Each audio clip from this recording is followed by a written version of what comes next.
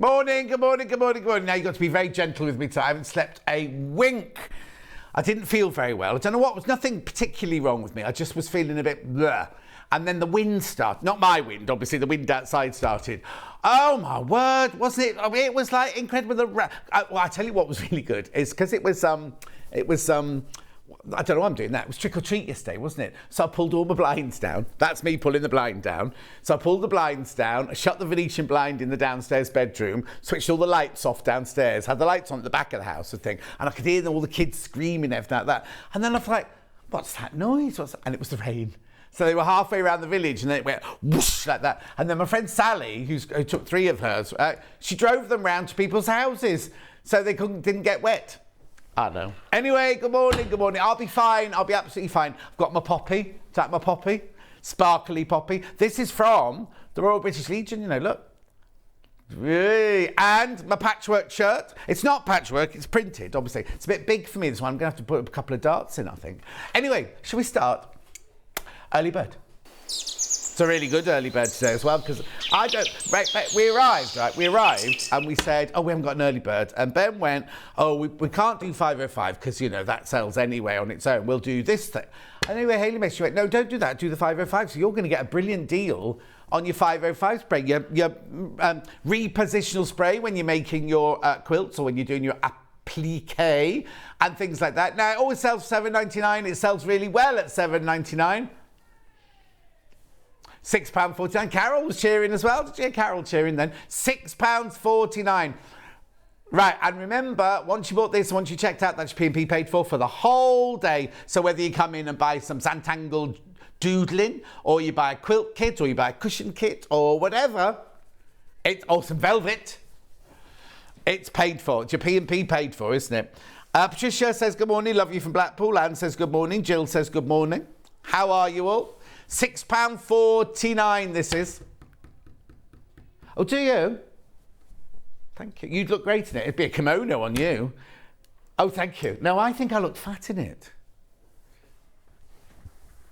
Well, I don't look slim. I've got a few new ones to show you actually this. Have I brought any this week? I've brought one this week. I had one this week. Sharon says, good morning, John. Feeling the same. Not much sleep. It's going to be a long day. Morning, John. I love your poppy. Thank you, Kath.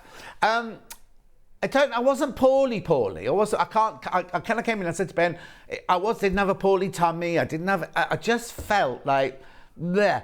And then I think I dreamt that I was staying awake. Do you know what I mean? Because I think I've been awake. I didn't do any sleepwalking last night. And also the 2 cats decided to sleep on the bed last night. And they've never done that together before. When there's 2 panthers on the bed, 2 wet panthers on the bed, and me, I'm a bit like this. You know what I mean? So anyway, check out. £6.49 for this. We'll go back up to $7.99 tonight. Morning, John. Great to see you, and I love your shirt. You look lovely, says Dee. Oh, thank you, Dee. Thank you. It doesn't make me look fat. Have I told you I'm doing an audio book of my book? I'm recording on the 26th, 27th, 28th of November, so it'll be on Amazon by Christmas. For Christmas, I'm sorry. At £6.49. What do you mean you can't get it for free, can you?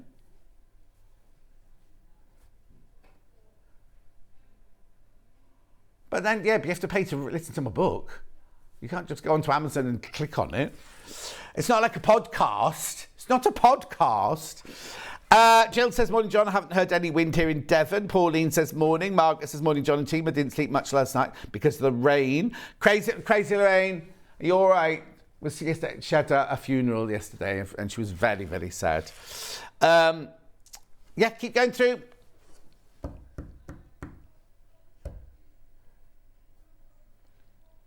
No pin.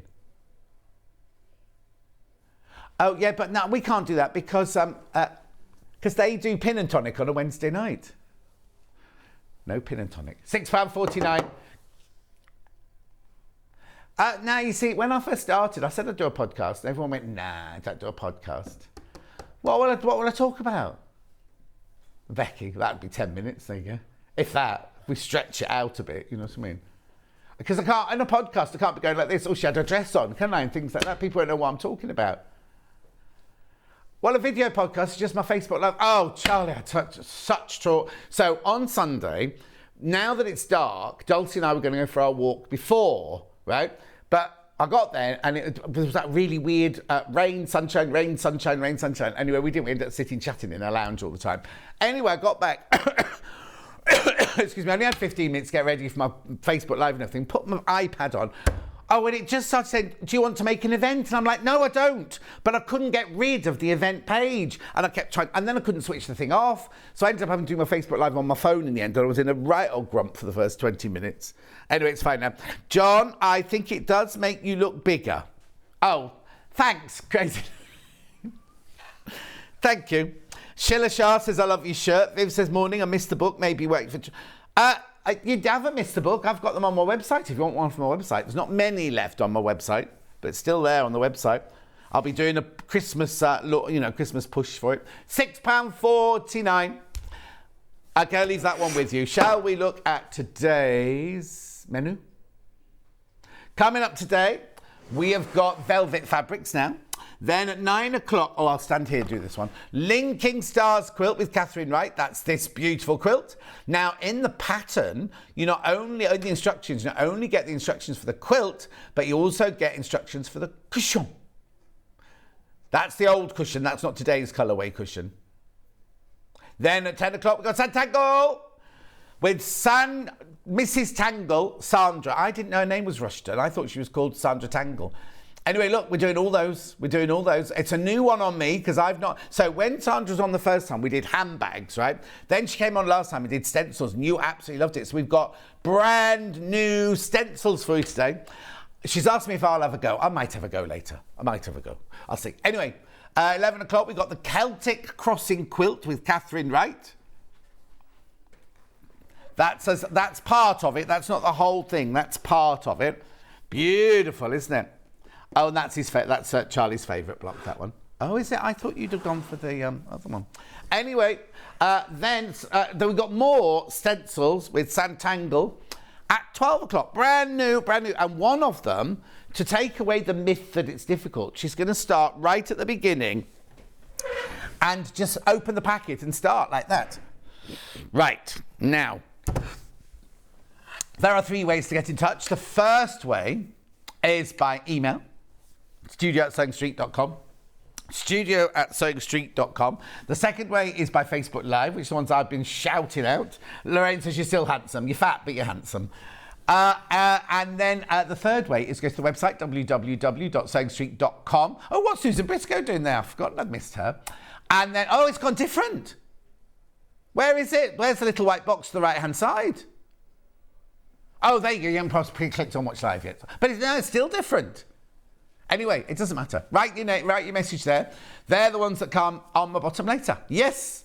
Then you scroll down the page. There's the early bird. In a minute, there will be 2 columns. The left-hand column will be the show deal. Oh, hang on. There's still a little deal going on with that sewing machine. Look. Obviously, you missed the big deal. But you're still getting a free ruler and free mat with it. That's nice. Anyway, look, carry on down. These are all the gorgeous velvets. Now, some of them we have 1.5 meters of, or 1 meter of. Some of them are already sold out. We took those ones out before the show, so you won't see sold out yet. But they're so popular. So popular. I launched them with Hannah a couple of weeks ago, and very, very, very popular. So that's the first one. There. Then, the second hour, there you go, there's the quilt. So you can either get the pattern on its own, you can get the bundle, or you can get the cushion on its own. But you do get the instructions for the cushion and the quilt all on there. Right, and then where are we now? Then Sanntangle. Now, look, stop, right? Look at Sanntangle bird in flight, right? Can you click on it? So you see the picture on the left-hand side? You can make that from those shapes. I don't believe it either. How does that work? Morning, John. I'm like a half-shut knife. As I was up half the night, you look a little bit more awake than I feel. Well, I've never heard of that, half-shut knife. I've never heard that before, have you? Anyway, fabrics. Oh, look, textile markers. I've not seen those Pinto fabric pens. Have we got the paint as well? Oh, yeah, there we go. I think that's it. Oh, it's nice, that one. I've used those. In fact, there should be samples of those somewhere around. I've left them with the open boxes with the shimmer painting. Yeah, don't need them yet. Then we've got the Celtic crossing quilt there. Now, that's obviously only part of it that you're seeing there. And then extra wide backings. Then we've got more Sanntangles. And that's it. Then we go home. Well, we don't go home. We prep tomorrow then. And then Becky's got a lot of work to do because she's got Jane from Elna's coming in to slap her wrists. What have you done to this machine, Becky? Oh, what have you done to that machine, Becky? What have you done to this machine? Oh, we here? Yeah. Right, okay. Shall we start? These two. Rightio. So let's start then. Screaming Jenny Jackson. Does it matter which one to start with? 401 then. We've got 401 first. Right, now this is polyester velvet. It's very, very soft and gorgeous. Now, what have you got the width written down? It looks a bit wider. Chuck me, oh, you've been doing your fake tan again. Chuck me a tape measure. 148 centimetres wide. What did you just say it was? No. 150, it's 150 wide, 60 inches wide. Yeah, you're getting a little bit more. Good morning, Julie Vaughan. Good morning, Susie Duncan. Loving the shirt. Ironically, I slept well last night. Unusual. I feel rubbish. Oh, dear. Yes, new shirt, June. Sandra, oh, I've done that one, half shut knife. Look at that. How beautiful. 8.99 for half a metre. Obviously, you're buying it off the bolt. So you buy it off the bolt, you can have as much as you want, as long as it's in half metre increments.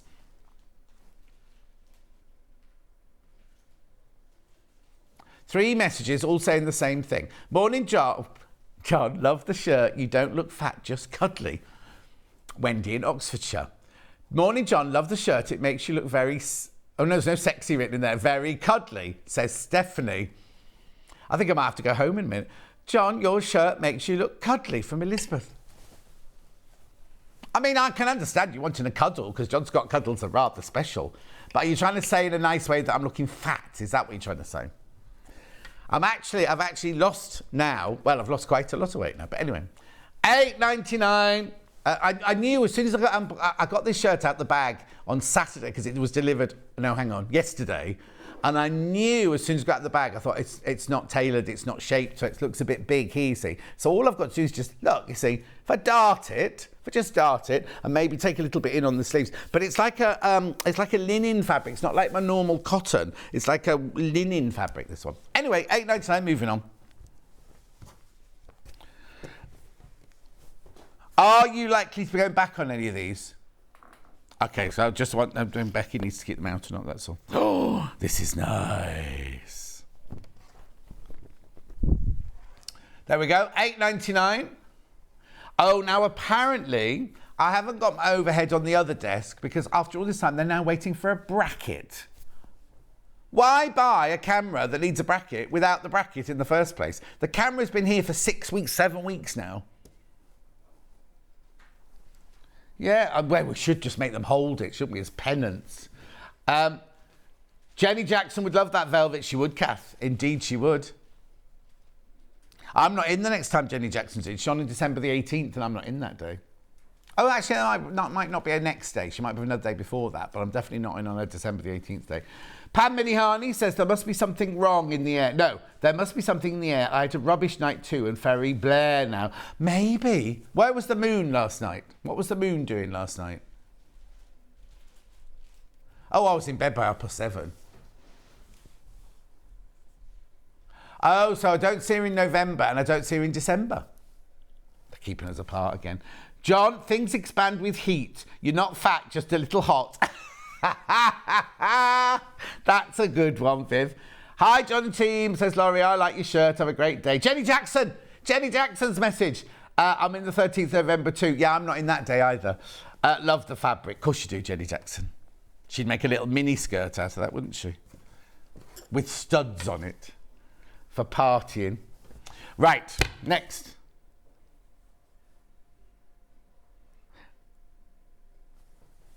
So it's dark blue, is it then? Or black? 456? Got it. This is fabulous. Look at the animals on here. What are you going to make out of this? See, people have made clothes out of it. People have made lampshades out of it. People have made cushions out of it. Zebra. Huge peacock. Macaw. Pelican. Little parrot. Another zebra there. What's this then here? Puma. Is that a puma? Don't know what that is. And then beautiful part. Look at the colours in there. Claire says, Claire, did you get my message? Claire, did you get my message I left on your Facebook page yesterday? Blowing a gale here, says June. Yeah. Oh, Claire thinks it's a fabulous shirt. Thank you, Claire. It's 150 centimetres wide, 60 inches wide. I'll show you, look. Oh, I can't even hold it open. Look, there you go. Now, the 60 inches does not include the white selvage either. It's 60 inches of printing. Oh, yeah, stretch it over a block and put it on the wall. It feels lovely as well. Oh, Claire, I left it on your page. I left it on your main... I sent a big message on your main page. Lo says it's lovely here. And she's in Devon as well. Is the velvet washable? Now, someone asked this last time. Can you look it up for me, please? I think it is, but I'll just double check. Oh, dry clean only, it says. Dry clean only. I thought for some reason it was washable. No, dry clean only, Sharon, I'm afraid. Isabel, good morning, John. Just popping in to say a quick hello before setting off. Have a good day. I think I would as well, but if the manufacturer says dry clean only, we have to say dry clean only, don't we? Anyway, moving on.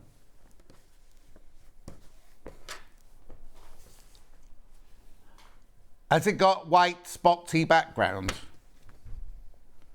I've got one without a label, that's all. Hang on, let's just have a look. Oh no, TSC439. Yeah. Oh, I'll turn it over.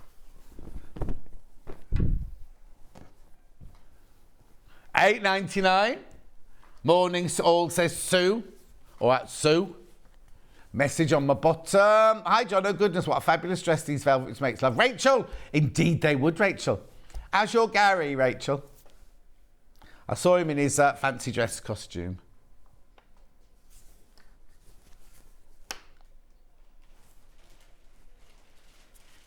$8.99. 6 years ago, that was, that picture. Must have been just before I left then. Literally just before I left. Margaret, it's a nice shirt, John, but it's not you. Oh, here we go then. Here we go. You need bright colours and sunshine flowers like your personality. Oh, Margaret. No, because then that's saying that you're boring as well.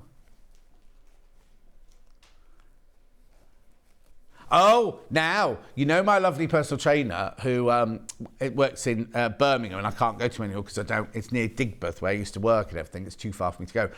He might be moving to Solihull, which is only 10 miles from here. So it means I could go straight after work and do my sessions then and then go home. He hasn't got the job yet. I'm saying I'm a bit ahead of time, a bit ahead of myself, you know. But that'd be good, wouldn't it? $8.99. Amazon in Navy, what's the number, please? 409, yeah. Now, this is like the Long River, but there's no Long River on here. There we go. Again, got different animals this time. $8.99, you've got your little cheetahs, your monkeys, that one. Your parrot, your pigeon. I don't know what that is at the moment. What is it? What is it? That's not a bird of paradise. Bird of paradise got a huge tail. Well, no. I think it's like the old-fashioned Elizabethan fabrics. That's a pigeon. Anyway, will you be getting more of the Utopia velvet? I need a lot more than you have to... Oh, for your curtains. Sue, I asked last time... and they said, they told me it was going to be in this show, but obviously hasn't yet. So can you write that down for me? And then I'll go upstairs and ask Paul the buyer. Oh, it's Tuesday, it's their day off. I'll do an email to Paul the buyer. That is not a macaw. They're going to say it's a red-necked, blue-faced macaw next, aren't they? Found it. Oh, there you go. June says, I like your shirt. Makes you look grown up. Oh, maybe I don't like it then. You're trying to say old now. Old. I think you look magnificent in a shirt. Oh, you'd look magnificent. Yeah, a shirt in these fabrics might be a bit hot for me. Because I'm, get a bit hot. Rainforest. Well, I've only got... Oh, what's the number?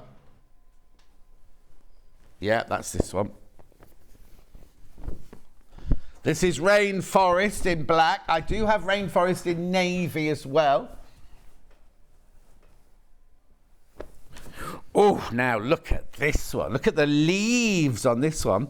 See, now you've got your macaw there. You've got your peacock there. You've got your toucan. I don't know if they all live in the same jungle, do they?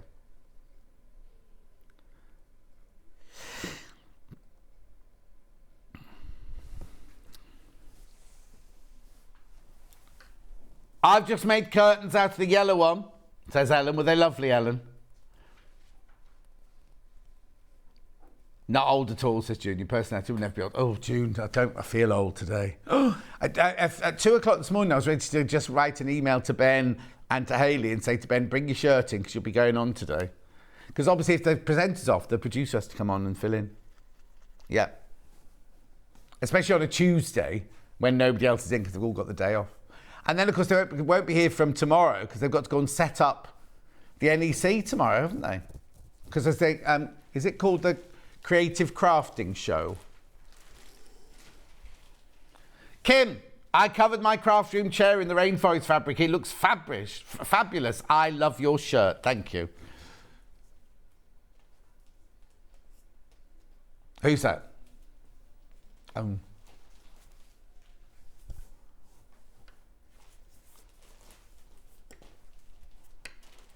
$8.99.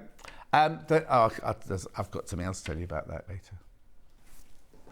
Amazon in blue. Oh, is it rainforest? Rainforest in blue. Rainforest. Oh! I didn't see... What's that? Oh, no. I thought it was an animal. It's not. No, it's a plant. Well, I'll show you if it's on this one. It's a plant that looks like it's got legs. I bet it won't be on this one now, will it? No, I've said that.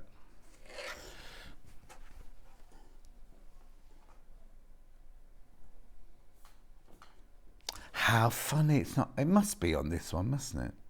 Oh, yeah, there. Look, is that an insect or is that a plant? Look. Because it's a pineapple insect, if it is, isn't it? Gorgeous. $8.99 for half a metre.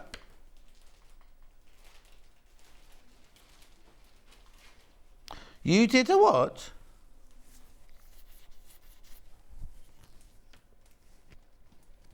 Oh, I did a fine art project on rainforest. You know, Hannah's fine art degree show was all budgies. She just painted budgies.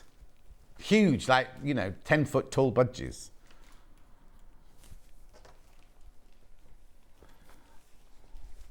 You nearly did a what? A master's in art. Mm-hmm. Exotic in black number. Yep. Have I got this in another colour as well? I think it's that one there. Right, okay, let's do the back. Oh, is the Cerise one in 481? Yeah, that's right. Oh, they're both 481. Hang on. Yeah, so I've got the black one first, which is QRC. Now, don't get these muddled up. That made me laugh. It shouldn't do, but it did.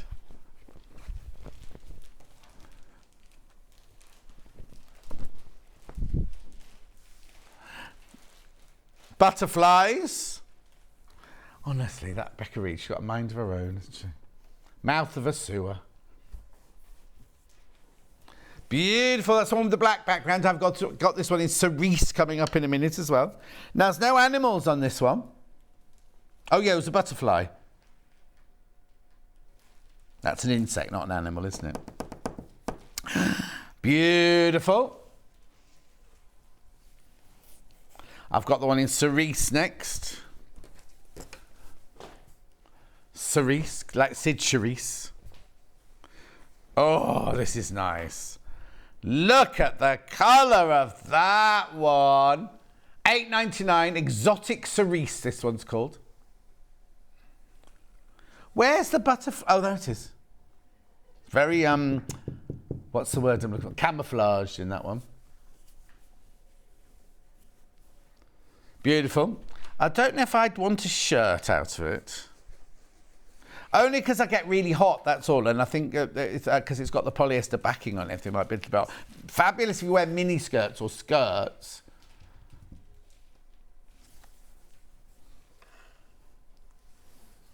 $8.99 for half a metre, 60 inches wide. Gorgeous, isn't it? Let me know what you've made out of it. And let me know if you bought some from the last show and how happy you are with it. Very, very popular it was. $8.99.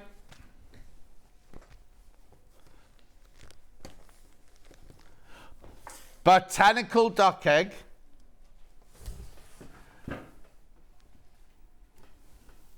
Oh, it's that one. This one comes in lots of colours, this one. 4 colours. 4. So let's do the duck. Let's do the duck egg one first. This is like, look. I think that's beautiful, that one. Oh, I'm going to do the other side up there again. Oh, look, sorry to interrupt, but look, that's that plant.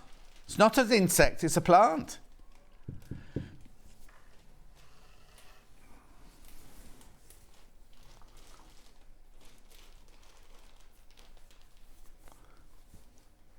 Beautiful. Look, you got berries. Have they not seen the duck eggs they sell in Tesco's? Actually, the blue ones aren't duck eggs in Tesco's. They're Wiltshire something or others, aren't they? When I did my, when I was on the Christmas special of Ready Steady Cook, I used duck eggs on mine. Yeah. Fancy.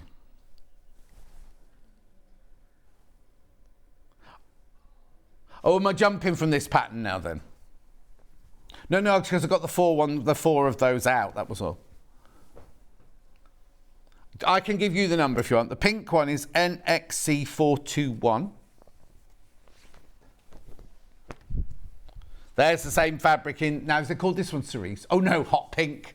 Hot pink, this one. They're what?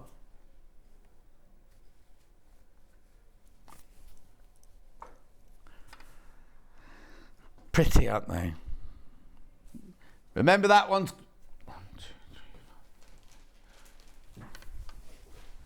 That one's got a direction to it if you're buying that one, remember? In fact, most of them have, haven't they? Beautiful. Now, I also have that one in a silvery pewter colour. Have you got it? CIC 438.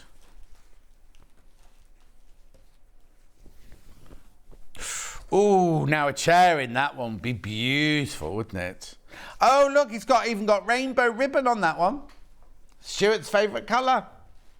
A few days ago, it might have been a couple of weeks ago now, I just happened to turn my telly on, and my telly's always on Save Street and everything. And Stuart was like going, oh, so Marie would like to know what that turkey is behind you. And he went, that's no way to speak about John Scott, is it? Literally as I turned the telly on. And it was Turkey the Tucker. It was there Alice and Marion was on. I was like, I'll get in for that.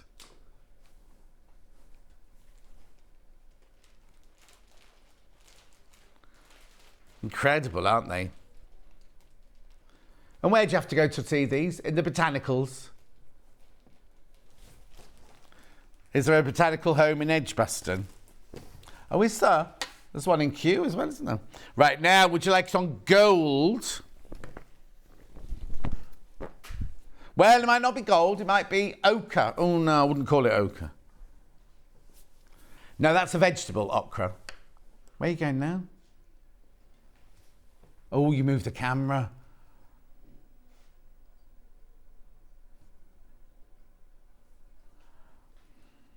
Oh, did I do that?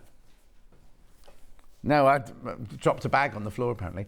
I purchased the very first time, and I love it. Covered my dining chairs in botanical. It's wearing well. Well, it will wear well because it's polyester. It's a polyester. Oh, I bet they look lovely. Oh, do you know? You see, I've always had covered dining room chairs up until the ones I bought for this house. And the ones I bought now, like French farmhouse ones, they're really, really heavy. They're a bit too heavy with a wickerwork seat. But I've always had covered dining room chairs in the past. When Habitat was a big name in the high street, I bought everything from Habitat. Oh, are they still available, Habitat? Oh, do they? Because I know, because all the high street stores disappeared, didn't they? And then it was in a garden centre in Leamington Spa, Warwick. They used to do them there. Oh, I didn't realise you could get them in a supermarket. Oh. See, I don't go shopping there anymore. When I was at Rox & Co, there used to be one next door with a Starbucks attached to it. So I used to shop there all the time. But,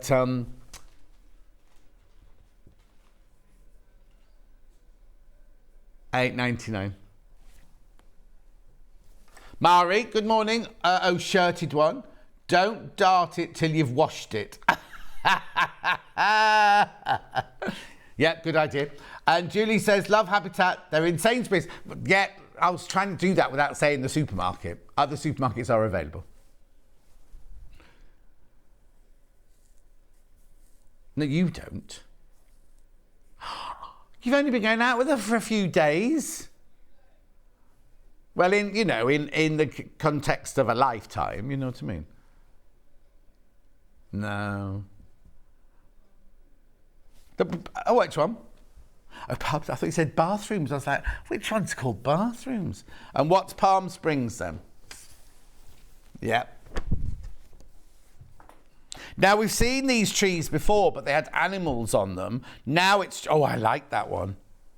That's lovely. Now, that one reminds me of California for some reason. Oh, Palm Springs is... Yeah. It's in Ducky. Yeah, no, but I don't think it means Palm Springs, America. I think it means these are palm. Oh, maybe it does. I don't know now. I don't think I've ever been to Palm Springs. These are stunning velvets. I wouldn't cut into them. I'd just sit and stroke them. Oh, yeah, they are beautiful. Oh, look at that. That would look amazing. Can you take the graphics out? Look. Wouldn't that be beautiful? Just the picture. Graphics back in. $8.99. That's lovely, that one, isn't it? But that's got, that duck egg has got a special, it looks like a Californian sunshine, like a sunny day at the beach in California, doesn't it? Oh, I'm talking myself into another holiday, listen. Oh, okay, so what makes it a Ben Gibbs fabric then? Oh, $8.99. It's got to what? Yeah. Beautiful. Oh, yes, in yellow. Is that the same fabric? How funny. It looks completely different with the yellow background. Doesn't it? Oh, have they called it summer, not ochre? That's you lot making me do that. From a distance, the Palm Spring fabrics looks like to have a ring-tailed lemur walking through the jungle. Okay, Margaret, what are you on? Yeah. Kath says, when we got married in the 1970s, most of our furniture was second-hand, but we did treat ourselves to a Habitat kitchen table and chairs. It was our prized possession. My friend Milling, when he bought his first house in Colchester, which will have been in the mid-80s, he bought everything from Habitat. And it was all, in the mid-80s, it was all like bachelor pad. It was all black table, black chairs, red piped cushions, red futon. It was all like a typical bachelor pad. He wasn't. Well, he was. I made the skirt in this fabric, says Julie Vaughan. I bet you look lovely in it. Did you put it on Facebook? I can't remember seeing that one on Facebook. $8.99. That is gorgeous, that yellow, isn't it? It's really, really bright and stunning, and the leaves really pop out at you, don't they? What we need in these dark mornings. And but at 2:30 yesterday, it was going dark, wasn't it? Oh, I'd like to put the lights on at 2:30 in the afternoon. Oh, hang on. What's this? Jackie Williams. Footstool. She's covered a footstool with the fabric. Hang on a sec. So has she got the blue in the middle and then the leopard, or is it a leopard rug? I can imagine look at that lovely chair. Oh, that's the same velvet and satin that my throne's made out of, except you've gone for the natural and gold and I went for the natural gold and pink. Oh, classy. Right. What's next?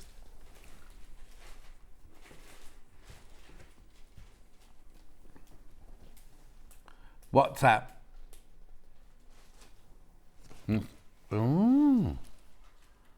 Yeah. Madagascar in green. I don't think I've got this one in another colour. Now, has it got a direction? Hang on a sec. Oh, no. No direction on this one. Hang on.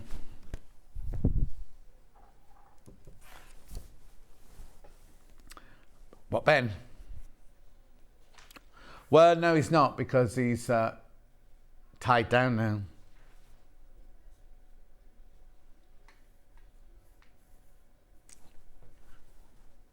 $8.99. I've just bought some of those for bags I'm selling at our village Christmas fair. Gary's slowly getting there after cellulitis earlier this year. Oh, but life has changed now. He's got his car. Well, yeah, because Rachel, he can go see his girlfriend now, can't he? $8.99. Or his boyfriend. You know, I'm not fussy. This is one that Bex likes. Don't let that put you off, though. You see, the trouble is, if you made a dress out of this, you wouldn't see the pattern, because your dresses have only got about 3 inches of fabric on them, haven't they? Like a pelmet skirt with a plunge at the top. Just saying. Go and look at her Instagram. What is it? Becky Davis 0. Go and have a look. On all of them. Everything. And she wears green makeup for some reason as well. Don't you? Well, not on her hands today. She's been doing a fake tan and her hands are like... Anyway. Next. Which one? Pink at CBC. It's a very, very soft pink, this one. Utopia in baby pink, this one.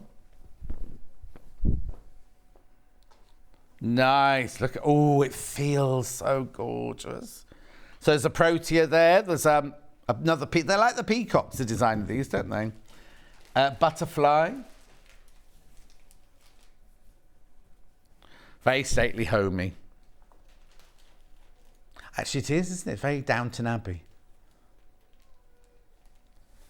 Well, you see, the Downton Abbey, if you were a downstairs person, you filmed in Ealing Studios. If you're an upstairs person, you filmed at that lovely house. So when they went through the door to go downstairs, they were going through a door, but they weren't going downstairs. The whole of the downstairs was all built at Ealing Studios. So if you went, I'll just get you that, madam. Yes, ma'am, I'll just go and get you your necklace. And you went down to get it. You go through a door, and then 6 months later, you'd film you going through the door and down the stairs. I know. 4 metres of this one left. 4 metres of this one left now. We'll go all the planes as well, don't forget. So I've got 1, 2, 3, 4, 5, 6, 7, 8, 9. Yeah, that's right.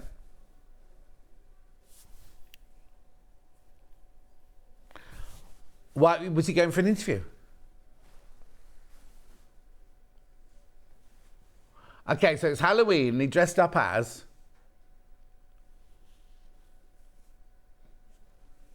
a man in a suit. That was frightening. Morning, John and all the team. Watching while sewing another 6 of Alice and Marion's baubles. Now, do you mean the ones with the little zips in, like the Advent calendar ones? Or is she doing baubles as well this year? Utopia in black, which must be this one. Oh, do you know what I like in the black? Look. Very dramatic, that one, isn't it? Now, imagine an velvet evening coat for going out to, you know, over a little black dress, arriving at the Christmas party. You'd have to line it, because you obviously don't want the inside to be white. Oh, no, forget that, because only a metre left. Forget that. It's only good if you're little Paul. Yeah, floor length with a train. He'll be in soon. Oh, no, it's a bit early for him. I'm not quite sure what shift pattern's on this week. Half from each of that one left, that's it. And which one? Is that this one, 484?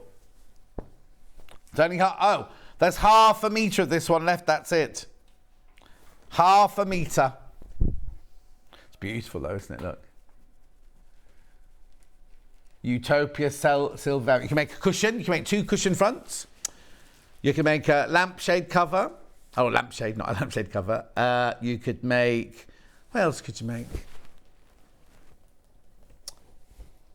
Hang it on your wall.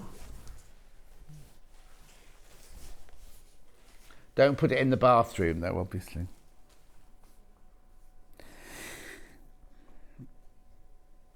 No, that's the one that sold out, Protea. Yeah. I'm not wrong there, I know that one. I'm not wrong. It's not wrong. I've got the ones with the background checks, and I've got tigers left on the pattern one. Which one?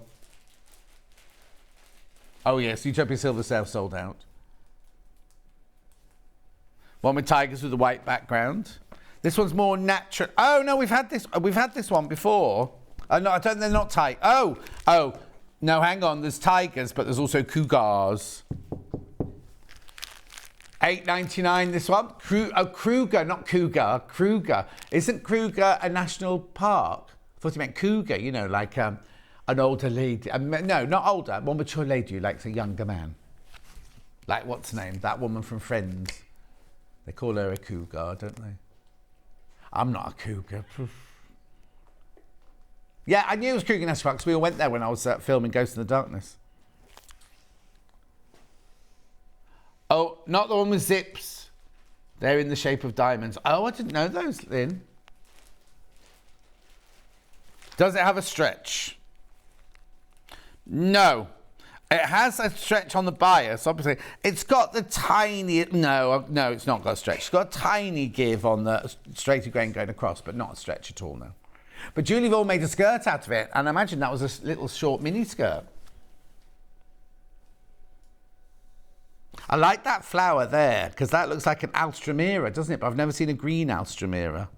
This won't be an Alströmera in the middle of the Kruger National Park, I imagine. Who knows? Mind you, where we were filming Ghost in the Darkness, my costume department was on a flower farm.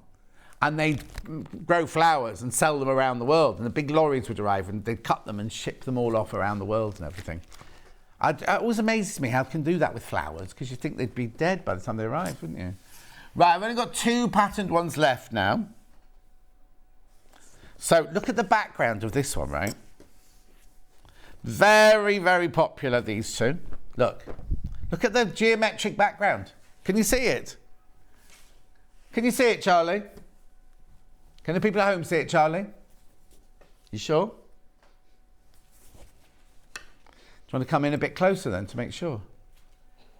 Oh, did you? Sorry, I didn't see that.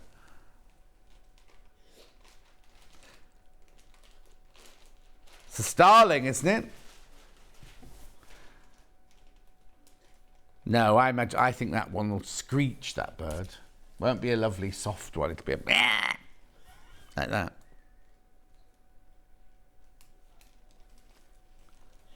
Top left, that one. Yeah, that one's a ooh, ooh, ooh. I sound like what? Oh, our scrap iron man doesn't make that noise. Well, John, right, mate? Got any scrap iron? That's what my scrap iron man sounds like.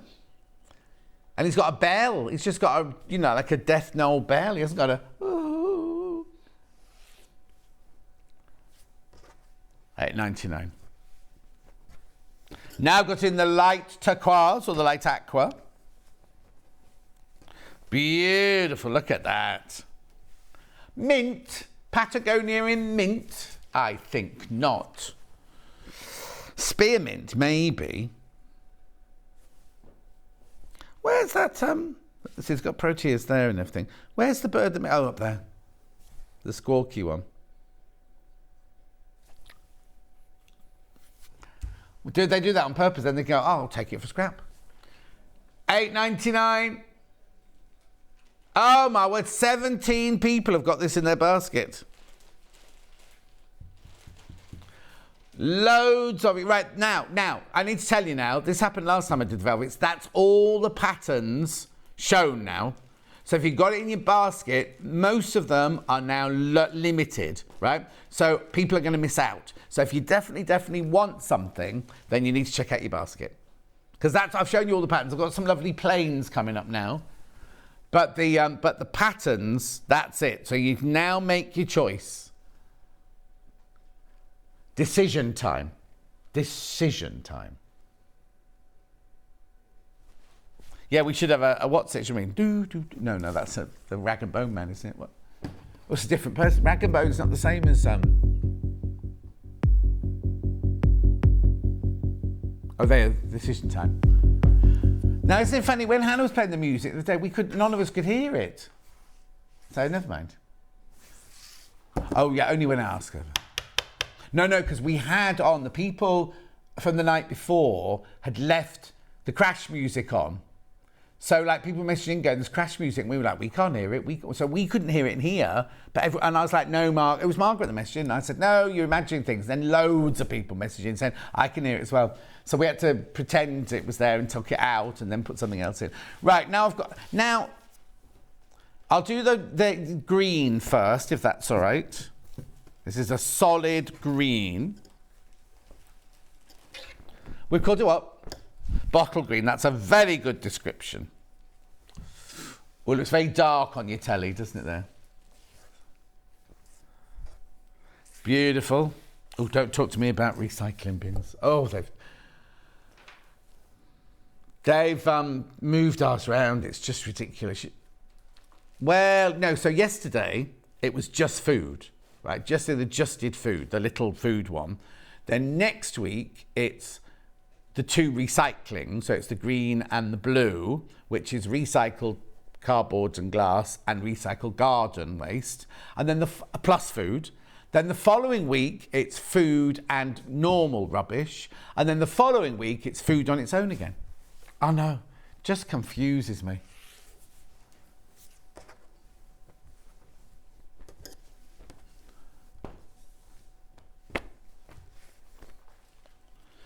That's what ours used to be like. Would you mark my words, yours will go like mine. But it does mean there's now, the bin men that come, not the bin men, the bin lorries that come around, they've got the bin on the back and they go like that. The one that does the food, it just goes like that. Ooh, that's so nice. Now, what colour we call this? Sunburst, this one. So not sunshine, not ochre, but sunburst, this one. Beautiful. That'll make you happy in the morning, wouldn't it?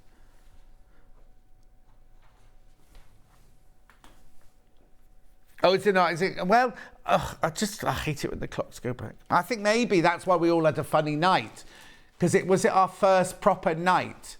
Hang on. So we put the clocks back on Saturday night, Sunday morning, didn't we?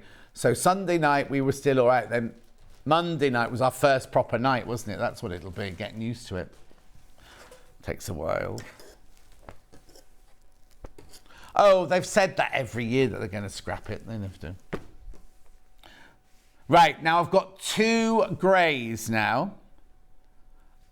I've got a London pewter and a silver. I think I know which is which, but which is 420? This is London pewter. Oh, I tell you, Ellis. You know Ellis on our... Are they our sister channels? They're in the building, Gemporia channels, right? She had the most beautiful London blue topaz ring the other day.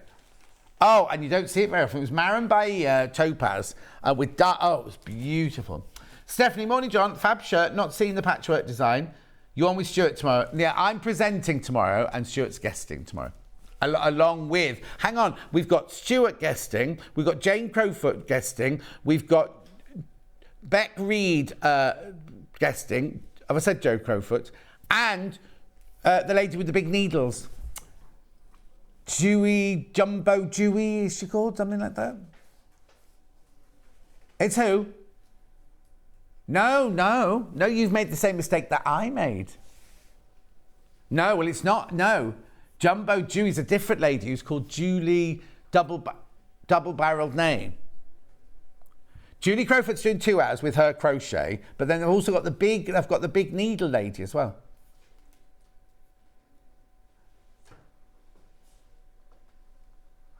Oh, they're both Julie Crowfoot.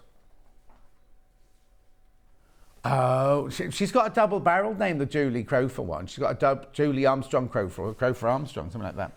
Anyway, we've got loads of guests tomorrow because it's Yarn Lane's 2nd birthday.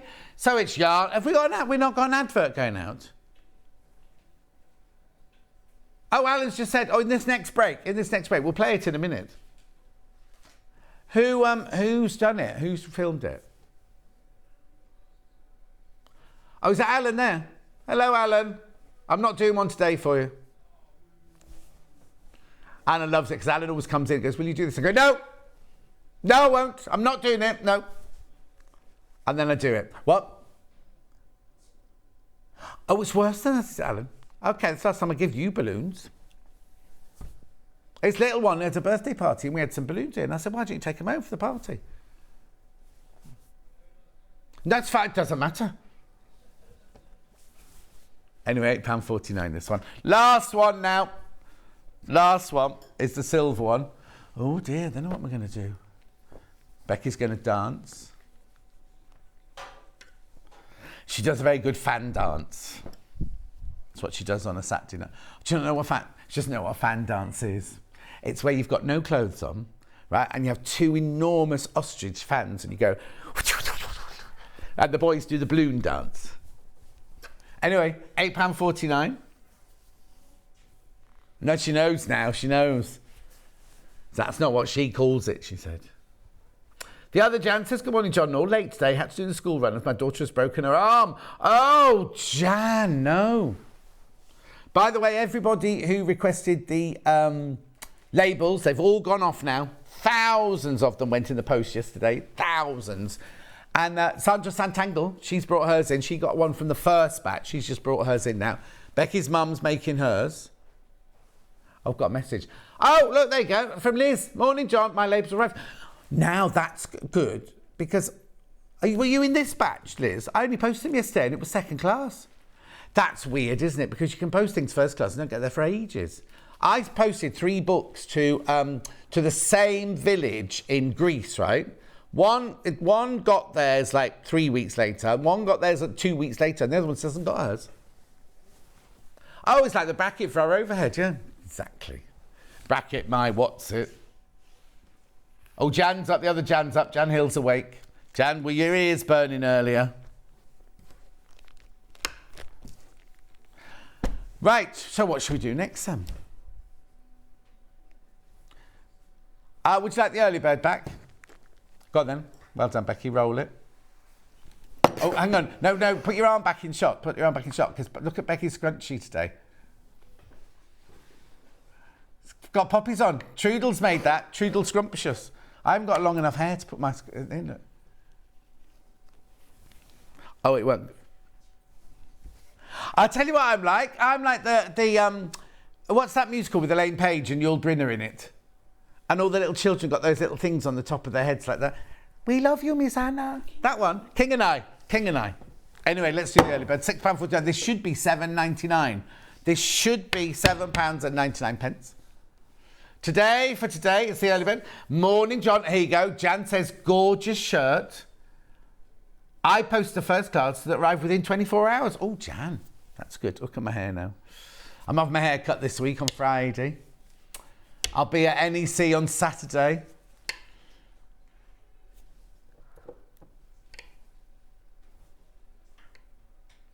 I understand what they say. It's not a typical me shirt, is it? Yeah, maybe Charlie can try it on later.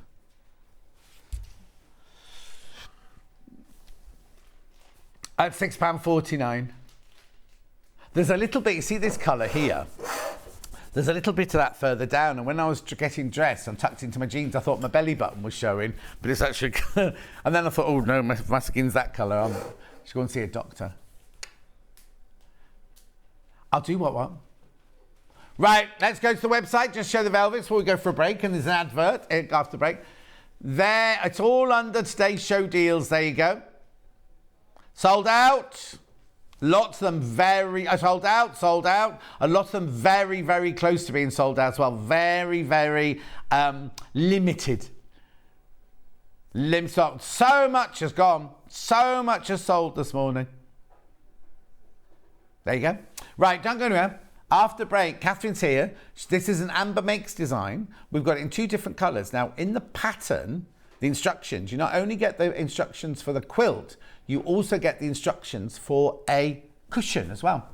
So now what we've got is we've got 2 bundles of the pattern and some fabric to make the quilt. We've got 1 bundle for you to make the cushion separately, and we've got the pattern on its own. What else do we have in that hour? Katharine Wright. I'll see you in 4 minutes from now.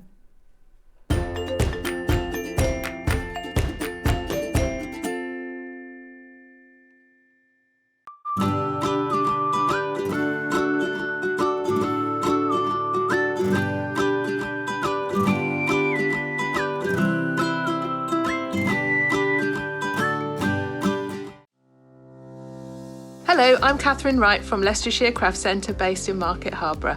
I'm delighted to be part of the Sewing Street family. I've been sewing since the age of 7 when my mum taught me to sew. I particularly enjoy dressmaking, and all through my childhood I made my own clothes, including dancing costumes and my prom dresses. But I also enjoy patchwork and bag making and hand stitching and embroidery and really anything textile based. The thing I particularly love about fabric and textiles and stitching is that there is always something new to try, there's always a new technique or a new skill to learn, and I really enjoy doing that. My top tip for new sewers is to be friends with your iron. Your sewing always looks better when it's been pressed, and it's not like ironing your own clothes. It's much better than that. And also to build your skills up step by step. Don't launch in with the wedding dress first off. Start with a simple dress and build your skills up, and then you'll see good results right from the start and feel enthusiastic and carry on sewing. So really, just have a go, have fun. It's all about having fun and enjoying it. So happy sewing. We're going. But we're going. We're all going. To the Creative Craft Show at the Birmingham NEC from Thursday the 3rd to Sunday the 6th of November. We'll be bringing goodie bags, a tombola, and a chance for you to meet your favourite guests and presenters across all channels. Not to mention the opportunity to shop and to be inspired by some of the best crafting brands around. And because we're going, you can get discounted tickets of up to 40% by using the code Birmingham40. And logging on to creativecraftshow.co.uk. So, come and meet the family. Between the 3rd and 6th of November at the Birmingham NEC. At the Creative Craft Show. See you there.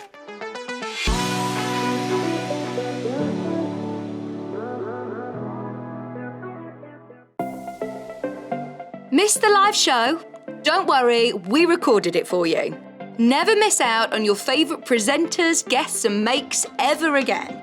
Head on over to our YouTube pages to watch back the day's live show and enjoy your favourite demos over and over again. Subscribe and turn on the bell notification so you never miss a show or video ever again.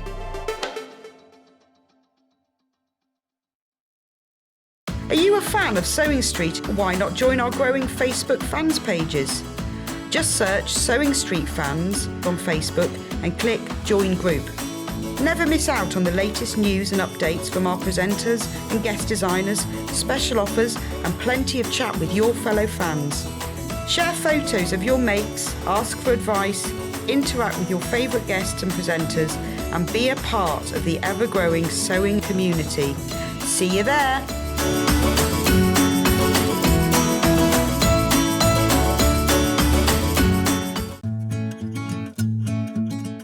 Stuck for ideas for the perfect gift? Why not get them a gift card? You can buy Sewing Street gift cards loaded up with anything from £10 to £500. Shop our gift cards online at www.sewingstreet.com or purchase them via our UK call centre on 0800 001 44 33.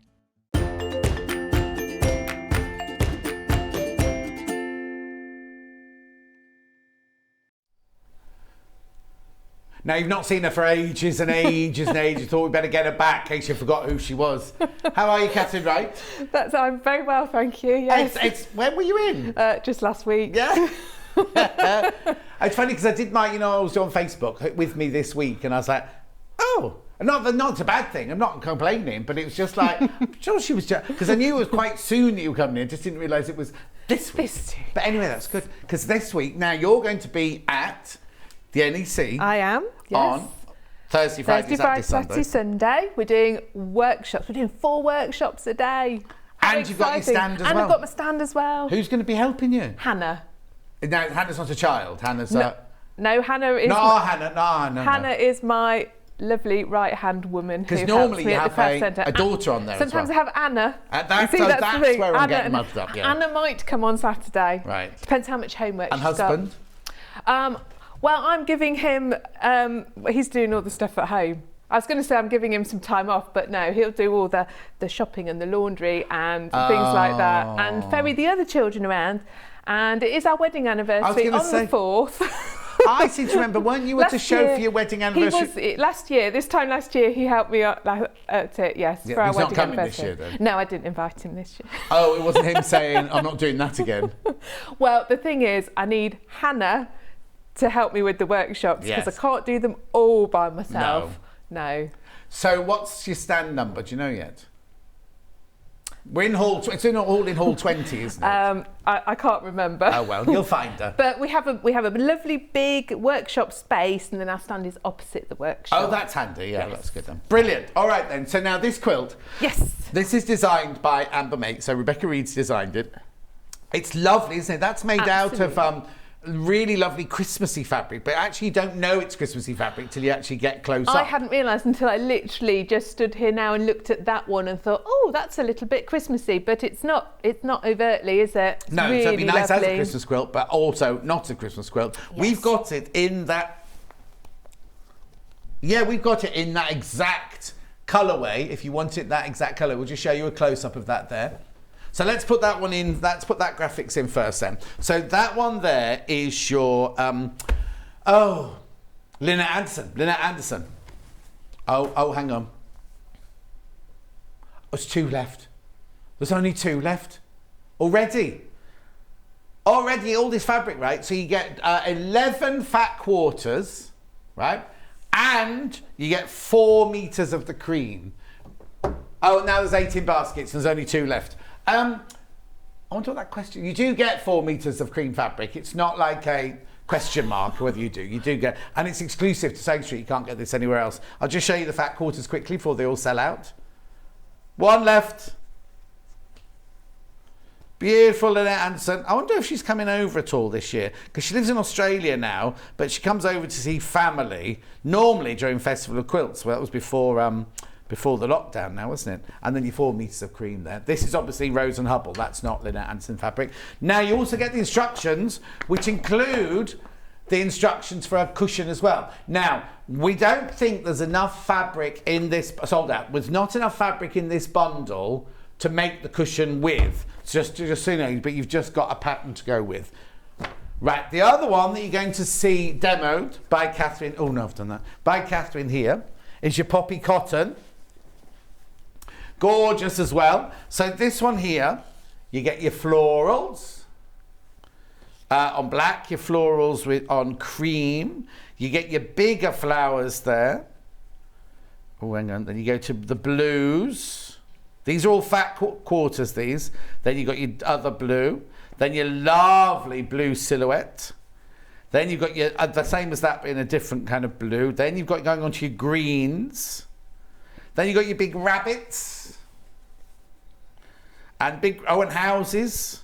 Oh, hang on, have I just... Yeah, it's the same fabric there, and then the same one on cream there. You get the 4 metres of cream fabric, plus the instructions for both the quilt and the cushion for $76.99. That's the one you're going to be seeing made today.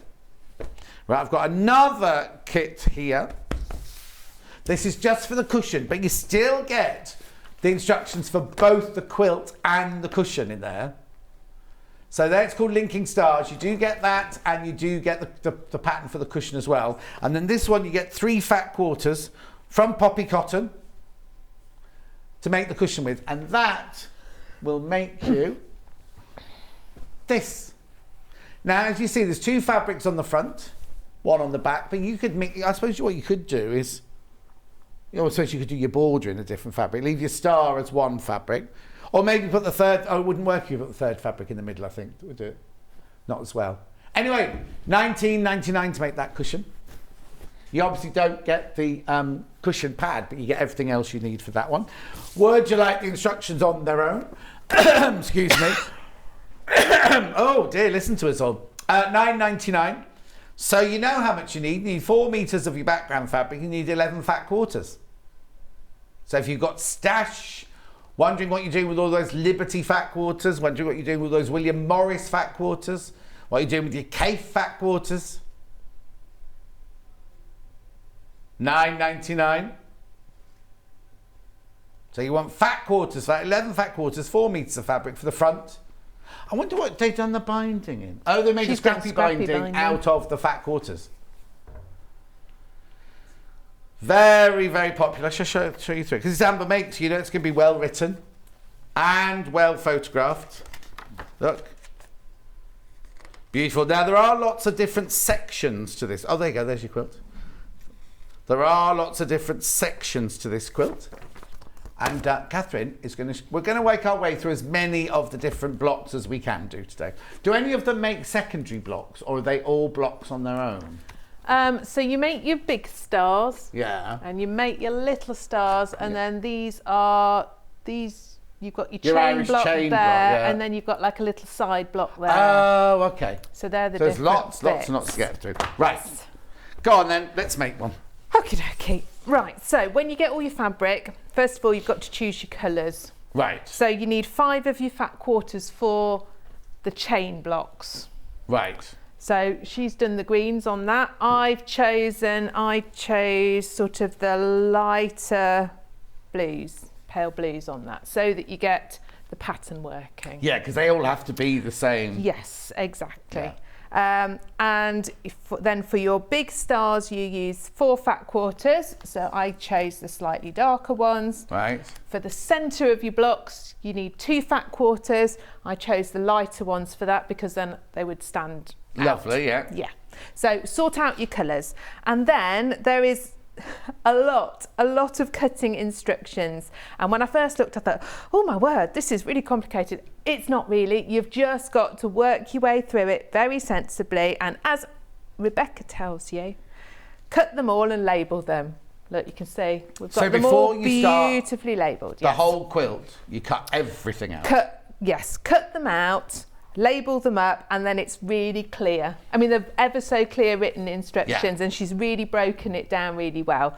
But if you try and do a bit at a time, you might get in a muddle. Yes. So get, like I've done, you can see, look, I've got little post-its on everything, so that you know what is what, and then you'll be fine. Brilliant. So we're going to start with the chain block bit, and they're nice and quick and easy to make because you're working in strips and cutting your strips. So they're not little squares. They are not little squares.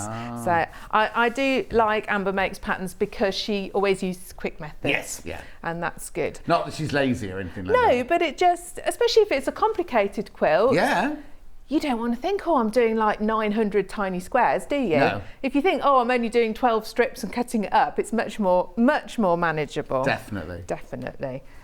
Okay, so I've got everything very carefully sorted here. So the first thing you do is you put together, this is cut smaller because I've cut some of it up already to show you. Okay. But you've got longer strips, you've got a wide, I didn't want to spend my time just sewing long strips together. No, of course not. So you've got a long background strip, and then you choose 2. But they can't be excessively long because you only got a fat quarter. No, they're only fat quarter widths. Yeah. So then you choose 2 different coloured strips. Right. And so that, because actually there's no set way, you're just making sure you mix them up. But she's got some with them the same fabric together, so it's not like. Yes. If you look here, you've got your 2 Christmas. They're the same, yes. And then there's one I noticed over there where you've got the same 2 together as well. So it doesn't matter where they go. It doesn't. No. It doesn't. So you're going to get 2 of your patterned strips, 1 of your large central background strips. You piece them together with a 1/4 inch seam. Right. So you've got that like that. Then you cut that into 3.5 inch pieces. So already you've got, yes, no, that's a different bit. So That's labelled. that bit. I didn't label these bits. So this is already the top and bottom of your chain block. Right. Which is like, where's it gone? I can't see it anymore. Which bit are you making? The chain block. This coming so down here. it's like that bit and Yes, that yeah. bit. Okay. Oh, I see. Yeah, so it's like a 9 patch with different sizes in it. Yeah, I've got it. Then you're going to make your central little block. Yeah. So again, we've got long strips of the 2 colours, and you're going to put them together separately, mix them up. Yeah. 1/4 inch seam. You're going to cut those into 3.5 inch ones okay. as well. So it's going to come together really quite quickly. So there's my 2 3.5 inch. We're going to put this together into a little 4 patch. Right. So we'll just match up that centre seam. So once you've got your strips all together and you've trimmed them up, these central chain blocks will actually go together really quite fast. And they're a nice size, they're not too tiny. Oh, yeah, exactly. Yes. So we've lined up that central seam. So even though there's a lot to do, it's not actually, there's no difficult things, are there? Not really, no. It's just being organised. As in many of these quilts, you just want to be, do it methodically and you won't get in a muddle. Yeah, exactly.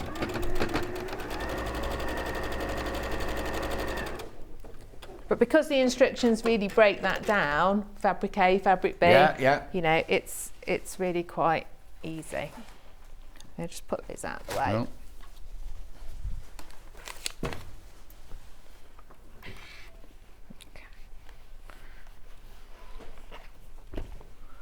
So that's our central one.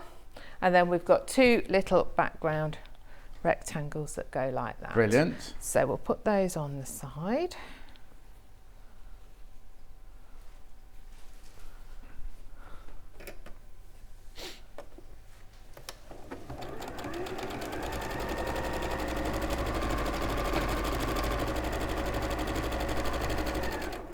What size stitch do you stitch on when you're doing quilting? Well, patchworking. this one I haven't made it smaller. You can make it no, smaller. but if you were at home doing one of your own.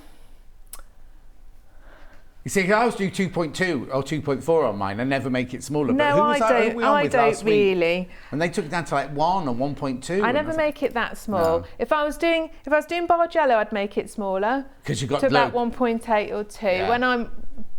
When I do it, probably.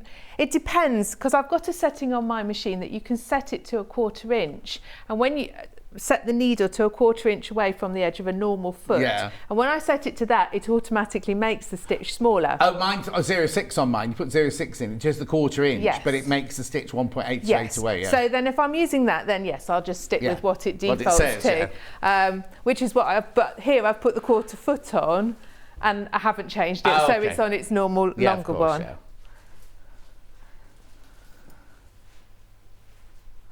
So what kind of classes are you doing at the What am I doing? I'm doing glass fusion. Glass fusion. What, with the machine?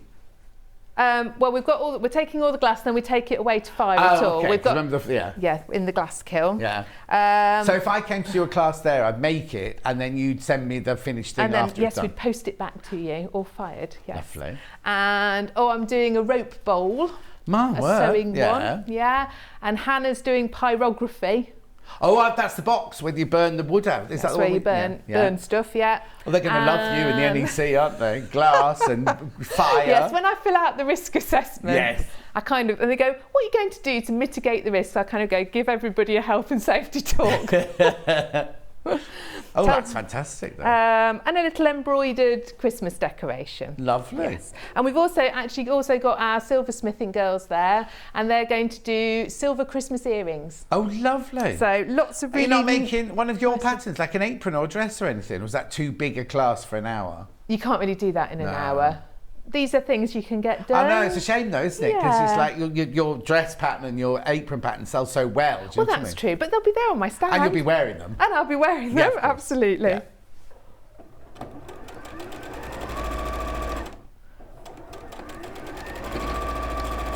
I remember you can get discount, like it said in the advert, you can get discount on your ticket if you've not already bought your ticket. When you go to buy your tickets, you put Birmingham 40 in, you get 40% off your tickets. And I think this year, with postal strikes and things like that, buying in person is going to be a good plan. Yes, except there are train strikes while we're there. Yeah, there were train strikes when we were there earlier in the year. I know. And I think if you really want to go, Oh, you no, can you'll get there. there. You'll be able to get there, yeah, exactly. But it's just a shame, isn't it? It is a shame, yes. Okay, so that's our central strip, and then we're going to put these two together. And she does suggest that you try not to get I was going to say, I might turn that things- one round, yeah. Yeah, next to each other. I'm going to turn that one round. And so we just have to match here and here. Brilliant.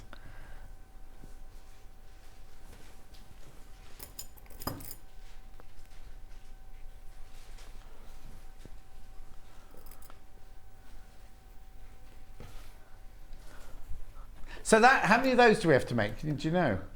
One, I can tell you, 1, 2, 3, 4, 5, 6, 7, 8, 9, 10, 12, 13. So 13 or 14 I've lost count there. It's not that many. No, but it's the kind of quilt, if you cut it all out and you've got it all labelled in your Tupperware boxes, if you just fancy like half an hour's worth of sewing, you can go to your sewing room and make a couple of these or a couple of the other blocks and then have them in your block keeper ready to, you know what I mean? You have to sit down and, if you sat down and thought, I've got to make all that quilt in one sitting, you're going to go, you know what I mean? Yes, I mean, if I was doing the whole thing, I'd sit and do all my strips together first and get them all cut up so they were all ready. So then these bits would go together really quickly. Yeah, exactly. Yeah. Remember the one on the wall sold out already. We've got the poppy cotton one, which is the one you're seeing being worked on at the moment. And we've got the instructions on its own as well. I think this is nice. This is good for spring. Start it now so it's ready for spring. Oh yeah, definitely. Yeah. I'm not much of a winter person, so I'm thinking ahead already. Oh. I always hate it because you get through the winter bit, like up to Christmas, and then all the snows start and everything in the February, March. That's what I hate. Also, as I came to work this morning, there's a sign in the village next door to mine, which is the way I get out of my village, right, to come here. And it said, the road's going to be closed. And I thought, on the 31st. I thought, oh, that's right then. I didn't read the bit underneath. Well, I did read the bit underneath. It's closed for 3 weeks. So I don't know how I'm going to get in and out. That's nothing. We've got a road near us that's closed for 6 months, which is like a major route. Oh, no. It's an absolute nightmare. Well, I don't know how I'm going to get to nightmare. and from my village. You just have I'll find to. out with the sat-nav tonight when I go home. I think what they do is when they finish work, so like in the evening, they must let, because I got through this morning, even though I kept driving, kept saying road closed, road closed, road closed, road closed. I was like, I'm going to get right to the end where I go over the river at the end, and I'm going to not be able to get over because it was all these road closed signs. But I actually got through, so I'm hoping that each night they're going to open up, so I'll be able to come to work. But going home in the afternoon, I'm not going to get through. I have to look at the little writing on the sign, whether it's closed between, I don't know, 7 and 7 or something like that. So that's our chain block. Lovely. And then you have a side segment, these bits that come down here and finish it off. So again, you're using this strip that you made first, and then you've got an alternative way one with a patterned wide piece and 2 background bits. And they get, what are you up to? I'm going to start, give me that block there. Thank you. Ah. Okay. Just so we can kind of get an idea that's a of good what it's going idea. to look like when you've got the bits done. Obviously it's not, because this has still got the seam allowance on it, so they'll overlap a little bit, but just so you can start seeing, because you're now going to do that bit there, that looks really nice. I would, I like that colourway. Well, this is lovely. Like this one, even though it's not Christmas, it's the red and the green, whereas this is fresh for, like you're saying, for spring. It's a really lovely fresh colourway, isn't it? So they go together just like this. You make these smaller sort of rectangles. Again, that's from the strip system, like you this did before. This is the strip system as well. So she calls these side segment B. Oh, okay. Or side segment A. It's every side segment. Yeah. Good. Cousin Sue says, morning, John and Catherine. Good to see you both. Gemma says, good morning. Michelle says, good morning. Just got an email for the Birmingham show. My husband was only saying we need to go to see some family in Birmingham, so it may have to be this weekend. There you go, Michelle. I'll be there on Saturday. What day are you doing, Ben? Oh, no, he's doing the advert. When we filmed that advert, I wasn't going, and I said to Alan, this has actually changed description. He says, I'll be there. And I won't be there, but I am now, Saturday. Have you got your shopkeeper's apron? They've got special aprons. Oh. But they didn't make one for me. Oh. They're all wearing white t-shirts and apron. They want me to wear one of my shirts, you see. Yes. Even though I'm not allowed to do hugging and kissing, I'm only there to sell on the stand. No hugging and kissing. That was what they said at the beginning when they said we don't want you to come. It wasn't like we're not going to pay you. It's just was that you're not allowed to be nice to everyone. You're not supposed to be. You're there to be a shopkeeper, not to be. And I was like, well, Catherine hugs and kisses everybody and still does her lessons and everything. There we go. Oh, so that'll go like that. Yeah, let me get a pen. Well, I chat to everyone. Yeah, exactly. Yeah. That's what it's all about, It isn't is. it? That's why they're so fun, these shows, because you get to meet everybody. Exactly.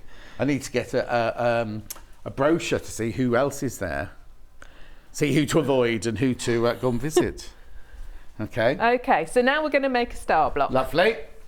So. Oh, I think, you know what, when I first looked at this bundle, I thought, oh, it's a little bit too subtle it's too demure for me, but actually now we're seeing it go together. I'm actually really, really liking this. The contrast when you start to put together is actually better than you think it's going to be. Yes, because that's exactly what I thought. When I looked at it, I went, oh, they're lovely fabrics, but they're all a little bit of the same ilk. But actually, when you see them cut up like that with the cream in between them, they've all got their own personality, haven't they? So for this star block, we're doing flying geese, where we make 4 at once. Fine. So you've got one large square that's background colour, 2 little ones. I've already marked this one up with my seam guide. That points up to the top, and you can. Are you marking the middle or either side? I am marking either side because they are then my seam lines. Right. Okay. Perfect. But I'm going to have to change my foot now. Have you got the other one? I have. I did put it in here. Oh. Have we got the seam guide? Oh, it's on the web. Oh, sold out.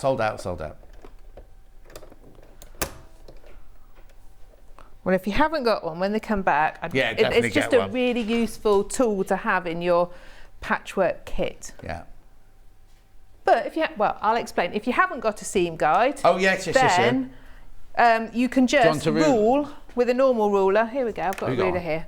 You can just rule down the centre, point to point like that, and then you stitch either side of that. You stitch 1/4 inch either side of that central line. So it's not absolutely essential. Yeah. Oh, does it say what stall they're all on? What's Catherine's stall? Craft Centre.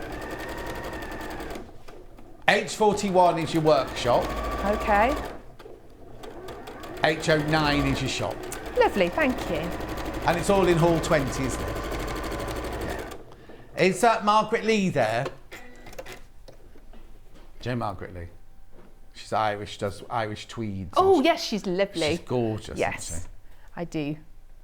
She's friends with Yvonne McAtamney. I'm not always very good at knowing everybody's names. No. There's also that, hello, darling, how are you? Long time no see, but...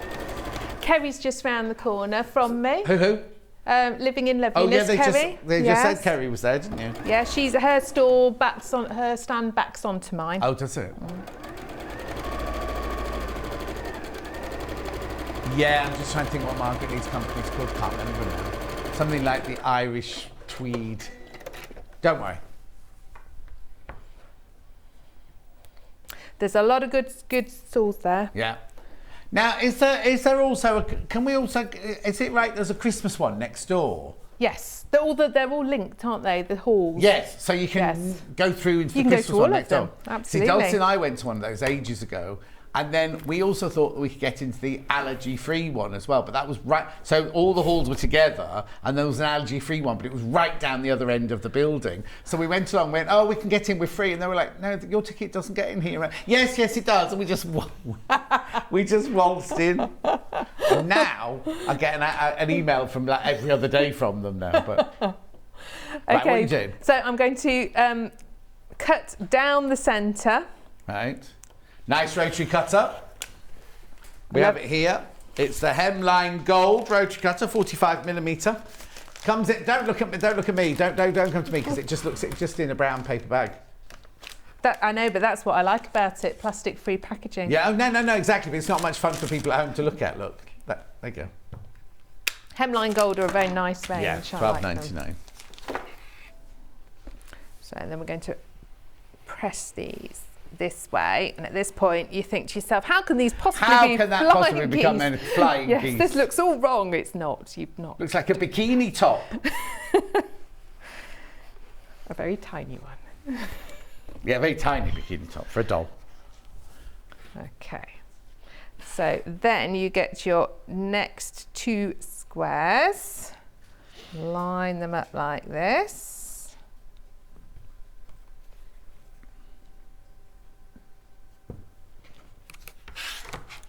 Going to mark them on it. Mark again our seam lines.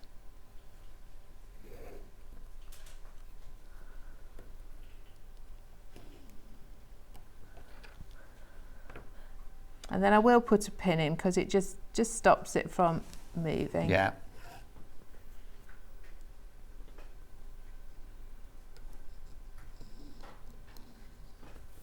This is my favourite way of making flying geese. Oh, Fiona Hesford's going to be there. Oh, we love Fiona Hesford. I haven't seen her for ages. She makes her husband stand on her stall while she goes visiting everybody else's. A Chang Fabrics there. Do I mean Chang? Do I mean Chang Fabric? Becky Swan's company. I'm sure they're called Chang Fabrics. Do you know what? I'm not sure that this shirt's going to last. Everyone's saying make sure you wash it first. I'm not sure it's going to last a wash. I've already pulled out 2 threads and the cuff nearly fell off the first time. I just realised there's a great big one. You're buying high quality shirts then these days. This one, well, I just saw this one on Facebook. I saw the patchwork on the Facebook and just ordered it. Okay, maybe they're not there then.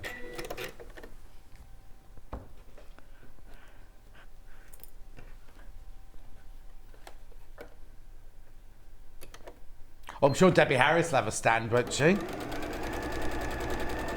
I know she's a Harrogate. I don't know if she's a... Oh, maybe she's not doing that one. Maybe she did Harrogate instead then. Just trying to think when you go around. Oh, I'll tell you who is going to be there. There's this, it's nothing to do with sewing, right? But it's a man who sells these, I think he's called the Turin. Basically, he sells candle holders in the shape of they're all like mosaic glass, and you put your candle inside, and I bought some for Dulcie a couple of Christmases ago, and then Alex, my niece, we saw them when we were in Greece, and I said, don't get one here, I'll get you one from and he's going to be there with his stand. Oh, you're right. Yeah. Did you want the block to stand on? Well, you've forgotten it again. No, it's not my job. I forgot about it. Oh, look, she made you feel guilty now. You can have one for do you want it more for the next one? With our lots of cutting. Okay, so there we go. We cut them and we've got our lovely flying geese. That's so clever, isn't it? It is how clever. It works. It is just clever. Whoever invented it was a very clever person. Rebecca Reed will say that she did. And you should have a fabric here, your point shouldn't go right to the end because this should be a 1/4 inch seam for when you piece it all together. Lovely. If it doesn't look at least close to a 1/4 inch seam, because there's a bit of wiggle room sometimes, you've got it. Okay, so we've got 4 nice flying geese there. Yeah. So we're putting this block together. They go on the outside like so, and we've got some nice little background corners here.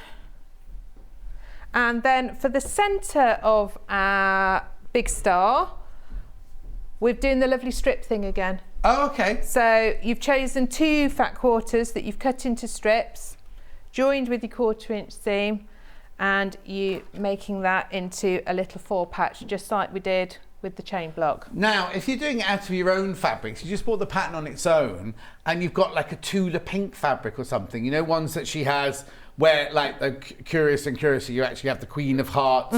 You could almost not do 4 squares. You could almost cut a square with the, obviously whatever finished size yours is there, and have that as a feature within the star, couldn't you? You could fussy cut it. Like if you'd bought a you know, kind of, how big's that square? 6.5 inch. 6.5. Yeah.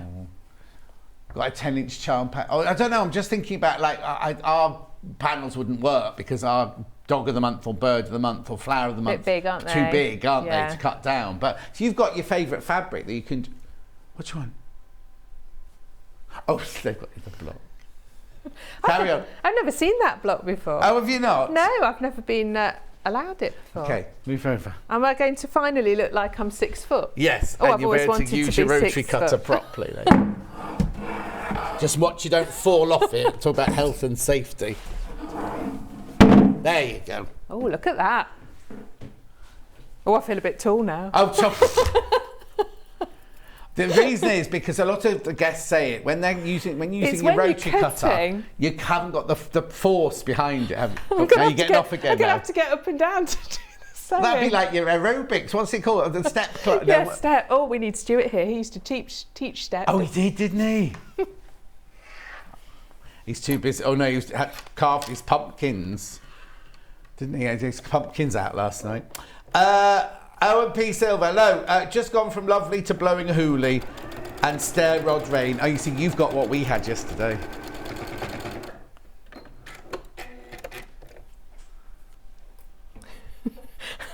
I'm not sure this is going to. I might just have to go back to the little spongy one. What? After all that. So if she asks for it in the future, just say no. Just say no to the block on the floor. It's these divas, isn't it, that come in. I'm just going to pull this one out for you. And what I'll do is I'll give you 2 of these comfy ones, because that might help. Oh, that's perfect. There you go. There we go. I'll just suffer over my side. Let me just put the pedal where it needs to be. That's it. Oh, are people doing Movember here? Who is? How are you? Who's doing it? Ben's doing Movember. Scott, our big boss, is doing Movember. Hang on, has he got a beard anyway? Oh, you have to start off clean shaven. Oh. You're not having a go. Oh, I can't. I'll look at mine. Will just look like a dead caterpillar. Mind you, having that white caterpillar. Having said that, since I've been on the collagen, I have to shave. I used to have to shave once or twice a week. I have to shave nearly every day now. So maybe I will. What day is it? It's only the 2nd. 1st. Oh, so I could do it starting tonight, couldn't I? You could start, yeah. And am I supposed to raise money then? Are people supposed to sponsor me? Oh, where's that then? Oh, nobody's invited me. Oh, I see. Scott didn't invite me. That's fine. I know where I'm wanted. There's a phrase you don't hear that often. Stuart got his pumpkins out last night. Thank you, Sue. So when you're putting your, what they're called, flying geese, Yeah. to your centre bit, so that you get your point right, I usually put a little pin that then the tip of the pin reaches where my stitching finishes. Then you've got somewhere to aim for because you're trying to get the end, and you're not going to go past, and hopefully not cut the point off.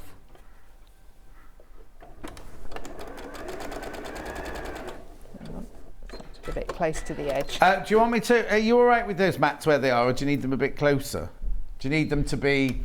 We'll get it about right by the end of the hour, won't we? Yeah. Well, we'll know for when you come back next time, because you haven't. I'm all right. All right, fine. I'm okay. We'll get it right next time. Oh, if you do it, says Michelle, I'll donate. Oh, that's not. Thank you, Michelle. That's very kind. So have we got a page then where people go to donate? Well, I haven't got my phone, have I? So I won't know. Why is he watching? We should get him to come down. Is he here today? We should get him to come down with his clean-shaven face. Oh, does he? Does he look very boyish? He looks boyish anyway with the beard, doesn't he? I wonder if Hannah's doing it.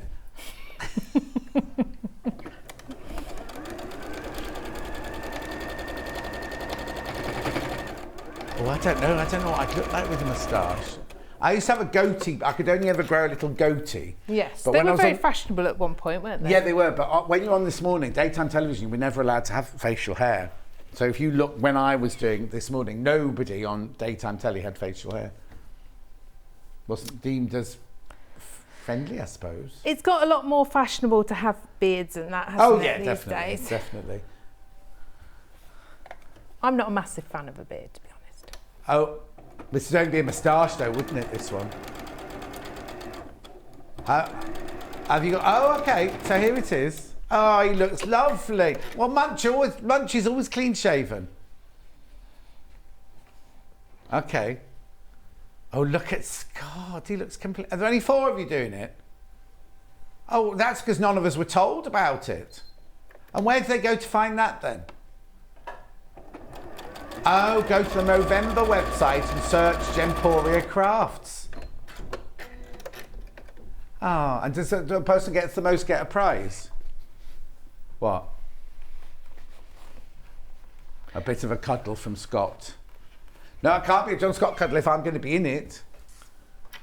Thing is, if you're going to do it, you've got to do like a really good comedy moustache, I think. Well, like I've got you really, don't like know you if really it even mean grow. it. Yeah, with like twiddles or, hang on, or a big handlebar one like that there. What else is happening this month? Where else have I got to go? You see, I've got to film pavers in the middle of this month. They might not like it if I go up with a half-eaten. Could it like a cowboy, you know, where they did it? Yeah, that's only 2 weeks' time. I can't imagine I've done that in 2 weeks. Anyway, go on with your block. Okay.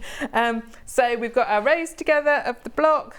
And again, we're going to join them. So we're matching here. Brilliant. So there's not too much tricky matching on this.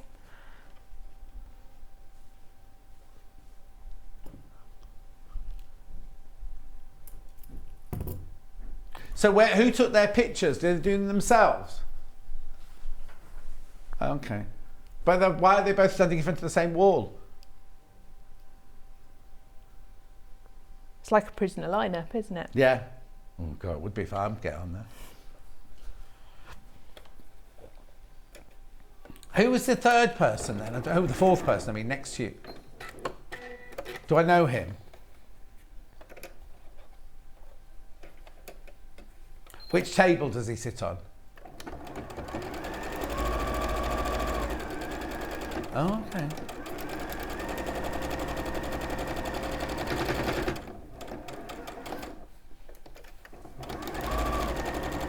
So nothing like that person.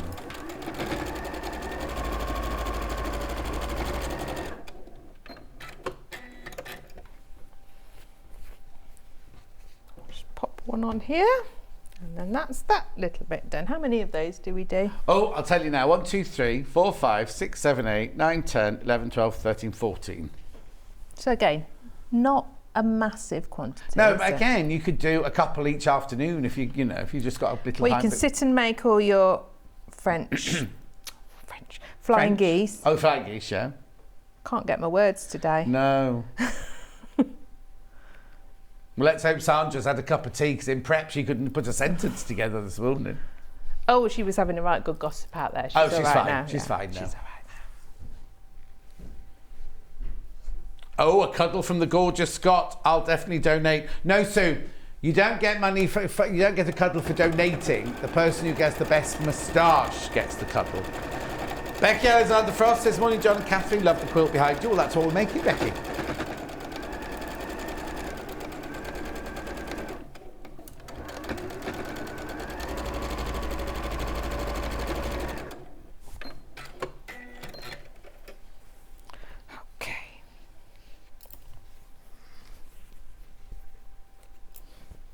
Give this a press, and then you can pop. Oh, I keep finding pins. And you can pop it on the wall.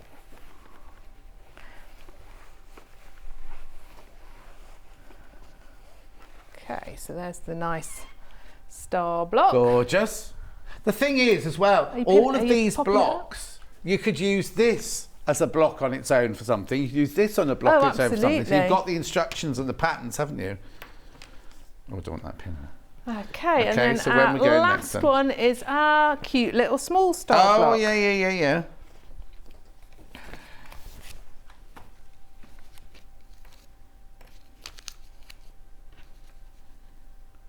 Right. Are you doing it, Charlie? Have you got any facial hair at the moment? Of course he's got a goatee, isn't he? Does that mean we'll see you clean shaven for the first time?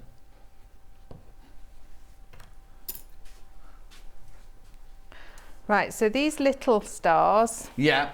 we're going to put a little square on, and we're marking the diagonal.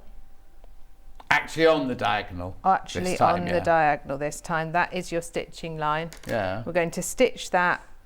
That will flip out, and then we do the same on the other side. Oh, okay. So you can't do these both at once, else they don't flip. You've got to do them one at a time. Oh, okay. But you could do lots of them on one side. Yes, you could at the same time, chain couldn't you? piece it, absolutely. Where did I put that? What have you lost? There's the foot, there it is. Oh, there. So you see, if I was doing the whole thing, I do everything that I needed my normal foot for, Yeah. and then I do everything that needs 1/4 inch. Yeah. So you don't keep changing. Well, no, yeah. it. So, and then you don't. So when you're at home, have you got a designated sewing room? Oh no, I've got a tiny corner. So it's small easy. corner. You could lose a foot. You know what I mean? Like if there's other people in the room, Yes. it's not like you're in your sewing room. Oh no, I haven't got. I've got a craft centre, so. No, well, no, exactly, yeah. Although I could do with a sewing room at home, to be fair. No, we haven't got a very big house, so. The room that I have my little sewing table in also has the study, a piano, and a sofa. My son's TV that he likes to play games on. Oh my word! I know. So what happens if you want to do sewing and he wants to play games? Well, he has this headset thing. Oh, okay. Yeah. But does they not chat? Because Hannah says her boyfriend They just do. chats They the whole do. time. Yeah. Because they hook up with their friends. Yeah. So when you've sewn it, Yeah. fold it back like that, and then you do actually want to just trim that away, so you haven't got it too bulky. Lovely. And then we'll do the same on the other side. So are all the little blue squares of the same fabric, or have you got different fabrics? They're all then? the same, and I had another blue one. Which, they're different. They're different to those. So the ones for your squares for your chain blocks are all the same, 5 out of 5 fat quarters. Those, yeah. And then the ones that you choose for these stars are the same. Oh, okay. So these match the big star. Yes. Right.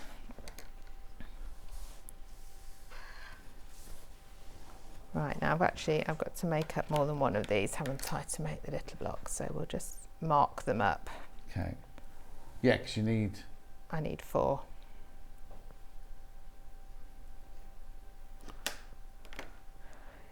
You see, just when you've got them all cut, just to sit at your table and just do all this. Yeah.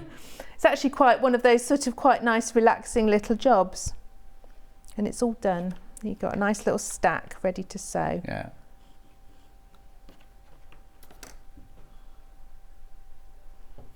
So the organisation is really right at the beginning when you've cut everything out and you just need to label absolutely everything, don't you? Yes. But if you absolutely go through and you label it like they have in the pattern, you can't get confused because they're all called exactly the same thing all the way through. Brilliant. So you can't go wrong.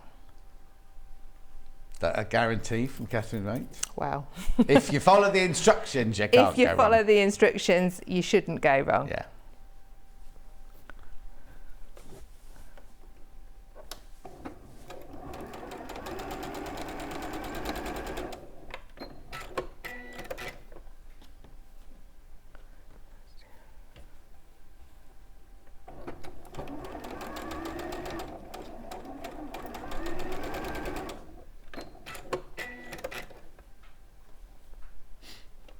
But I like these little stars. These would be good in Christmas things. Yeah. Is the way that you make this star the same as the way No, but Oh. you make the big star. on the Is cushion? that what you're going to? Yeah. Oh, no, the big cushion is flying geese. Oh, yeah, so it is. So And it it's is, two lots of flying geese. Yeah. So, Oh, yes. but that's it, yeah. it's the way you put them together. So you rotate them. You Yeah. have one going one way and one the other to make the pattern. It's Yeah. it's clever.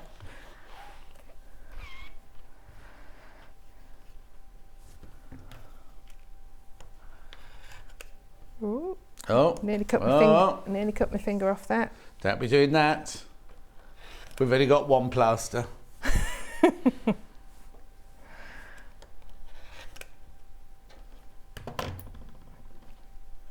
Okay. Oh, see, yeah, that's why you have to do it because it overlaps the other one. Yes, because I don't know, probably the first time I ever did this, I thought, oh, I'll save time, I'll put them both on. But no, that does No. not work.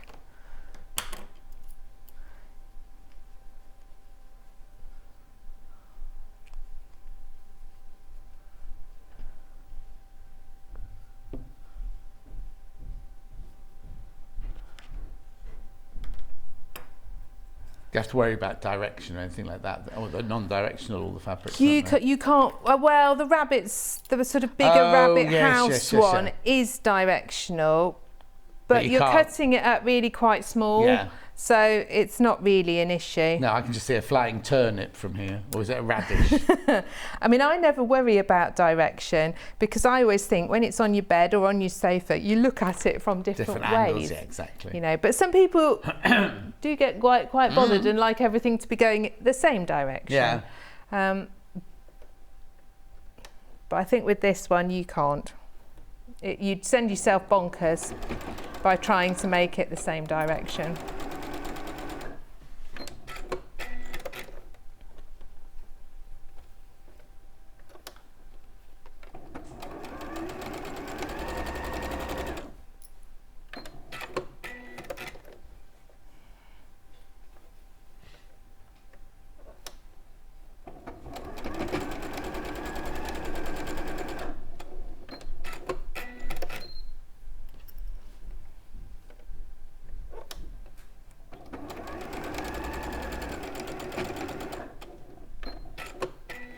Okay, Right. so there are little corners.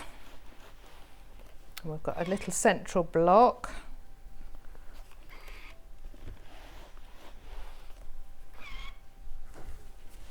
And then our corners like this.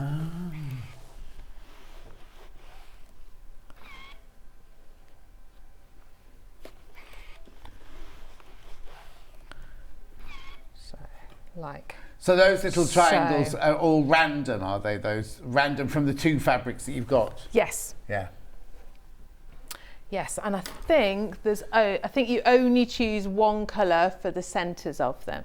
They're the same. Oh, yes, on all of them. yeah. Yeah. But then the others can be just random, pointing in different directions. Yes.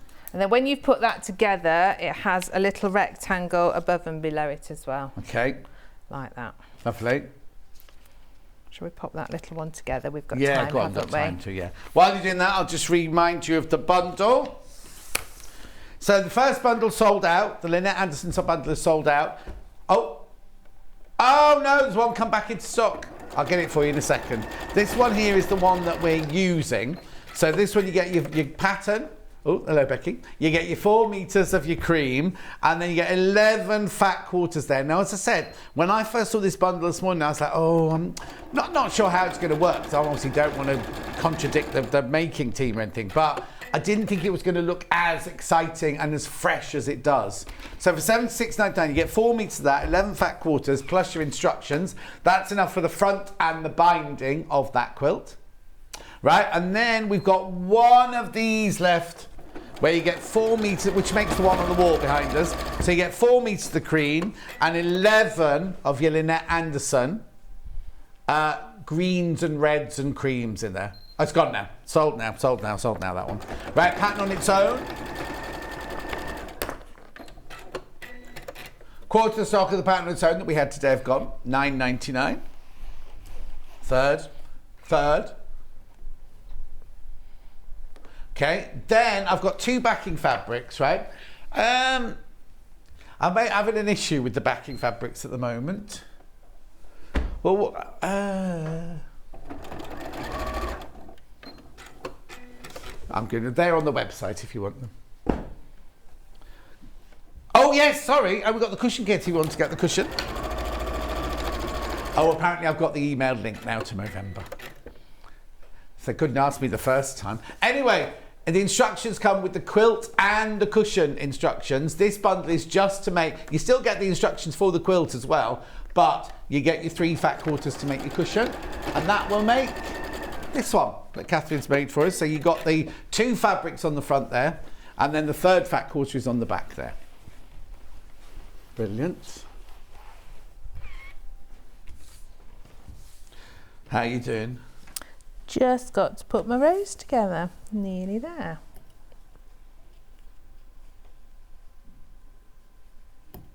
But I like that even the small stars aren't that small. No. There's nothing fiddly, is there, on it?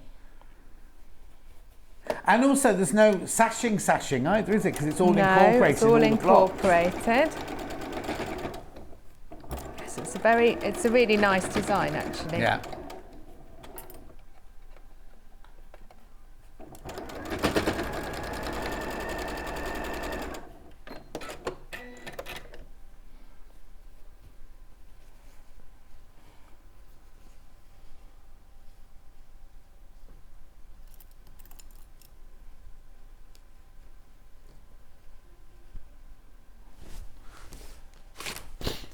Okay.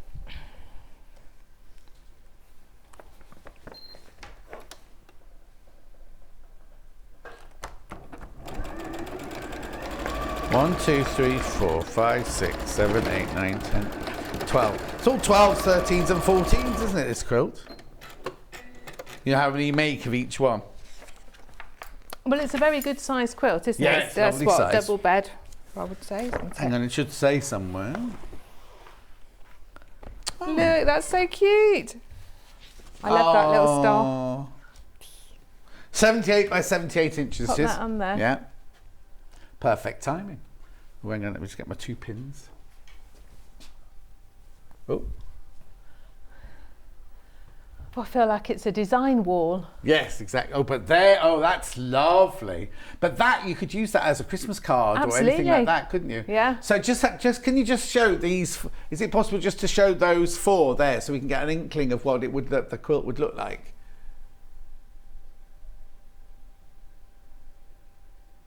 Gorgeous. That's so lovely, isn't it? I think I might be tempted to do these stars in maybe that. Yes. So that, yeah. you know, because the choice is ours, isn't it? You can do whatever you want with it. Absolutely. Oh, I don't know now. I'm saying that, I don't know. But I just think they'd really pop if they were made out of... Is there another darker? That's the only sort of darker one, that one there. So you could use that, so that was your centre of your stars. Yes. I say that the choice is yours, isn't it? Oh yeah, completely. But I mean, that Totally. one, I love that one. That was like that until I saw that one there, and I thought, oh, maybe I'd like that one as well. Anyway, that's your bundle. The pattern is £9.99 for the Rebecca Reed. Oh, Amber makes Rebecca and Amy Gaunt. £9.99. Now you can. All you need, if you're going to make it out of your stash, is 4 meters of fabric for the backing, and then 11 fat quarters. So how many bundles of fat quarters you bought? All go together, but like from the same designer. You know what I mean? It could work really beautifully if it was William Morris or a Kaffe or Liberty or something like that.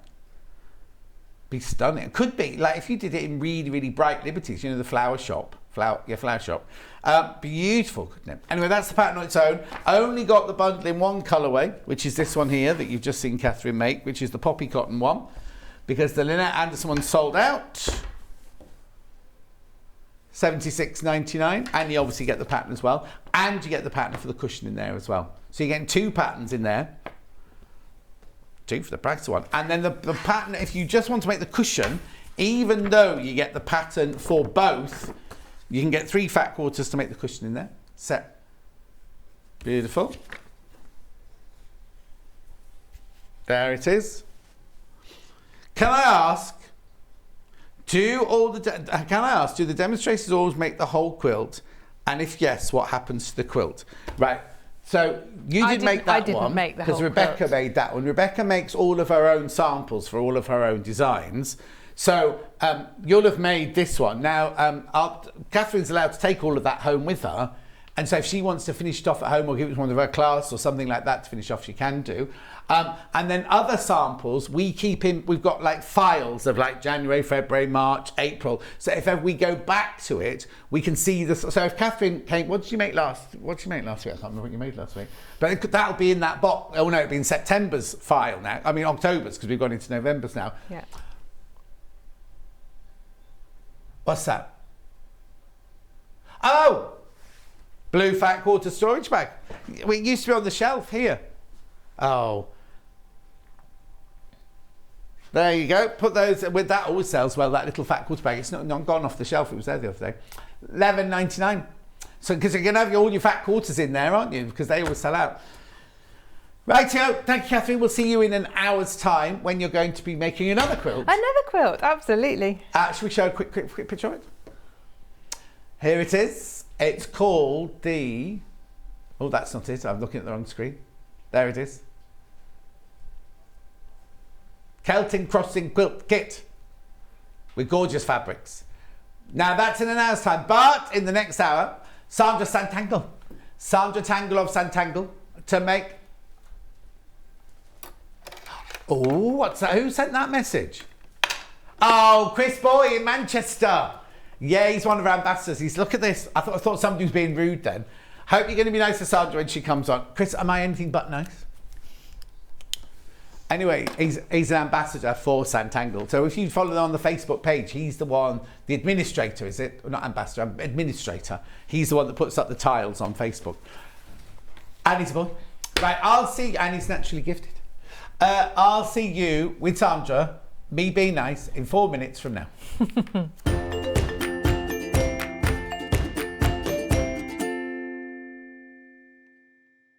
We're going. But we're going. We're all going to the Creative Craft Show at the Birmingham NEC from Thursday the 3rd to Sunday the 6th of November. We'll be bringing goodie bags, a tombola, and a chance for you to meet your favourite guests and presenters across all channels. Not to mention the opportunity to shop and to be inspired by some of the best crafting brands around. And because we're going, you can get discounted tickets of up to 40% by using the code Birmingham40. And logging on to creativecraftshow.co.uk. So, come and meet the family. Between the 3rd and 6th of November at the Birmingham NEC. At the Creative Craft Show. See you there.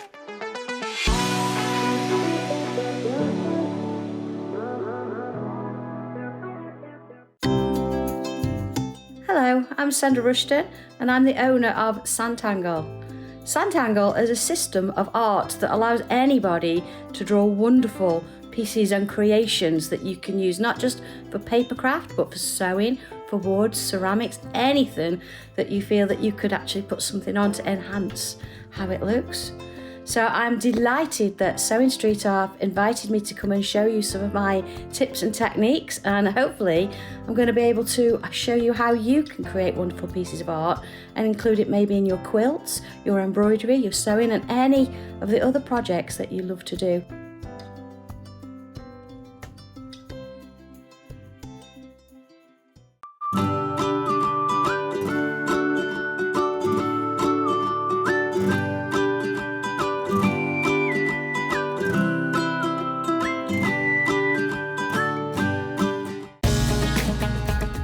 follow Sewing Street on Facebook and Instagram to keep up to date with what's coming up on the show, as well as being the first to know about our amazing offers.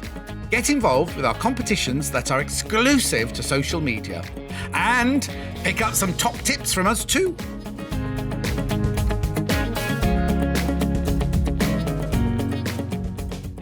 Sewing Street have our very own app. You can now watch and shop from anywhere. Simply download the app from your app store onto your smartphone or tablet, then log in or create an account, and you're done. You can watch us live from anywhere, browse all our recently played items and pre-orders so you never miss out on any show deals, and message the studio to say hello at any time. And remember, you can check out as many times as you want and only pay 1 P&P all day.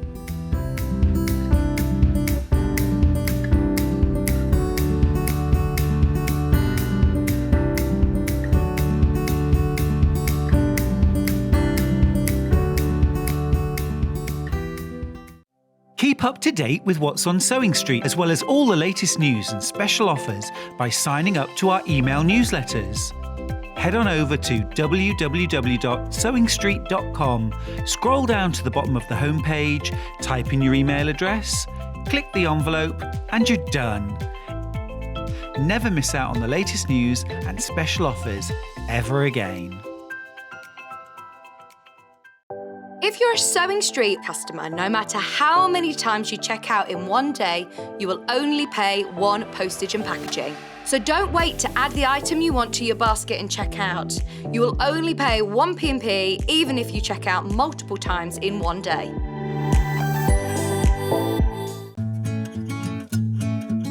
Stuck for ideas for the perfect gift? Why not get them a gift card? You can buy Sewing Street gift cards loaded up with anything from £10 to £500. Shop our gift cards online at www.sewingstreet.com or purchase them via our UK call centre on 0800 001 44 33.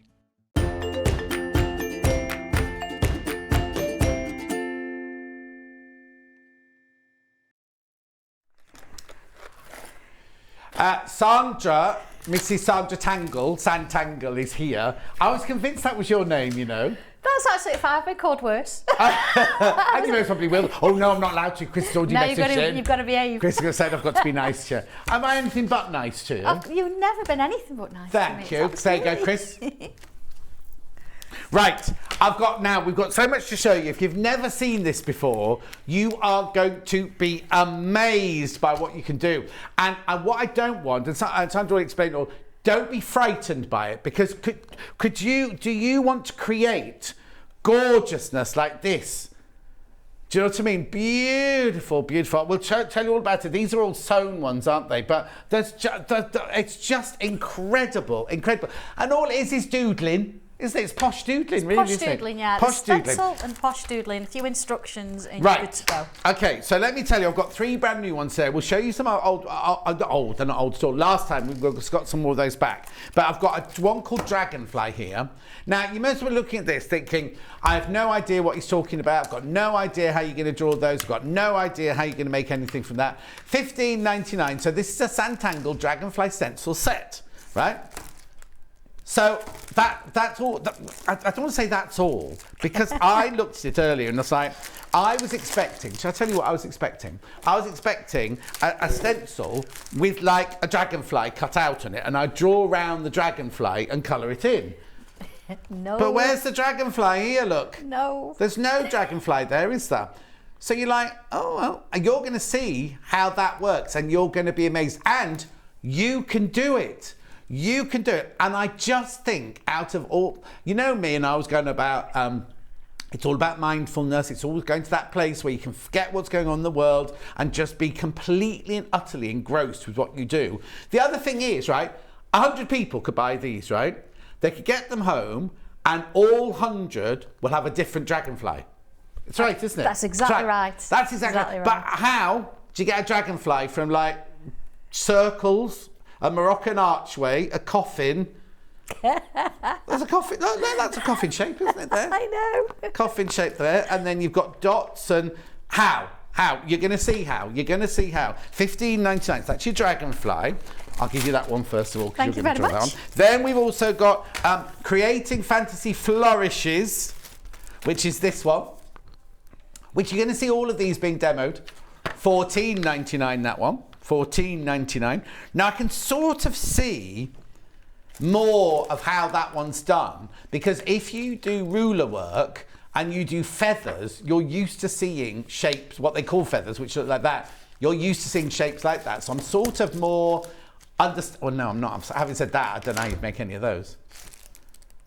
Anyway, Charlie, look, paisleys. Charlie loves the paisley. Thank you. Then, now, these ones are called hexagon frames. This is more than just a frame, right?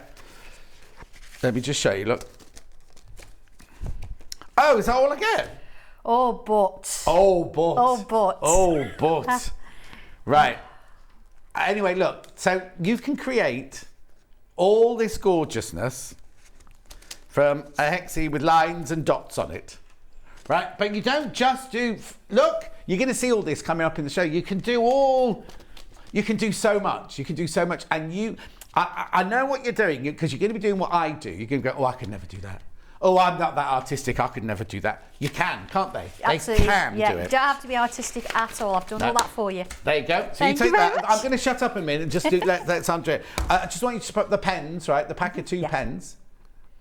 Pack of two pens. Now, this is obviously for doing your outlines. We'll talk about colouring in and painting and everything like that in a second. $3.99. So basically, if you've never done this before, if you bought the hexie one, which was $13.99, wasn't it? So that's £14. For £18, you could start a new thing. If you do the first one, go, oh, I hated that. Never doing that again. Only £18, and you can pass the stencil and pens on to someone else. It's not like, you know, if you do some crafts and you have to outlay on some plaster of Paris and some putty and the this and the that and this is like under £20, you can get going on this straight away. And I think it must be addictive. It must be addictive. It is, because once you've done one drawing, you then think, well, what if I do this? Yeah. Or what if I try that? And if you've got a quilt like this one, beautiful, if you decide that you don't want to put those in, you could draw over the top of that. And you're going to have something completely unique. Exactly. It's Now, just lovely. before we go any further and you get on the demo, and I promise I'll shut up. Well, I won't promise I'm going to shut up. Don't promise anything. No, there you have, because I must follow you on Facebook, because every day you put a tile up or something, Oh, don't it's you? twice a week we do a live twice a week. tile. Now, a tile, if you imagine it's a block, it's a piece of patchwork, it's a square.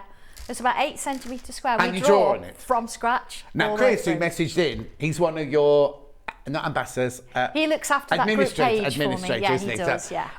But basically, if people want to see more of it, where do they go? What's your social media? Type in Sanntangle. And you'll find it. And you'll find it, Yeah, absolutely. you'll hear it Yeah. first before you find it. I think so. Right, okay. So I've got more to show you, but I just want you, because if you've never, ever, ever seen this before, sit back with your cup of tea, your credit card ready, because you're going to want to buy some of these, right? And just watch from those little bits of plastic, which I know I'm being demeaning and I don't mean to be rude. No, that's fine. But you look at it and you go, you can never make a hummingbird out of these triangles and this thing. Nope. So I'm going to let you, I'm going to sit down and I'm just going to watch you do it. Yeah, I think what I actually do is I make art that looks impossible possible for you to draw. So you've got instructions, you've got me leading you all the way. I've given you 3 instructions for the dragonfly, but there are hundreds of combinations. So let's just show you how it's done. Okay, deep breath. We've got this, it's fine. So I'm going to use an iron off pen. Oh, friction pen. Or friction pen, just because you know, we don't want to see that end result. And you might decide that you want to draw it, you might want to sort of sew it, you might want to applique it. There's so many things you can do with it. So let's just go with the basics. Yes, you've got 2 stencils here, don't look like much at all. Okay, so first thing I'm going to do, let's have a look at this one. Again, these are all in the instructions. I've got a little line here. So this is going to start me off. I'm going to sort of go in about the centre of this bit here. I'm going to draw this line in. It's just a guide. There you go, just a simple line. And then I'll use the coffin shape. Yeah. Well, here's my coffin shape. Okay, I've just put it sort of so it's part of my line. I'm not measuring. I'm not looking at it and measuring anything like that. Can I ask you a quick question? No, please ask away. You're using a friction round or iron off I am. pen, right? What's the difference between that and these Sanntangle pens? The Sanntangle pens, once you draw with one of those, it's not coming off. So are you just drawing the guide to I'm just doing a guideline, and then I'll go. Right, okay, fine. Then I'll go over it in the box. Oh, got it. Okay. Quick message for you. I'll put a link in the Sanntangle group on the Facebook fan page from Chris. There you go. He's looking after you. Right. There we go. I've got 2 different sort of head shapes here, so I can choose, and already I'm creating something that's unique. It's not going to be the same. Even if you've got a friend and you're both working on this together, you're going to choose different parts, or you're going to have this head slightly higher, slightly lower, and this is the beauty of it, because every time you do this, it's going to change. Right. So I've got these little shapes here. I've put them in a line for a reason, because these are going to make sort of the body. So I can choose to do 1 or 2 of those. I'm going to go with 1. Oh, I see. Yeah. And then let's now, do one in the of those. instructions, Yeah. Does it tell you all this in the instruction? It does, yeah, and it goes step by step. Brilliant. Now I've given you, if I just show you those, there's instructions to do all these 3 designs. Oh, brilliant. So you don't just get one, you get all 3 of them. And if I just open the first page, you can see there it's done exactly it's what we're doing. what we've just done. So I've just created this little line here. So then we'll be moving on to step 2, step 3, and that's how it starts to build. So do you always start with an iron off, a removable pen? I would, yes. There's some cases you think if you want to just go in and draw, it depends what you're going to do with it. If you're going to stitch on it, then yeah, a erasable pen. Yeah. If you're going to draw straight away, like the butterflies, you can draw the outline with a pen. Right. What I would suggest you do is on the back of the book, I've given you numbers on the instructions or on the stencils, you see? Yeah. So if you transferred those numbers with an alcohol marker, a Sharpie, something like that, onto your stencil, so when you look at the instructions, you'll know what I'm talking about. Oh, okay, so you don't have to go, when you say use number 3, and you go, oh, which one was Which number one's 3? number 3, absolutely, yeah. So, okay, I've got here, like, a wide range of wings, and in the 2 different sizes, you've got a really little one here if you want to do just something really small, or you've got something a little bit larger. But this is where, again, that uniqueness comes in. So what we could do, if we draw this one, you see, I'm guiding where I want it to be. Yeah. So I'm choosing this particular one, and I'm going to come over here and draw it there. Okay, there we go. Well, you think, well, do you know what? I actually want this matching on the other side. How am I going to do that? Because by eye, it's not always the easiest way. So I'm going to bring my regular pen in, and I'm just going to mark where that body is. You see? Actually on the stencil. Oh. Okay. So then if I turn it round, I can line up that again. So I've got my corner, and then I can draw in. Now, that mark you've drawn on the stencil, is that permanent now? No, it's going to come away. Oh, wow. Okay, yeah. So that's okay. So you see I've got my wings that are symmetrical. Absolutely symmetrical, okay? Yeah. What I could do is I could use a different fabric, and I've put a little bit of, what do you call it? Bondweb. No, that's the one you can iron. The one you can peel off and iron it. Yeah, Bondweb, that's it, yeah. So I could do the same sort of thing on here. Oh, here we yes. go. Let's have a look. So I could draw that one. Don't need to draw both, do I? Because I can fold it over, cut it in half. Let's have a look. Brought the smallest scissors ever, but you know what? That's fine. It's fine. So, any applique patterns, if you're doing any of yours, like flowers or anything like that, you can make the most intricate of you can applique flowers as well. There so it's not just drawing; it's kind of using it as an applique template exactly. as well. So I'm not going to, but you could take that off, and then you could applique them or iron them on and stitch around them if you want to. So you don't have to just draw; you can use them for things like that as well. You see, that starts to bring it a little bit of different. We also need another wing, don't we? Because of course dragonflies have 2. So again, I'm coming to decide which one I can use. The same one, I can go with something different. Quite like the shape of this one. Right. And again, instruction-wise, it shows you exactly how to do this. So don't think, oh my goodness, I don't know which one to do. And here we go. Draw it in again. All right. And same thing, we can actually mark. I'm going to mark that little bit there.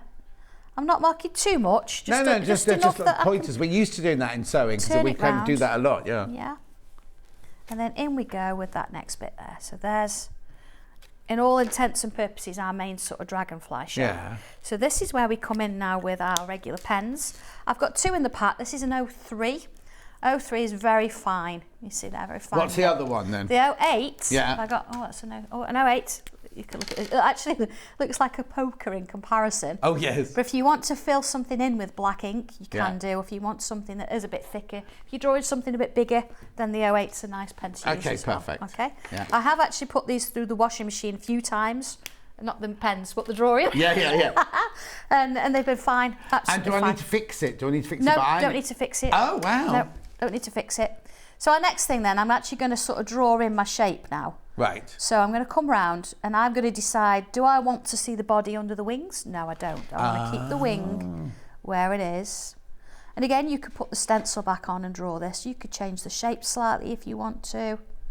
There we go. Now, your dragonfly does have translucent wings, so you might want to sort of keep that in there. There it is. Same on this side.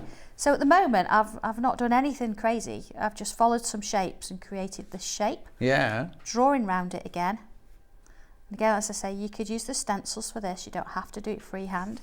And then I'm going to bring the body, and this is why we draw with the red, so I can see what I'm doing, because I want to sort of maybe round off some of these little shapes here. But you're keeping it segmented because that's how their bodies are made, Exactly. isn't it? So I'm going to just perhaps draw a little bit of one side in there just to keep it going. Yeah. Let's give it a little curve here, a curve here.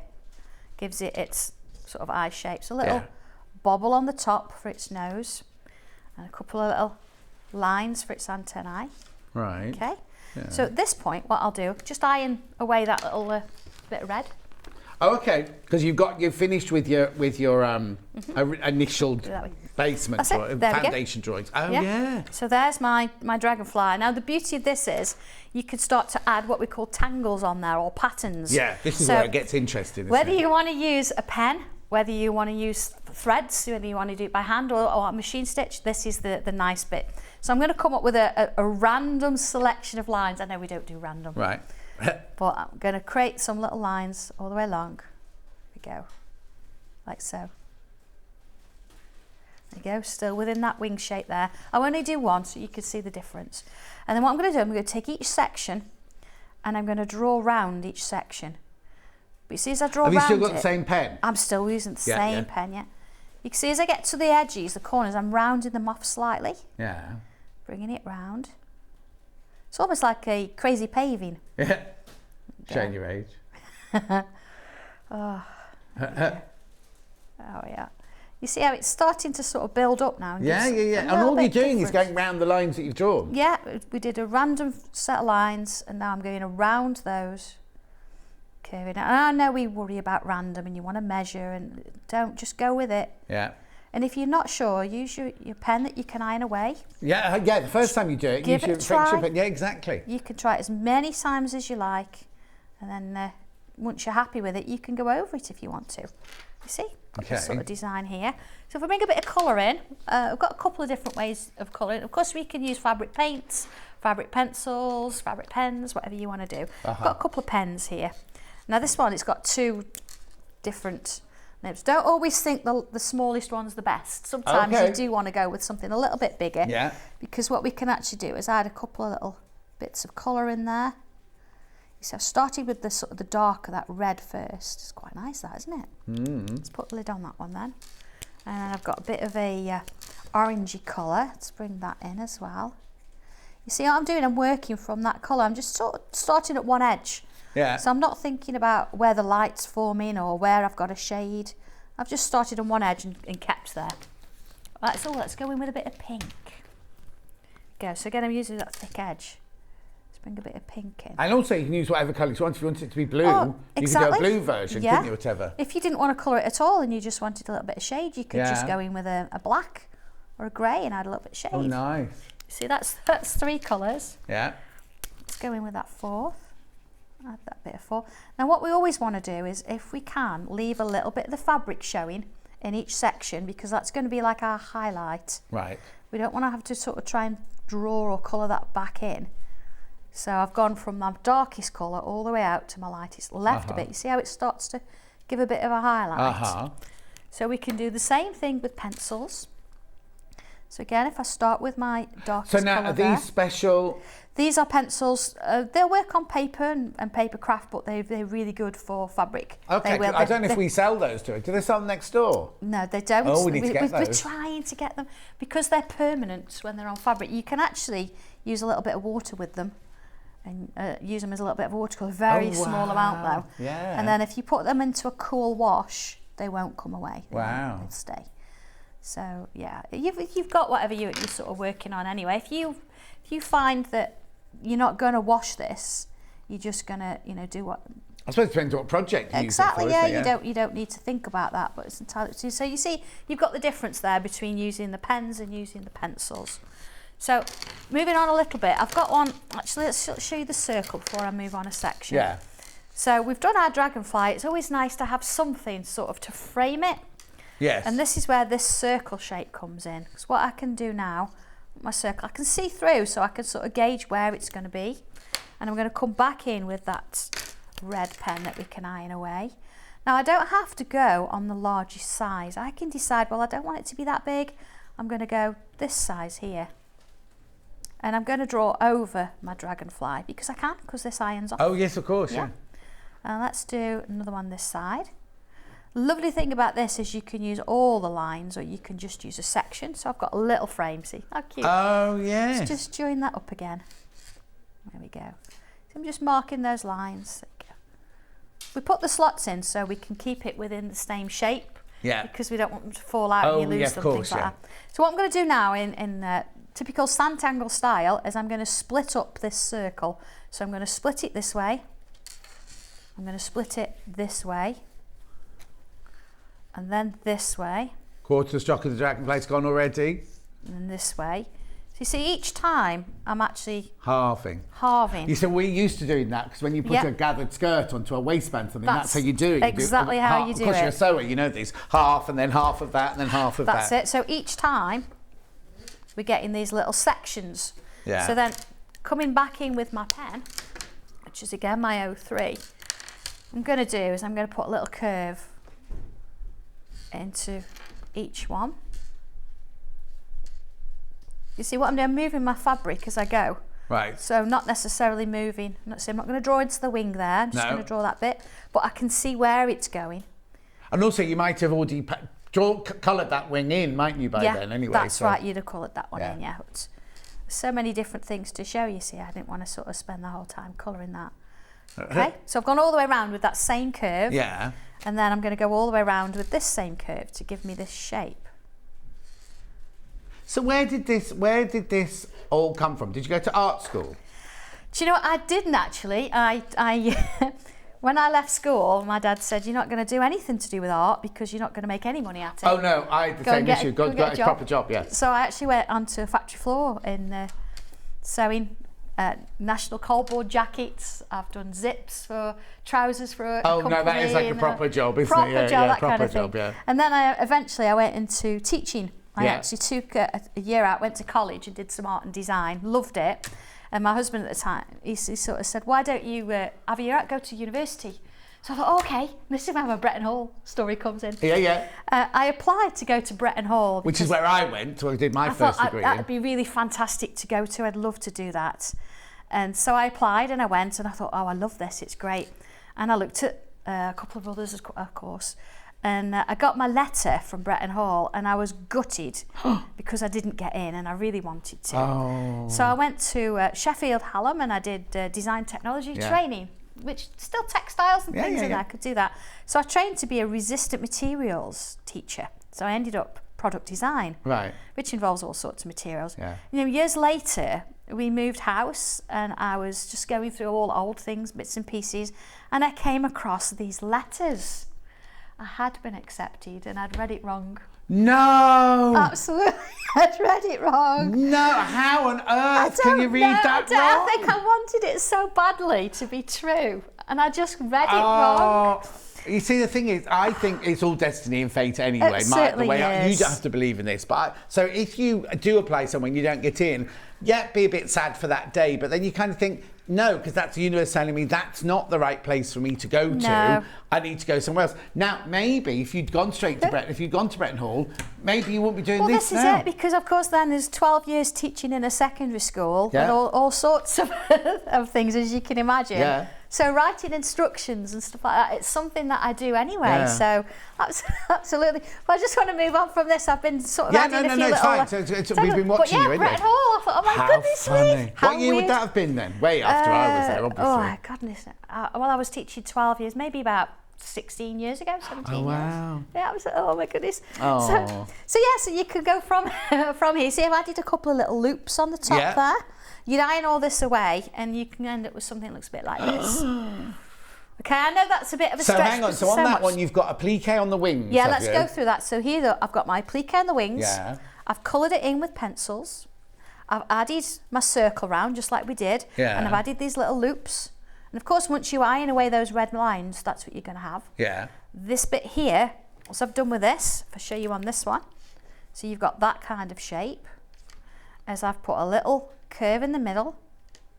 I've filled it with bubbles, starting in the middle, working my way this way, and then this way, and then I've added lines either side.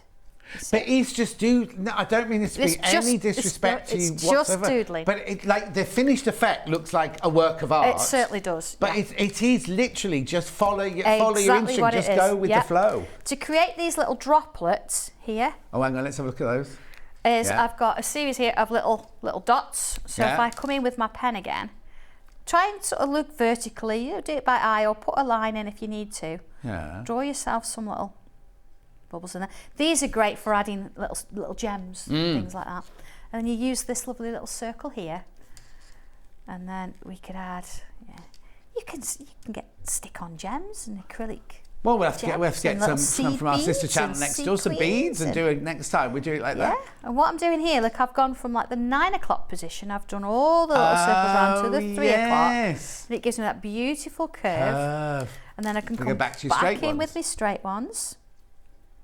And the thing is, you've got so much on those little bits of silicone or whatever they are. Do you know what I mean? That you can create all sorts. But you don't just have to do that shape. You could do wavy lines. You could do anything, couldn't you? Now I do get asked a lot if people have got a wobbly hand, can they still do it? If you've got a bit of a wobble, go for it anyway, because that's going to give it a little bit of characteristics. It's going to look quite unique, isn't exactly. It? So imagine that in the centre of a quilt, or you could do lots of little ones around your blocks. Oh, do you know, as well as all being creative, if you like, Crazy Lorraine goes into she helps out just crafting in like, I don't want to say an old people's home, but it's you know, people that have been forgotten basically. Yeah. She goes in once a week and they do fabric and manipulation, things like that. This would be brilliant for them. Absolutely. Because it's really going to just make them think a little bit. But also just use. Yes. But I think we all think, oh, they're old. They don't, you know. They're going to love it, aren't they? Absolutely, yeah. And so every single one is unique, and so you can have this conversation between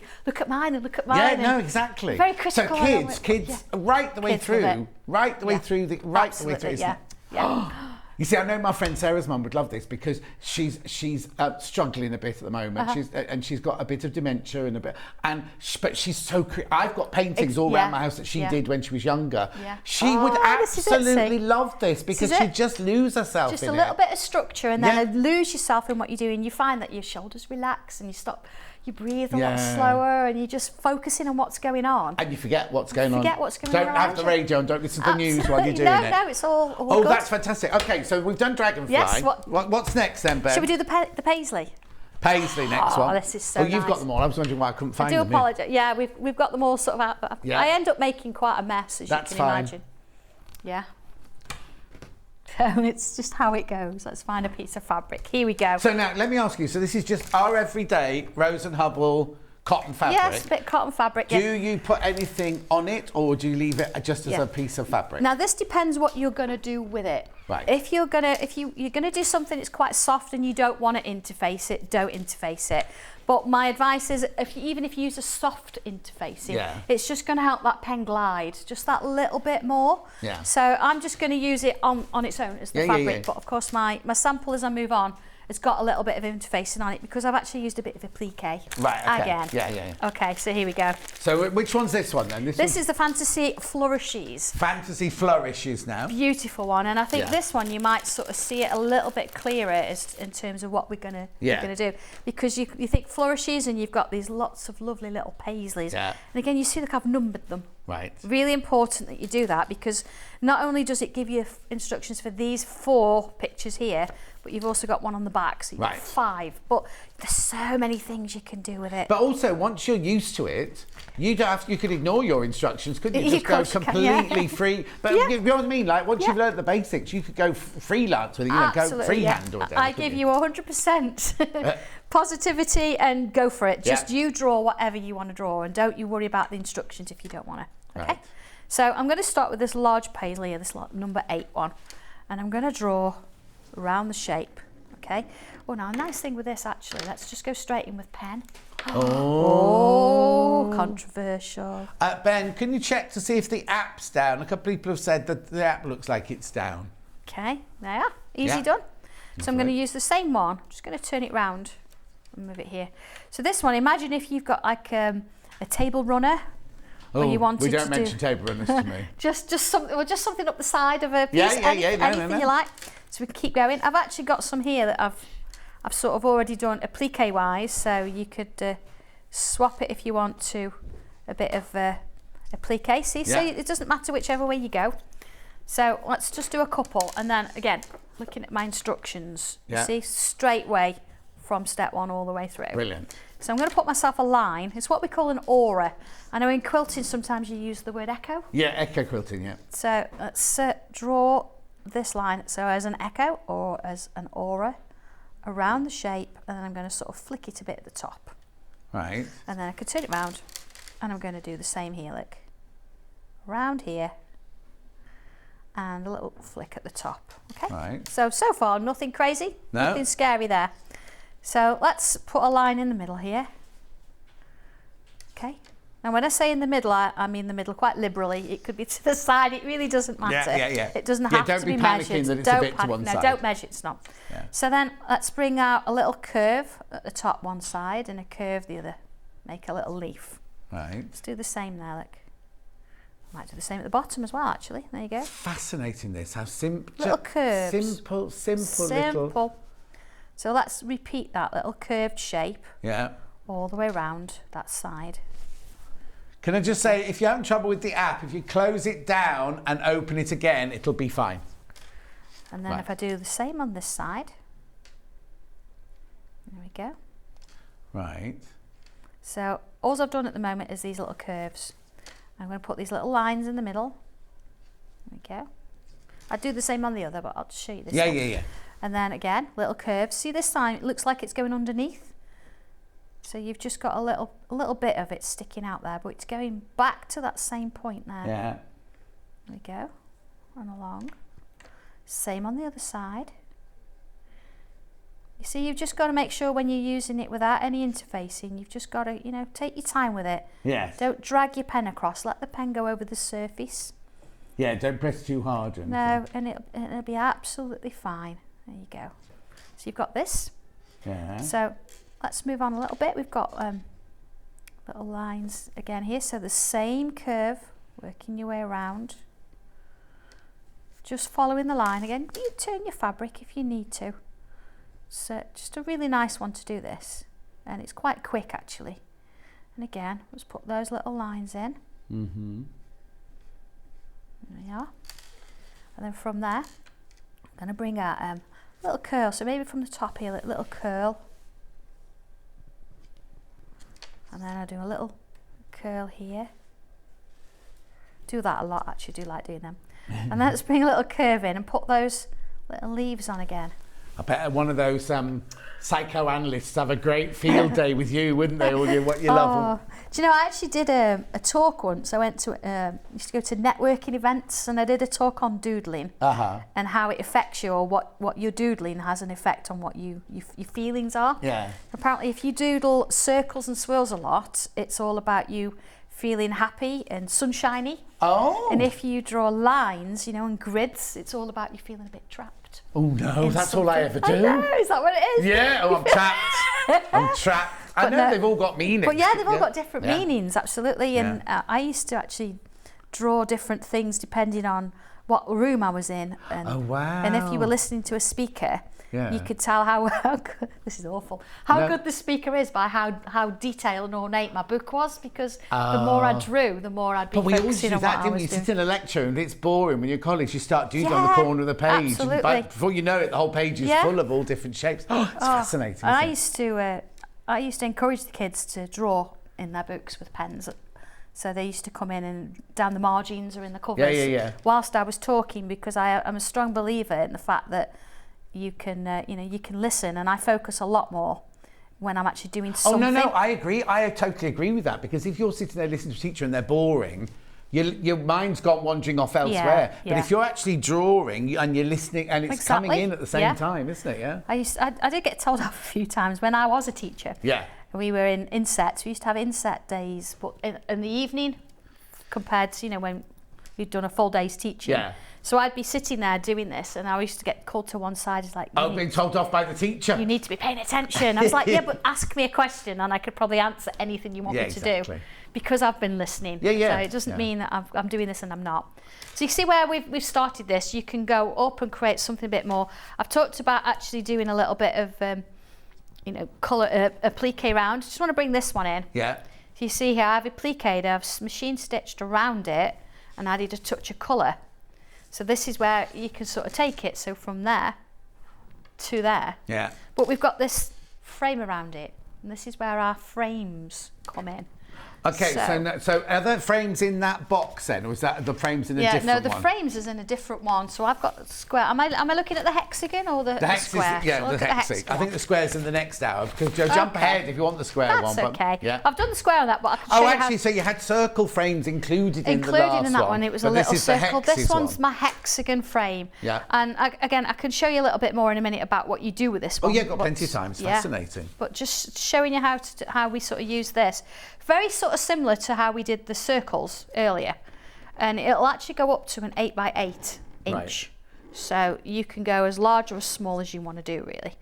And if I show you how to do the frame, and then I'll show you how we can do something different, because hexagon is a sewer's bread and butter, totally, isn't it? Absolutely.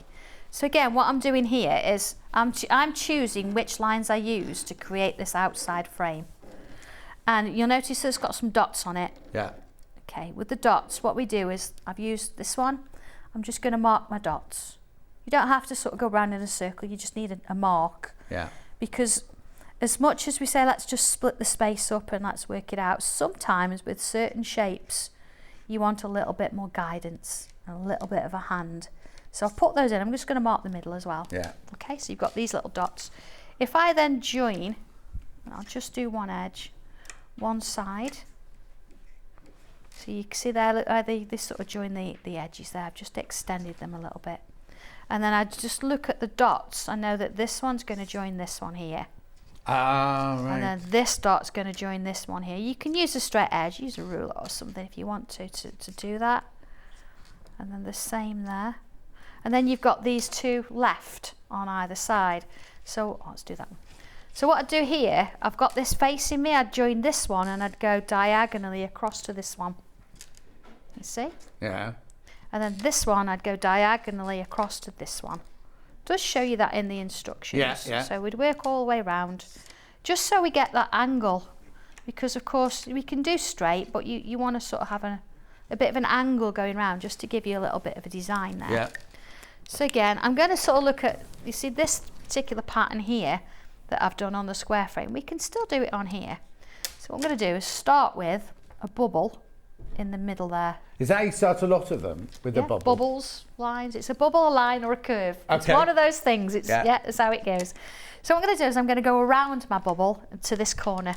So I'm going to work my way around and to this corner, and around and to this corner, and then around and to this corner, Right. and around to this corner. So you see I've got this sort of nice little design. Yeah. So if I do the next one on the next side, same again, look, around to this one, around to this one.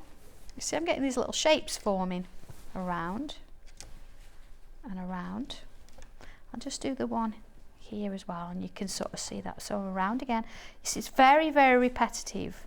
Everything we do, it's same again, same again. Yeah. And that means that because it's quite simple and we don't need to sort of worry about whether it's going to work or not. See here, I can actually decide to do a straight or I can do a curve. Now that's been a little bit different, isn't it? Yeah. Yeah, there you go. Right, so we've got this lovely little design. So here what I can choose, I can decide that I'm going to do something with these spaces or these spaces. I've got sections to work in. Yeah. So let's put a little line down here. See, I'm going a little bit more tentatively because I don't have any interfacing underneath. Yeah. All right, so I've got a couple lines. You see, that's sort of picking that one out. Yeah. Maybe I want to fill that with bubbles. There we go. So the bubbles, we call them bubbles because if we said circles, you've got this sort of pre-decisioned idea about they've got to be perfectly round. Yeah, and they say, don't they, if you can draw a perfect circle, you need to go and see a doctor. Well, maybe I need to see it. No, I don't. Honestly, I can't draw a perfect circle. No, exactly. I'm pretty good because I do them a lot, and Yeah. I think the more you do them, but I think if you were to measure it, it would be at least a millimetre off. So you just, so you're literally just filling the gaps with lots of little bubbles. Yeah, and this one, see, I can bring lines in. And it's just a really lovely thing. You can sort of dress the picture that you've actually done there. So you see how that's sort of starting to really come together. Let's just put these little lines in there, and then I'm just going to remove those little red lines, and let's have a look at it for that section. Okay. And here we go. See. So again, bringing in. Let's bring in, what colours do I have here? Let's bring a bit of. I've got a bit of blue here. So if I just sort of take this one here, I'm just going to add a little bit and just ease the pressure off as I work my way down. Oh, so it gets paler? Yeah, so quite strong there, and then ease the pressure off as I work my way down. Do you do classes? Do you go? I do. I've got a place in Scunthorpe. Right. And we make everything ourselves downstairs. And upstairs we have a classroom where we can get about 28 people in. Oh, you mean you make all of these we make all stencils? the stencils, oh, wow. all the booklets we print ourselves. Yeah. And then upstairs is classroom? Upstairs is classroom, yeah. It's one huge classroom, and because of course whatever we do is very small. As you can see, we're working quite small. Yeah. So we have 4 screens around the room. Wow. So whatever I actually sit and I'm drawing on the desk, you follow along. Yeah, because sometimes I think it's all very well watching you do it here, but then when you get home, you're like kind of, oh, what did she do? I mean, I know you can re-watch this, but if you can actually physically stand there next to you and colour in something, I think that makes all the difference, doesn't it? And of course we do what we call a live tile twice a week. Yes, so which I think Chris is involved in, isn't it? Yeah. That's it, yeah. They are on my Sandra Rushton page, but Chris does put them back onto YouTube for me. He's very good at that. Oh, hang on. So we don't go to look for Sanntangle then, we look for you. If you look for Sanntangle, you'll still find them. Oh, okay, it's the that's easiest fine way to do. Yeah, absolutely. But yeah, so I was going to do 12 tiles. I know everybody out there that knows who's going to, here she goes. Here she goes again. 12 tiles, I thought, and then, okay, we'll be back to classes and it'd be fine. Yeah. You know, during lockdown. Yeah. And I think this evening, we'll be doing number 288. And so what's that? Do you use stencils or is it a freehand? It's a completely freehand. We use an 8.2 centimetre square piece of cardstock, or you can use fabric if you want. And it's live, is it? And it's live, and I start from a blank piece, pen, a pencil, and a little paper stub that helps us blend the pencil. And we go literally from scratch all the way through to a finished And how long does that take? It's about an hour. Sometimes a bit less, sometimes half an hour, sometimes about an hour. And that's on Facebook Live, is it? That's Facebook Live, yeah. Tuesdays and Fridays. We do it at 2 o'clock every day, every Tuesday, every Friday. But of course, because I'm here, and by the time I've driven home, so we're doing it at 7. We don't stop for anything. We don't stop tiles. Yeah. So yeah, they're fantastic. You need to have a look at a few. And in terms of quilting, you would be able to sort of look at some of them and think, you know what, I could quilt them. I'd love to do a quilt of all of them. Yes, no, but even if you just draw the lines, and then you could make the most. It'd just be beautiful. Yeah, just be beautiful. So anyway. hang on. So hang on. You introduced. We were in the middle of Paisley, which was the fancy, and then you've introduced. And then I've introduced that, yeah, because of course you can see here I've actually used my Paisley, but I've given myself a frame around it. Yeah. I did use the square, but I'll come back and show you how to use that. Yeah, the square's in the next in your next hour. But then you see here I've showed you the hexagon, but there's other things we can do with frames. So I want to bring this in. So looking at this, and you're like, oh my word, how's this happen? Yeah. So I have got a demo somewhere. It's on the table somewhere, as you can imagine. Yeah. So if you give me a second in a while, I'll do that and I'll show you. So this one, we've actually used the hexagon to create the inner and the outer, and the design on the inside. So that's all made from the hexi. From the hexagons. So you just bought the hexi for $13.99. You can create everything that's on there. Absolutely, yes. So even down to cutting your shapes out, you could use it to cut your shapes, and you know they're going to fit. But of course, this one as well. Leslie Elf's done this one. Okay. You can see that she's actually stitched part of it. You've got a little bit of quilting going on in there, because if you look on the back, she's very neat on the back.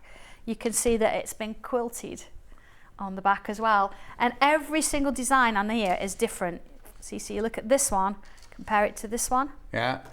And they're all done from the hexi. All done from the hexagon, yeah. So if I actually find it out my samples, they're all sort of over there somewhere, and I'm going to show you how to do it. No, okay. Yeah. While you're getting that out, let me show you. I've got other ones that I've got to show you as well. Which one would you like to do first? Say it with flowers first. So that's this one here, which is beautiful. Right, am I allowed to open? I'm not supposed to ask this, but can I? You don't mind if I open these? No, you can open it. It's fine. Oh yeah, use yours because they've got numbers all in. So this one, do you get all three of these in it, or have I got a repeat? I've got a repeat. I think. Yes, because it's mine. You get two. So one's got big teardrops on it and dots, and the other one's got all the other. And you can create. Look at this. Look at these. And also, there's nothing to stop you if you've got this one and that one. There's nothing to stop you mixing the flowers with your butterflies and things like that, is there? So that one there is say it with flowers. Say it with flowers. Now, I don't think I've got as many of these as I have the other ones. Next, butterfly flower. Oh, it's beautiful. That's the one with the cushions at the back. Oh, hang on. Is it the right one? That's it. That one? That's it. Yeah. Oh, it's beautiful. There's so many things you can do with butterflies. But look at those. Right, okay, I'm going to bring this in. So now, is that all done with that stencil? It is, yes. So I don't need anything Apart else? from your frame. Yes. Yeah, but your butterflies, all of them are in there. You've got 3 different sizes of butterflies, and you've got different wings. Is that the hexi frame, or was that the square frame? That's an octagonal frame. Oh, okay, then we haven't got that these one, things are to come. But you can do whatever you want, so to create all of that. So now this is appliqued. There's satin stitching in there, but then there's also all the drawing on there as well, and the colouring in. And it literally is. Now I'm looking at it, I can see bubbles, I can see curves. Yeah, exactly. It's how you sort of put it together, and then a little bit of shading, and how it sort of works together. Yeah, exactly. Look at that. We've just done that, but we did it in a sort of a square shape rather than a triangle.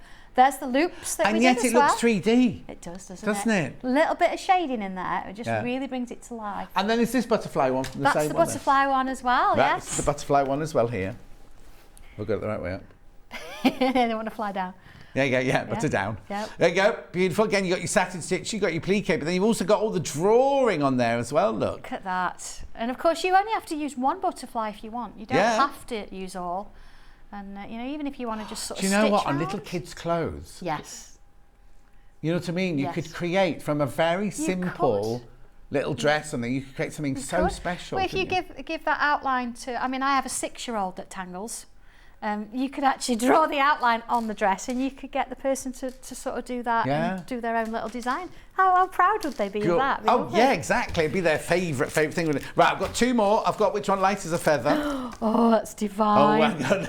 Oh. Have you seen the bag? The bag behind you, John, is the feather on it. Oh. There's going to be nothing left on the shelf at this point. Look at this. That is beautiful. So now that's all done from this? Yes. Yes, and it's not just the only one. You've got different feathers in there. No, I can see there's lots in there. You can go different sizes as well. It's divine. That one is just so beautiful, lovely. Isn't it?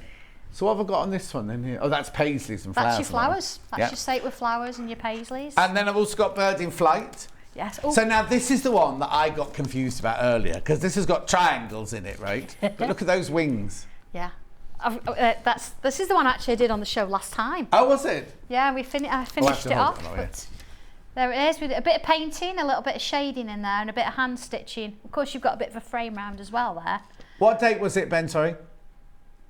8th of the 9th. Yes, it was 8th of the 9th. You'll see how that was drawn, but it's very, very quick and simple in that sense. Incredible. Right, what were you going to show us? Right, okay, so I've got some of my hexagons here.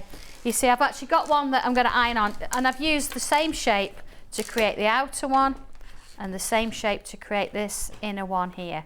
So what I'm going to do is I'm just going to iron this over onto this one here. Let's sort of put, and again, look, you can measure it if you like, but I don't do measuring.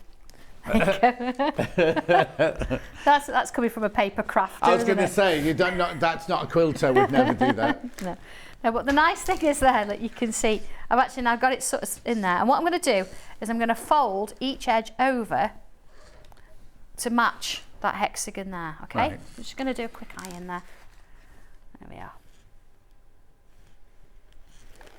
This is a nice iron, isn't it? Isn't it? I quite like this, yes. Actually, I don't think we've got many left, have we, Ben?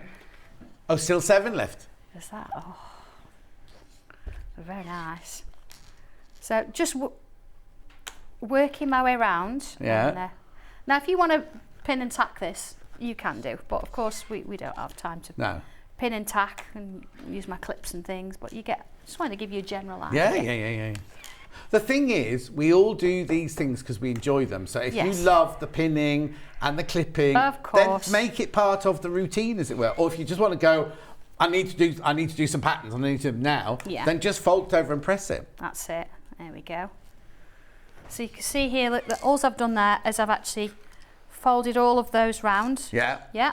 What I am going to do, I've got a little bit of excess here. I'm just going to trim that little bit off because I don't want too much bulk. So do you literally cut where the folds are? Yeah, where the folds are, I can see where I've got my little cross on the Yeah. fold. So I'm just taking a little bit out. Yeah, not that much because we're going to fold it again and you just don't want that extra thickness there, honestly.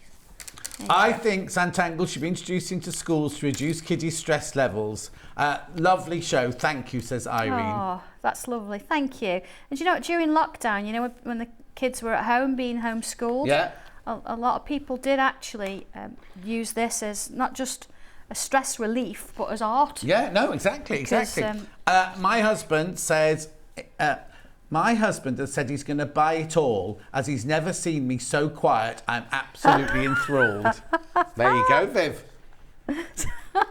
I know exactly what you mean, yeah, absolutely. I mean, I'm not going to do all the way around this, but you can see what we've got then. I'm actually folding it under and I'm creating, just making sure that my points do match. And I've got this lovely sort of seam coming around. Yeah. If I bring one in that I've sort of done a little bit on, you can see here, look, I've then machine stitched it all the way around, holding it down.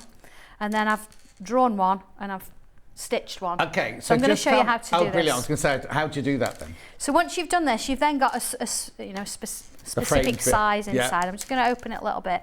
And here, look, you can see you can line it up and you say, right, okay, what am I going to do here? I'm going to use my pen and I'm going to bring in, see, it's going to probably, let's use this one. I'm going to bring in this line here. Now, the great thing with this is it doesn't have to be, as you've seen, just a frame. Well, no, because the thing you've got on there has got triangular points on it. It's very sort of mandala-ish, isn't it? So what I'm doing now is I'm marking all of the lines, all the way down to the centre. But the dots, I'm just going to use the outside one. So I've just got, I only need them once. Yeah. The reason we've put them on all is because if you want to change the size, you don't want to have to worry about, I can't fit my dots in and things like that. So there you go, dots in. All right, so we've got that kind of thing. Drawing it in, I'm just going to mark. I'll just extend those lines, you see, so they join. Yeah. And because I can go over it, because it's going to iron off, it doesn't matter, does it? No. It's only a guide. There we go. See, what I tend to do is draw all of that side and then turn it, and I can do that side. Same with this one. Same with this one. There we go. All right, so I've got all those drawn. And say, right, okay, what am I going to do? Mark my lines, just as I did before. Now again, don't worry about this and think you've got to remember it. The instructions are in these. Yeah. You know, and once Well, I'm thinking of cobweb now. I know. Once you've done one, you think, oh, what if I do this and what if I do that, and so many different ideas. Yeah. You see, I've got a complete construction grid now. Yeah. Yeah. So let's go in with pen, and I'm going to go across all 3 of them. I'm going to put that line in there, and a line there. So if I do that on all the corners. So again, you can use a straight edge if you want to. There you go. Same on this one. And again, take your time with this. You know, enjoy it. Don't sort of rush around it. So that's one bit.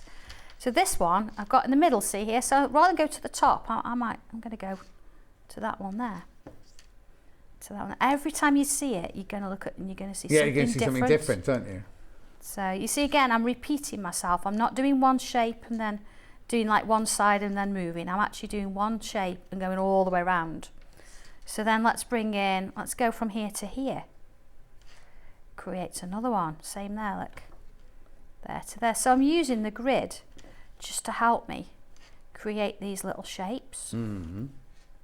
I go all the way, and then this one to this one. This one to this one. And then here, see, because I'm not going anywhere, I could come down, I could go back up. Let's go back up. Back up. See, I missed one there, look. Back but up. again, don't be panicking, thinking, oh, I wouldn't know where to go.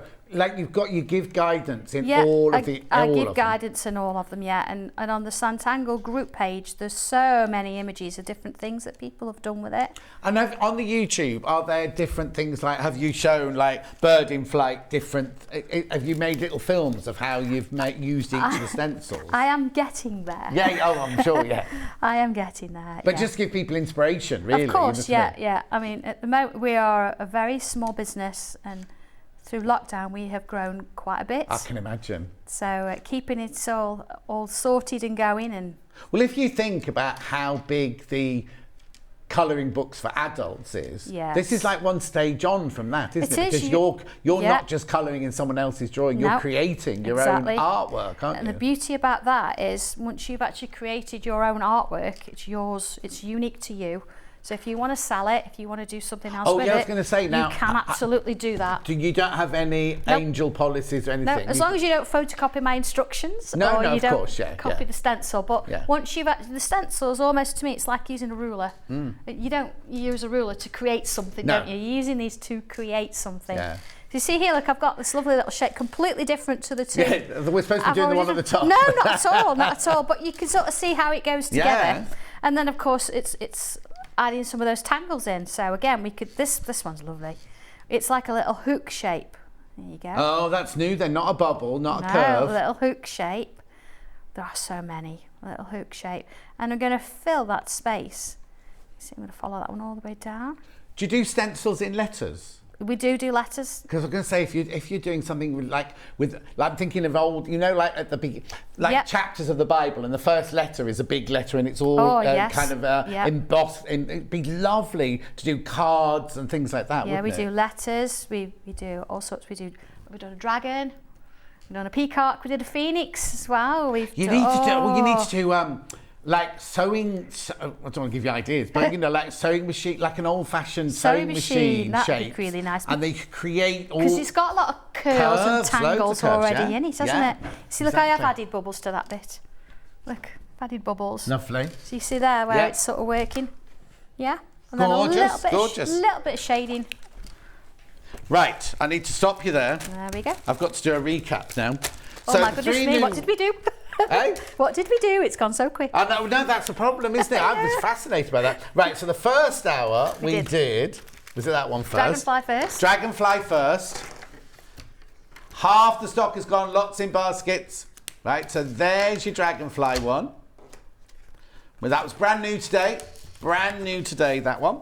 Then we went on to creating fantasy flourishes, paisley, but so much more than paisley. And look, there's another one in the back there. Beautiful. Then we went on to hexes. Thank you. There's your hexie. Isn't that weird that just from that? Just from that, we've because your created dots so and your many lines things. and everything, how much you can do with that, $13.99. Then we went on to light as a feather. Oh, which is just stunning. Beautiful, really ornate, that one. Very wonderful. Is there one that you would suggest people get if it's their very, very first one? Do you know what? Because the instructions go from scratch, literally. Choose one you like. Choose one you like. Choose one you like. Because normally in a new art or new art form, you go, try this one first. But any of them, really. any of them you like. So any you like. You love butterflies, which Go for Ange that one. won't buy this one. Ange hates butterflies. Well, maybe she likes moths. We've got a moth. No. Oh. No. Oh.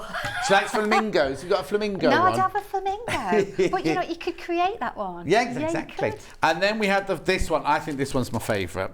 Say it with flowers. This Beautiful. is gorgeous. Yeah, there's a lot you can do with that Yeah. one. Lots of different flowers on that. You can go very fantasy or you can go very lifelike as well. I did, when I went to 20th Century Costumes, we did the costumes for Jenny Seagrove, Yorkshire, set in Yorkshire. Oh, it'll come to me in a minute. And there was a fashion show in it and we had to paint all of the dresses. We didn't have things like this. We had to actually hand paint all of the flowers on the dresses and everything. That'd be gorgeous. And then Bird in Flight. Yes. Lovely, that one. Very ornate, actually. Like you say, you would never know it came from a stencil. No, not at all. But also, you're going to make them all completely different, aren't you, as well? You need the pens. These are Sanntangle pens, specially created. Now, these are permanent. Yes, they are So what permanent. you do is you do your what's it with your friction pen first. And then, now what happens if you make a mistake? You just... With that one, there are no mistakes. There are no mistakes. Just have you have to turn it into something else. Instead of a swirl. Absolutely. Right, brilliant. On the website, you can. We'll go through these more in the next one because Sandra's back in now's time. Where we've got 3 brand new ones, and what she's going to do with one of them is she's going to actually open the packet and start from scratch. Yes. To show you how to do it. Completely. Yeah. All right. Thank you, Sandra. That was Thank you. absolutely Lovely. fascinating. Don't go anywhere because we'll be doing Katharine Wright's next quilt. We'll see you in 4.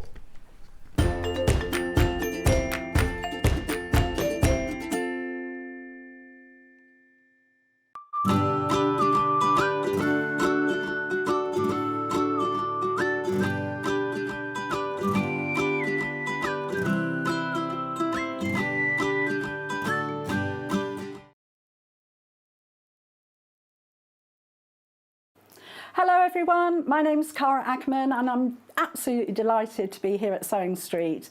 I actually originated from Hertfordshire, then went down to Hampshire and then it ended up in the East Midlands. I've been in the East Midlands for about 40 years now, which seems crazy, but 36 of those I actually worked with DMC Creative World, which was wonderful. I really enjoyed that. And then I decided to go freelance and that's how I got introduced to Sewing Street. I love doing anything to do with textiles, so embroidery, cross stitch, patchwork, done a bit of quilting, bag making, toy making, oh goodness, there's loads and loads of things. What I love doing is just trying something new, and I think one of the tips is don't be frightened of trying something new. You always learn from it, and you know, don't be scared of making mistakes either. We all learn from the mistakes that we make.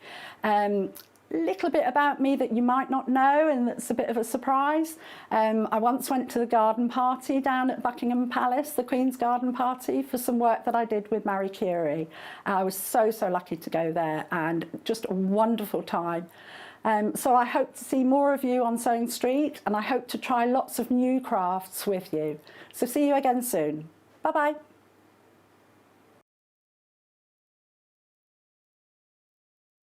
We're going. We're going. But we're going. We're all going to the Creative Craft Show at the Birmingham NEC from Thursday the 3rd to Sunday the 6th of November.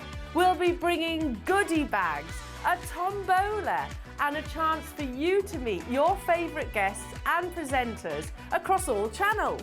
Not to mention the opportunity to shop and to be inspired by some of the best crafting brands around. And because we're going, you can get discounted tickets of up to 40% by using the code Birmingham40. And logging on to creativecraftshow.co.uk.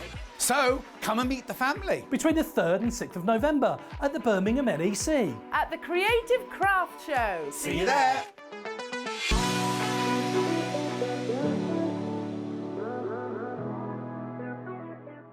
Are you a fan of Sewing Street? Why not join our growing Facebook fans pages? Just search Sewing Street Fans on Facebook and click Join Group. Never miss out on the latest news and updates from our presenters and guest designers, special offers and plenty of chat with your fellow fans. Share photos of your makes, ask for advice, interact with your favourite guests and presenters and be a part of the ever-growing sewing community. See you there!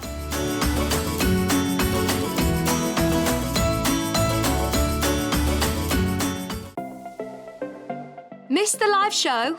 Don't worry, we recorded it for you. Never miss out on your favourite presenters, guests and makes ever again. Head on over to our YouTube pages to watch back the day's live show and enjoy your favourite demos over and over again. Subscribe and turn on the bell notification so you never miss a show or video ever again.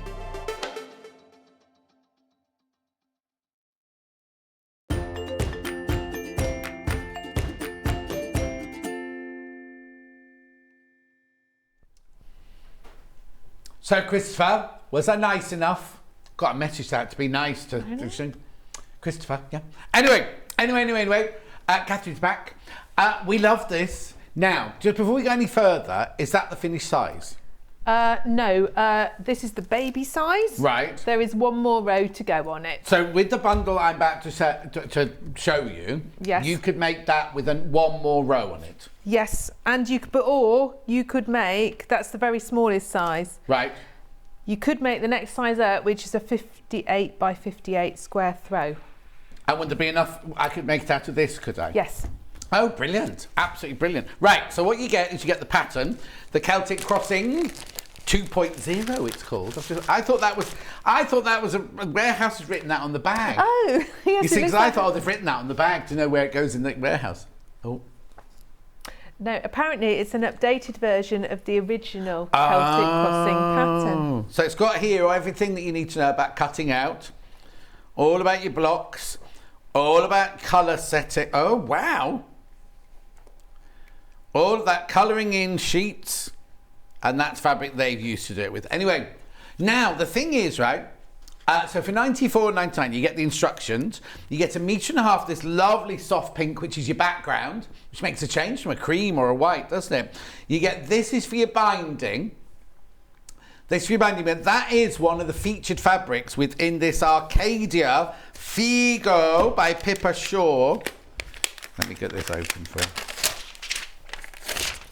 Look at these gorgeous fabrics in here. What's the matter?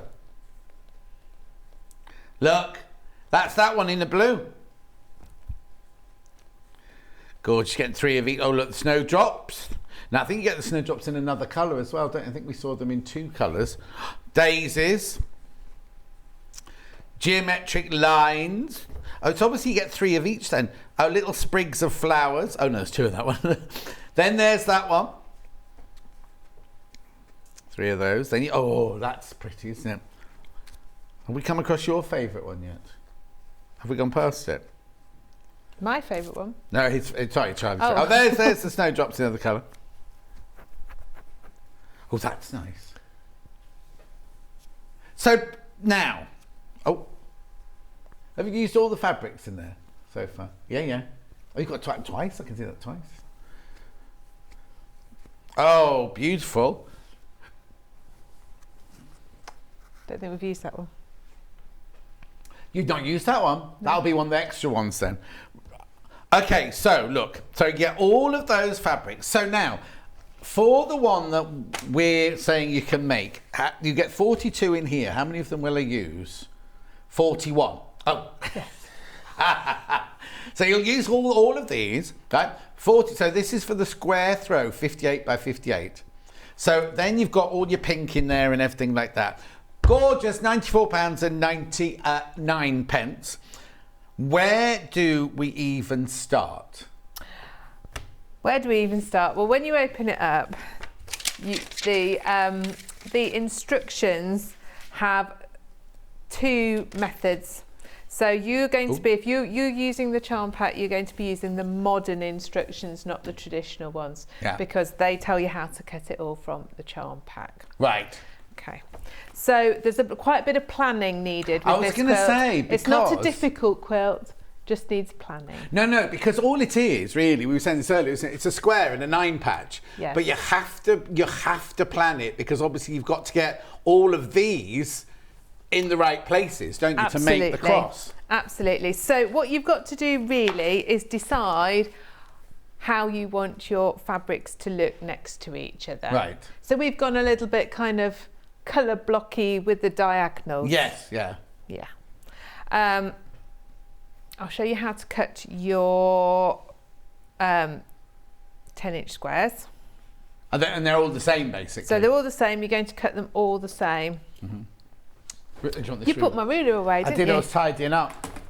Oh, it's never a good idea to tidy up. I can never find anything when I tidy up.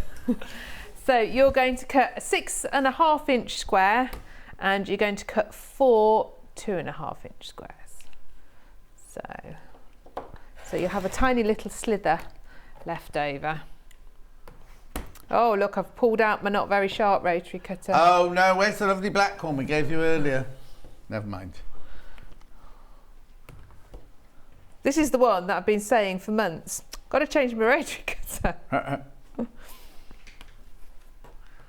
Okay, and then a 2.5-inch like that. Oh, I see, and that bit at the end is what you got left over. Left over. But we won't throw it away because it could be useful for something.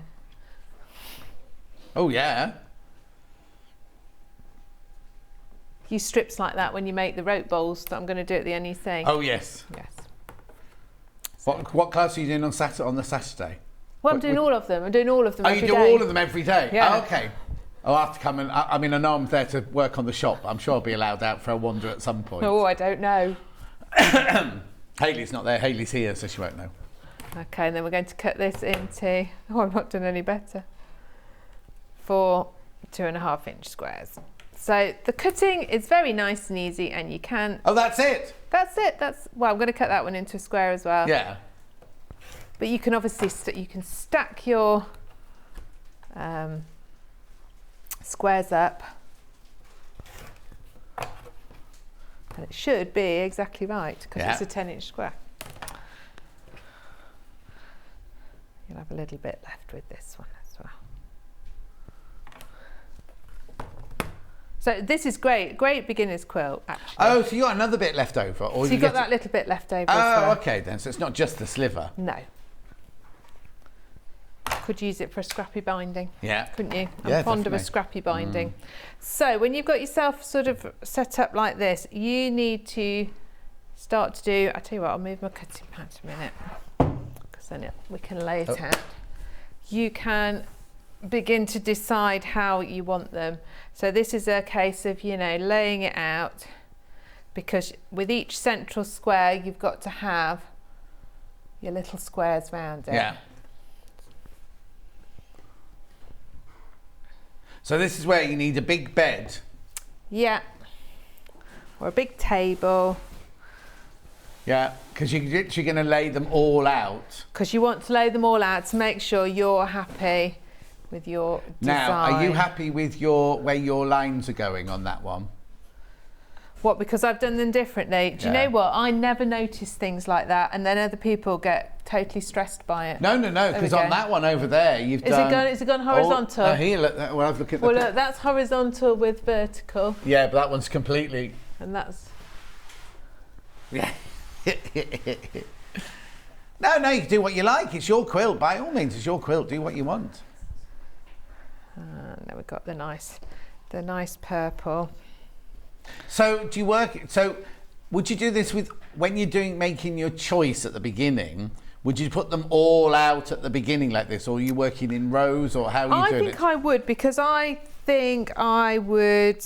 So what you might decide to do is actually just before you cut them up, is put just the squares out. Put all out. the squares out. Decide which colours you want to do. So I have to confess that because I was on holiday, Hannah made this up for me. Okay, not our Hannah, not our Hannah. No, my Hannah. Yeah. But she sent me pictures. So she was sending me pictures of, do you like it this way? Oh. And I was like, oh, 'cause she did it quite randomly. And I was like, oh, I think I want it a bit more colour blocky. Oh. So then she changed it. And I really like that because you kind of got blues to pinks and then it gets darker. Because they've done it completely random on the... Oh, no, well, she does talk about it having an ombre. She gives you lots of ideas actually in there. Yeah. So if you're somebody who finds it a bit tricky to know... Oh, yeah, she gives you lots of ideas. There's loads of ideas on how to put it together. Yeah. Pardon? No, Ben, that's the price. Leave it where it is. So actually I need to do... Because then that is going to be... Yeah. Look. Saving £10. Saving £10. He's going against all the rule books again. Right, okay. Oh, and then also all your pale pink ones are all little squares. So then all your pale pink ones are going in between. So... And all you do with the pale pink ones cut exact. So they're all the same, and lots and lots of little squares.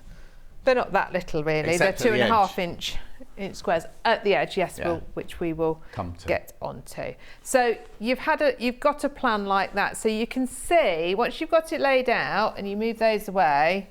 There's your 9 patch. Yeah. So when you've laid this out and you've worked it out, for goodness sake, take a photograph of it. Definitely, because there's no way those 9 patches are all going to stay intact, are they? No. Because you can't pick it up row by row until you've made your 9 patches as well. Well, you can, but yeah, you've got to kind of think about it. Yeah. Yeah. So this is the only tricky bit about this quilt is deciding where you want everything to go and then making sure they end up where you want them to go. It's not tricky, it's just having the space to do it, really, isn't it? Absolutely. But, I mean, the throw, if you use all of them, 58 by 58, that's not ridiculous. That's quite a manageable size, isn't it? OK, so we'll put this nice little 9 patch together. And then you can see. So if you're new to all of this, if you're new to patchwork, just some pins are over there. A 9 patch means 9 little squares. Yeah. And in patchwork, you always try and do things in straight lines. So we're going to join everything in that row first, everything in that row, and then everything in that row, and then put our rows together. Right, yeah. And we're going to use a 1/4 inch seam. They're so small, I'm not going to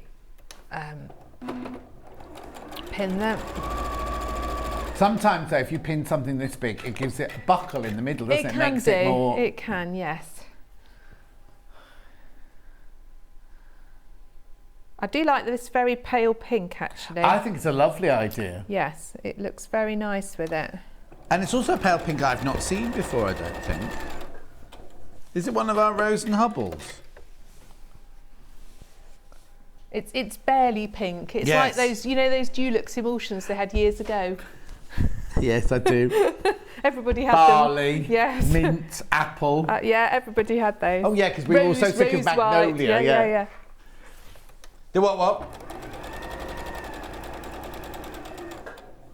And what colour is it? Ballet slipper. Ooh. It's not Rose and Hubble, it's another mate, but it's called Ballet Slipper, which is perfect colourway. Yes. Perfect.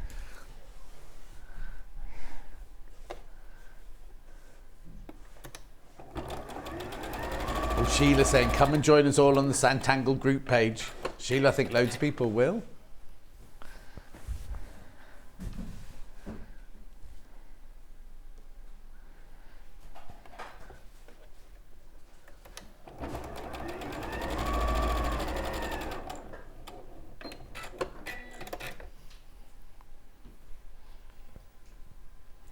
Now again, I mean, your snowdrops have got a direction. Yes. But I think you have to not worry. Yeah, because you've got yours going in 2 different directions. Or Hannah's got hers going in 2 different directions. I think unless it is a very large print with a big picture, I don't think it matters. No. Like you say, if I had one that big, it's thrown over the back of the sofa. Yeah. So it's never hanging on. If you're making a piece of artwork out of it, then different. But if you've got it thrown, if it's a lap quilt for a Sunday afternoon watching the telly, it doesn't matter. You're going to grab an end and put it on you, and you're not going to think what way round is it, are you? Exactly. Okay, so when you're ironing, you want to make sure that you iron your seams in different directions so that they nest together when you put them together. Okay. So we're going to go, we'll go this way. I'm very bad at left and rights.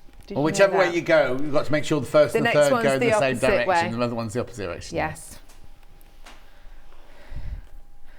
When I was learning to drive, he'd go, go left, no, the other left. I can't do left and right at all. And I do tend to press it on both sides so you can really get it nice and open. But you didn't open the seams, they're pressed to one side, but they're, No, that way, trying to press a 1/4 inch seam open is a route to madness and burnt fingers, isn't it? Mm-hmm. Okay. Oh, now, this is where you have to make, I was going to say, make sure you move them round. Shall we done it? Yes, so you want to, I do think you want to tackle this one block at a time so you don't mess, muddle your colours. It would be very easy. And the beauty of the pattern is that you've got these, I don't know what to call them really. It's like a reversed out Irish chain, isn't it? Yeah, I mean, it's a Celtic, it's a Celtic block anyway, but yes, this is like a reverse. But then I wonder, you see, this is me being, whatever the word is if you just mix them all up, but then it's not going to give you that shape, is it? It's going to... If you mix them up, it would still look lovely because the fabrics are lovely, but you wouldn't get the pattern. No. It would be a totally different pattern, which is okay too if that's what you want to do. Yeah. Okay, so when I join seams, I always roll it back and then sort of roll it down so you can see that they're close together. And if you have ironed them in different ways, they'll almost lock in together, the seams.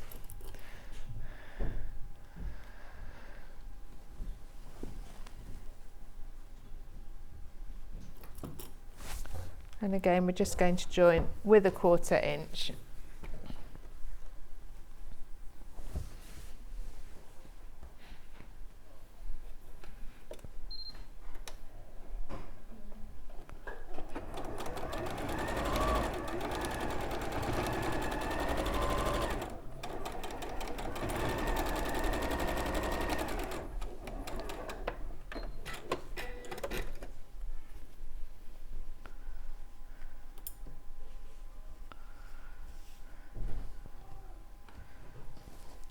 Put it on the right end. Mm-hmm. Yeah.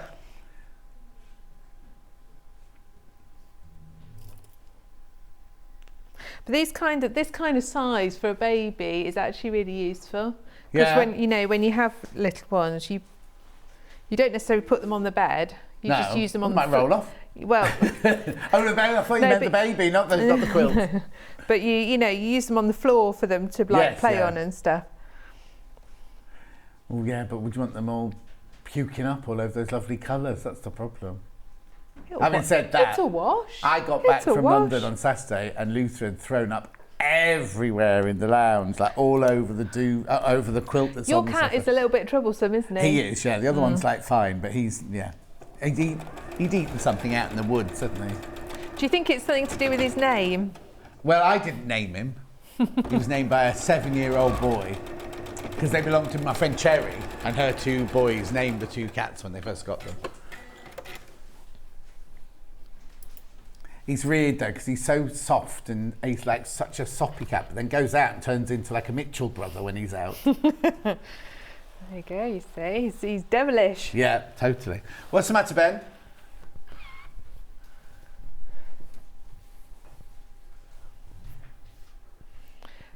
So then we're going to have a solid block like that and a solid block like that. Okay. Yeah. So this is how your rows go together.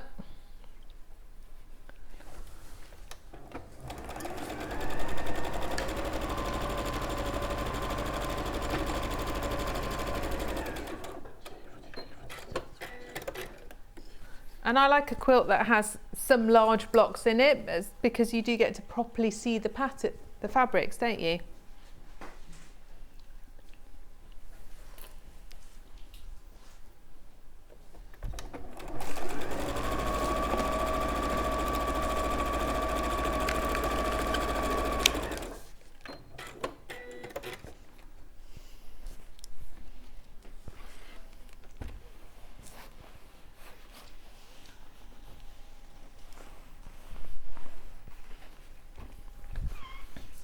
Okay, so you can see that's how your rows continue to go together.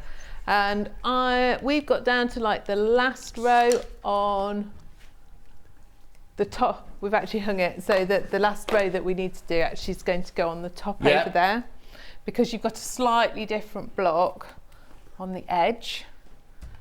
As you can see, you've got a longer piece just so that the pattern doesn't go wrong. Oh, okay. Let me just move these bits out of the way. Got little squares everywhere. Oh, has Charlie switched us off?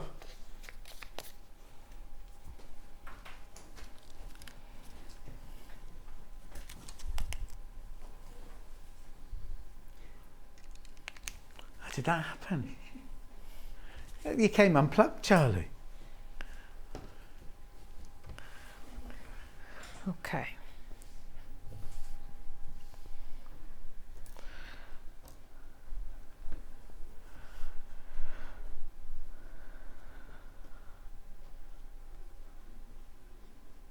Oh, I've missed the, did I miss something off on it actually?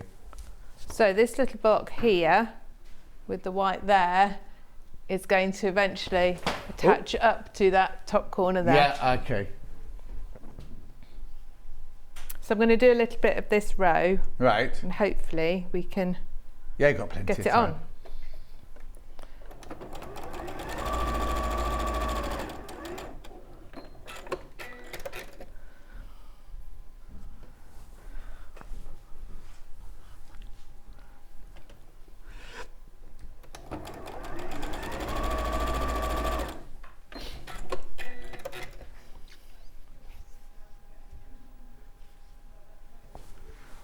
A lot of noise going on outside, isn't there?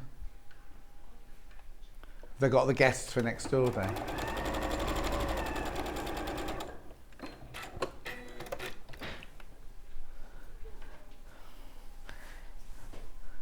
That's not what I was saying. They there's always when you go back out, there's always like a big group of them. Yes, exactly. Well, they do their prep in there, you see, as well.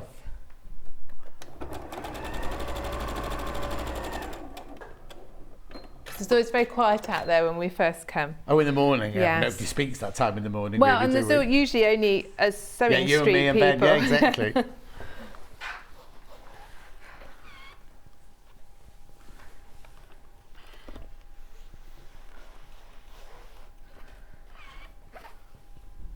Gorgeous. They do go. It's a lovely pack, isn't it? Of colours. The 10-inch charms we were just saying are beautiful. Have we got any 10-inch charm packs on their own, or are they all in kits? Just in case. Have you got the pattern by itself or not? Oh, no, I don't think so. Just checking now. No, everything we've got is just in the kit, unfortunately. Oh, Marianne wants to know, can we have the advent calendar? Is the advent calendar still available? Because I haven't had it on for ages. I thought they'd all sold out. We'll do it. Oh, we can do it now. Do you mind if I just do this in the middle of your... Of course not. Sorry, while you're just saying that. Yeah, got it. Of course I don't mind. Right, we're not supposed to do this. $39.99. Now, I don't know how many of these left. I know that we cannot get any more. So once they've gone, they've absolutely gone. $39.99. This is what's called interactive, which is the message only just came through. Yeah, so $39.99. Right, now we've got to remember this is totally and utterly exclusive to Sewing Street. Been designed and created by Ian, Amy and Rebecca Reed. It's $39.99 and it'll come to you, and the box it comes in is the box they've designed apparently for it to fit in nicely. You've got 24 different windows in there with 24 gifts that Ian has chosen specially for you. It doesn't say anywhere on it. It's not one of those that says on the back of the packet what they all are. There's no giveaways. All we ask is when you start opening yours, it could be a month's time you're going to start opening yours, don't put on Facebook what it is. Because some people don't, you know, some people have already opened theirs, I know. What, before December? They've opened them now, before December? Yeah. They couldn't wait? No. And opened all 24 at the same time. And remember, without giving anything away, so it works out at £1.61 or £1.66 a day, doesn't it? Something like that. On the last day, on 24, now I'm not giving anything away here, but there is a voucher in the 24 window. Save £10 or 40. In January, if you spend £40, the voucher saves £10 off it, like 25% off. Also, remember the one we had at Sewing Quarter? If you did that to it, all the presents all fell to the end there. Well, this doesn't do that because inside there's a little tray holding everything in its place. So you're not going to be worrying about... We had so many people open the windows at Sewing Quarter going, there's nothing behind number 4. But it was because it was all down at that corner, up that corner. Not here. $39.99. What's the matter? $39.99. Oh, is that still going? Oh, right, if you want 2. The reason we did this is because when we did them at Sewing Quarter, most people bought 2. Right, you get £10 off.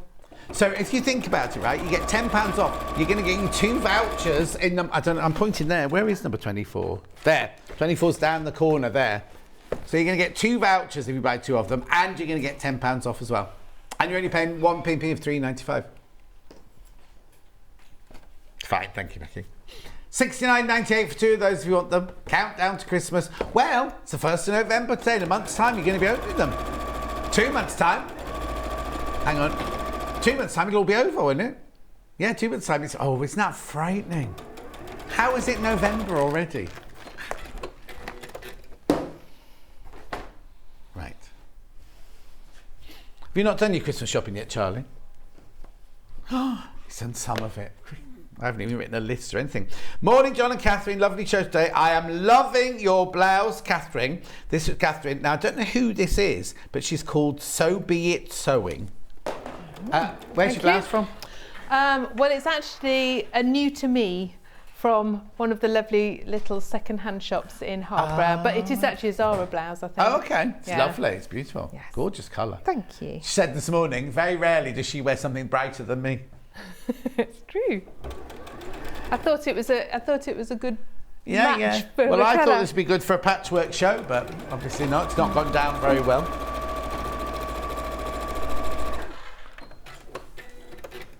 Well, people outside were walking by and going, "Oh, I like his shirt." Who?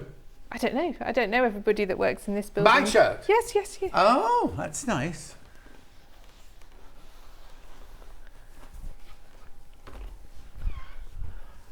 That old saying, isn't it? Oh, no, I better not say it. So, what time is it? 11:30. No, I better not. So, while you were doing the advent calendar... Oh, yes. Yeah, I... showing how easy it is, I put that one on that way round. Oh, no. So you've just got to refer to what you're doing, what you've done on the thing before to make sure that it's right. Actually, if you've got a design, one of our design boards, you could pin it to the top and work your way down, couldn't you? Well, absolutely, I would do that. Yeah. So that one's going to be on that end. That one's going like that, because then that's going to match with that one you say. Yeah, exactly.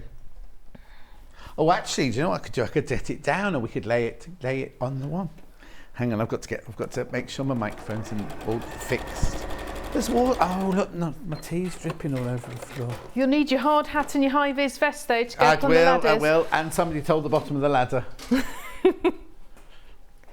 My husband's really funny. He works in construction. And does he? Yeah, he does. He's like a project manager. And when we go to different countries and we drive around and we see like building sites, he's always absolutely horrified at their health and safety. The thing is, sometimes it go. When the man came to fit my television dish, it was only this high, and he had to drill a hole in the wall to put the harness on to stop him falling off the ladder. No. And I was like, I could reach that. And then I said, Ray, the window cleaner, who's in his 70s, brings his ladder and he's washing my windows like this. He's like leaning across, no harness attached to the wall or anything. What's the matter?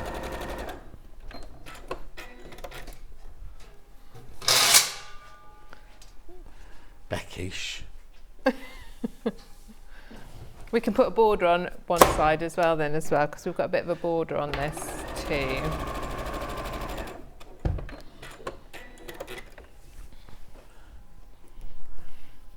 So that you don't get a half finished, all these blocks are finished off. Right. So with the border, it will complete the little squares as well. Oh, I see. So you have to do, your border has to be like a pink stripe, one square, pink stripe, one square. I'll show you that in a minute. Yeah, brilliant. Oh, no spoilers, but I've opened 2 doors just to cheer myself up, and I was really happy. Put them back in, as I'll probably forget before December anyway. Oh, Christine. You're meant to buy it, put it under the bed until the 1st of December. Then there's no temptation then. Or you could open it up and then refill it with chocolate and close it up again, and so you'd have like a double whammy, wouldn't you? Yeah.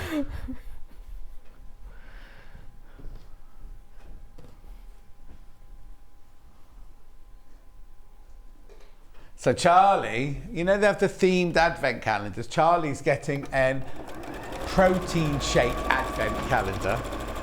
My friend, you know Stacey, who used to work at Roxco, works at, what's it now? She always gets the Liberty, her husband always buys her the Liberty one. I know. I really like the old-fashioned advent calendars that are just little windows with a picture behind that don't have any gifts. Well, and I always hunt around for them because. Well, in the old days, that's what we had. You just had a little chocolate window, or anything, didn't you? yeah. And they're always glittery. Yes. Oh, they're all bright colours. And I do actually quite like it if it's traditional. If it's got like a little Mary and Joseph and, you know, with 3 kings. Not like a Star Wars one, I think. No. I just like the tradition of it. Becky's getting a makeup one, but she'll have to buy 5 of them because there's not enough. The pots are too small for just one lot, aren't they? Well, she's getting 2 of them. She's getting 2 of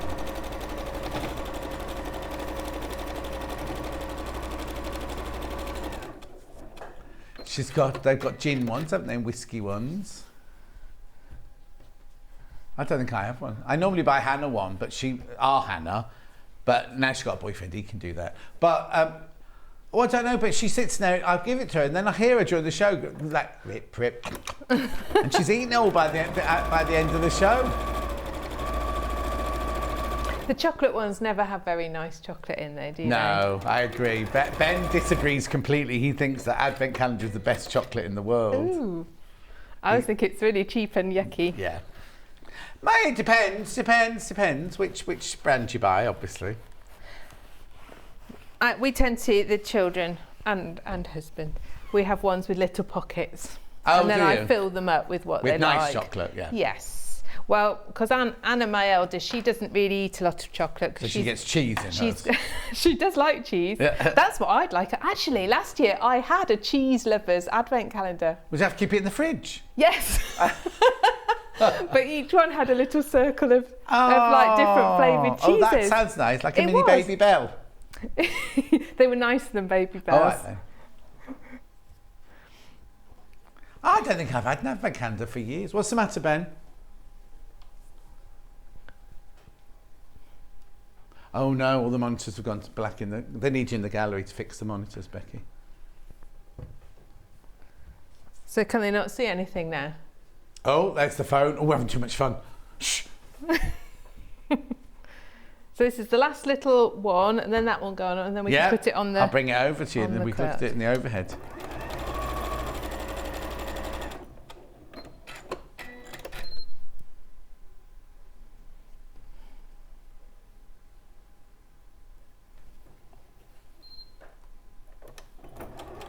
Who's sat on the phone? They're talking very loud, aren't they? Was that IT on the phone? Engineer, has the clamp arrived?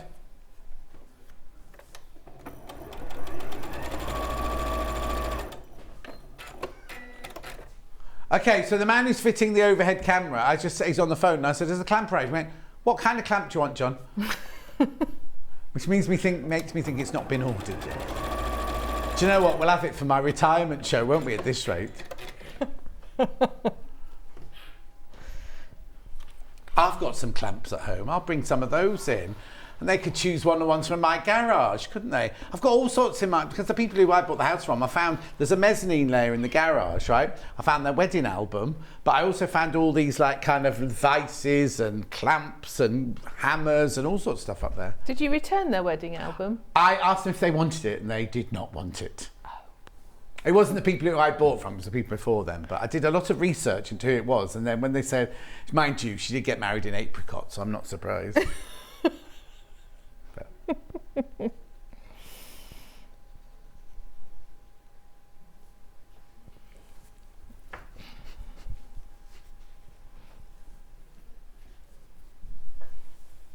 You've shocked Becky now. She's going to plan to get married in an apricot frock. Oh, I still have those traditional advent calendars from the 1970s. So pretty, and I love the glitter on it. It was a get well present from a neighbour when I had chicken pox just before Christmas. Oh, Sue, that's nice. Lo said she'd open hers as soon as it arrived. She hates suspense. Ooh.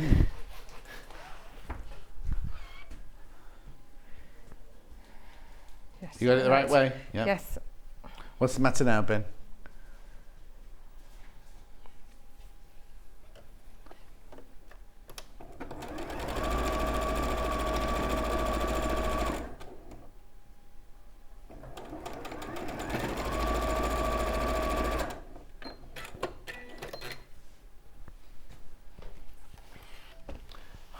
You know where clocks went back at the weekend? Apparently the ones in our gallery put forward an hour. Why doesn't that surprise me? Oh, it was so nice having an extra hour in bed.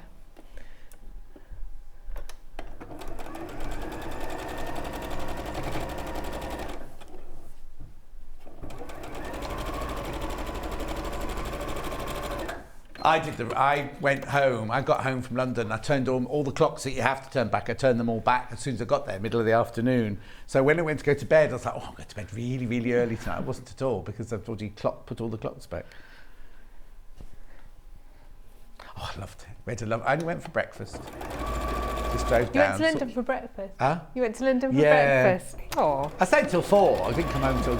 I left at 4 to come home, but... Yeah, I went to see some friends and we went out. We got this beautiful Italian cafe in Acton that we go to.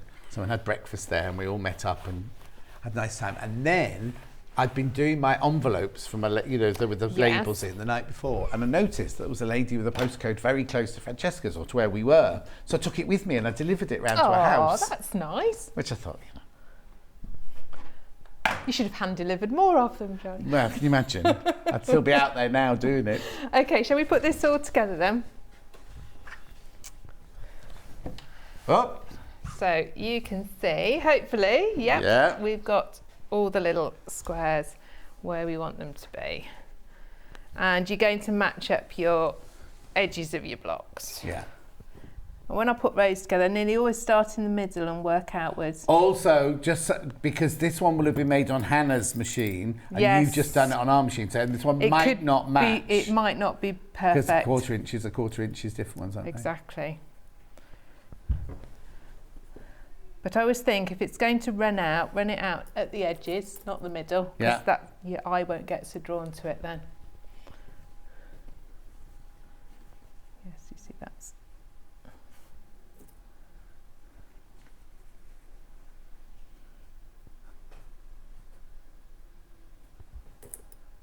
How are you doing size-wise? Yeah, these are very slightly bigger. Yeah. But we'll ease it in. Yeah, definitely. I always think like you ease a sleeve in. You can do that with patchwork. Say this again. You know how you ease a sleeve in? Yeah. You can do that with patchwork. Plenty of pins will do the job.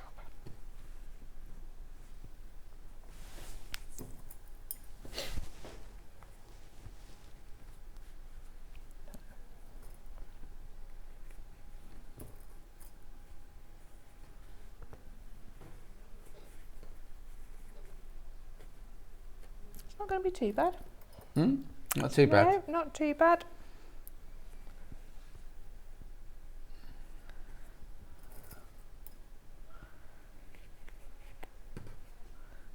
Put on there to hold it right. Okay.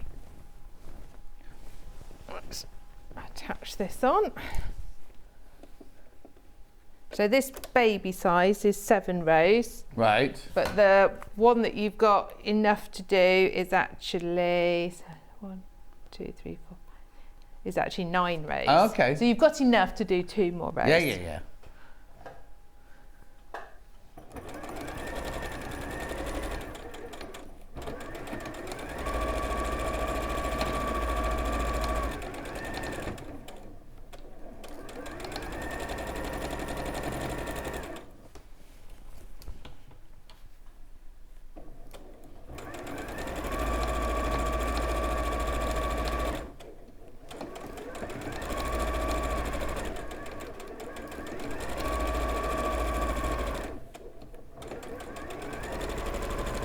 So lovely to watch other people sew, isn't it? I was watching Sandra do a Sanntangling earlier. I'm just sitting here thinking, am I meant to be talking?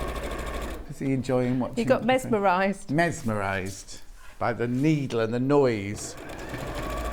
My friend buys a Lego set for her son, splits it up and puts it into the pockets of an advent calendar. Then by Christmas he's made the toy. It's a good idea. That's a nice idea, isn't it? If you like Lego. Becky Alexander Frost would like that, but she'd want some sort of rocket in each one, you know what I mean? She had the gall to say at the weekend, but it's for the children. We buy the Lego for the children. It's her and her husband that sit and make it, and then once it's made, they don't take it to pieces again. It goes on a shelf. Oh, when yeah. I was little, you used to get Lego and keep making things with it, not just make one thing and then keep it as an ornament. We have a Lego Millennium Falcon on our piano. What one of those is? Well, an aeroplane? Millennium Falcon's from Star Wars. It's what Han Solo flew. Yeah, flew. And my husband likes Star Wars and he likes Lego, so he had it one year for a birthday, and he spent. And you allow it to live on the piano? It's not on the piano anymore. It's now actually up on quite a high bookshelf. Okay, yeah. It was on the piano to start off with. Yeah, well, you have to do that, don't you? They do gather a lot of dust, Lego models. And look awful. That's my own personal opinion. Obviously, that's my personal opinion. Right, let's give this a little iron. Okay. And then have a look at the border.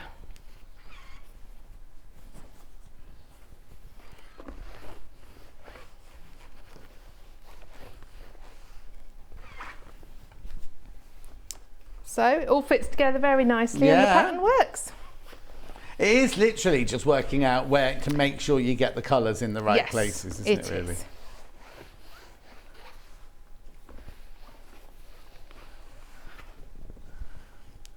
Okay. Now let's have a little look.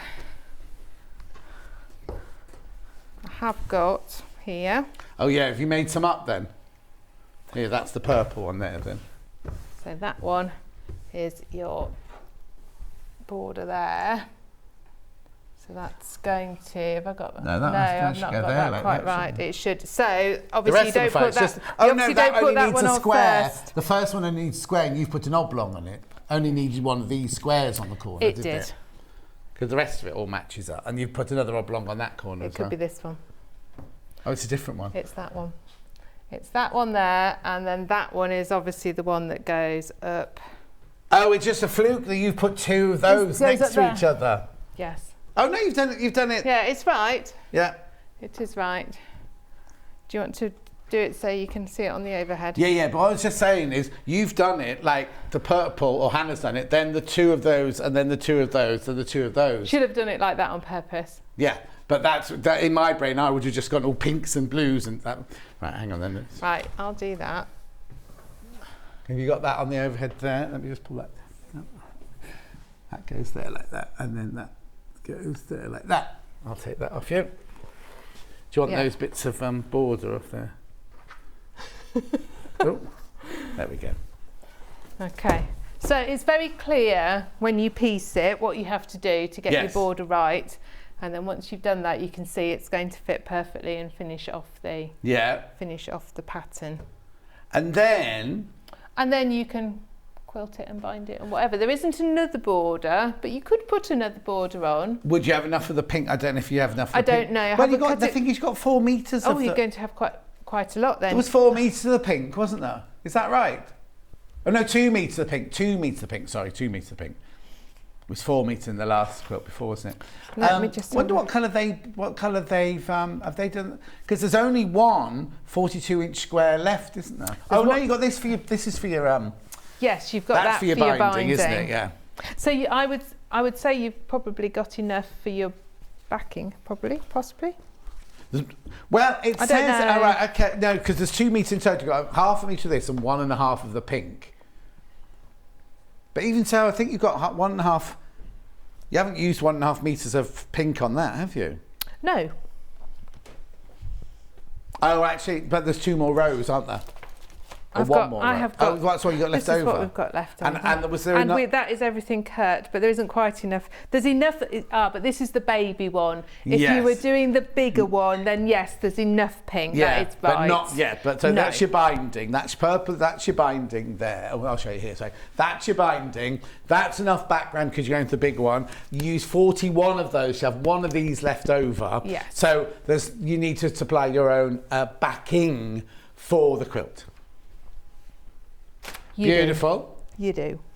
Excellent. Right, let me just go through this list again then. For £84.99, which should be £94.99, you get the 42-piece 10-inch layer cake. You get the instructions, the Celtic Crossing 2. You get half a metre of that for your binding, and you get 1.5 metres of that for your background. £84, that pink is lovely. 84, it's called Ballet Shoe Pink. £84.99. Make sure you check out if you've got that in your basket. Now, not to go with this, we've got 3 X-wide backings in here. Now, you don't... How wide's that in the end? I suppose you could use it for that. But I've got 3 X-wide backings here. This one's 46. The bigger one is 58. Yes, you definitely need more than the 44-inch wide. Anyway, look, we've got this Riley Blake one here. It's XIYV73. 12, if I give you that whole other half of that. Oh. So that's how wide it is. Now you're buying it by the 1/2 metre, remember? There you go.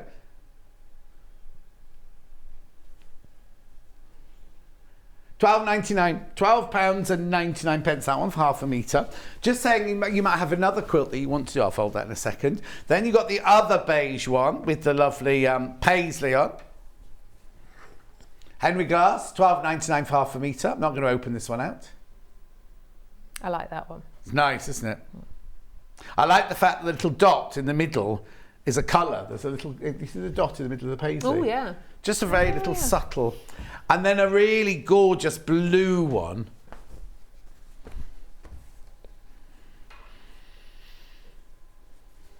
Starlet, is it called?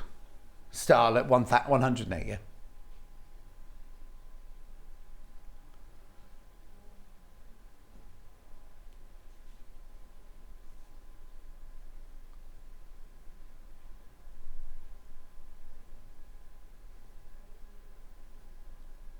£12.99. Now, Ben wants me to just say, remember the 680? It's not on the offer it was on last week, but it still comes with a free ruler and a free cutting mat. £1,249. Ace Elna 680. £1,249. £250 on split pay. Rightio, when are you back? 15th of November. Oh. I've got a couple. Oh no, hang on, that's only 2 weeks away. I know. Hang on, but between I'm usually here every couple of weeks. Yeah, but in between that, you've got... I know. Okay, fine. I don't sleep. No, not much. Well, have a lovely time at the NEC. Don't forget to go and see Katharine at the NEC. She's got a classroom and she's got a stall. And safe journey home. Thank you. Go and you. get something to eat because you're hungry. And I will be back in 4 minutes' time with Mrs. Sanntangle doing more stencils. We're going to open one and start from the very beginning of opening the package and showing you how to start with one. So we'll see you back here in 4.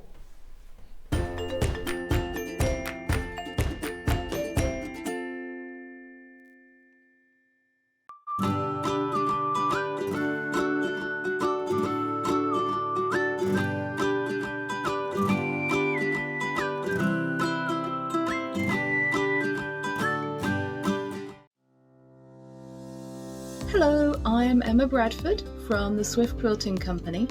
I've been a quilter for 25 years. I began sewing and quilting by hand, but now I offer long arm quilting services and I run patchwork and quilting classes. You can see me regularly on Sewing Street demonstrating patchwork techniques. My top tip is there is no right or wrong way, only the way that works for you. There is no such thing as a quilting police. Outside of quilting, I am a qualified botanist and I enjoy riding my motorbike around the country. I hope to see you soon on Sewing Street.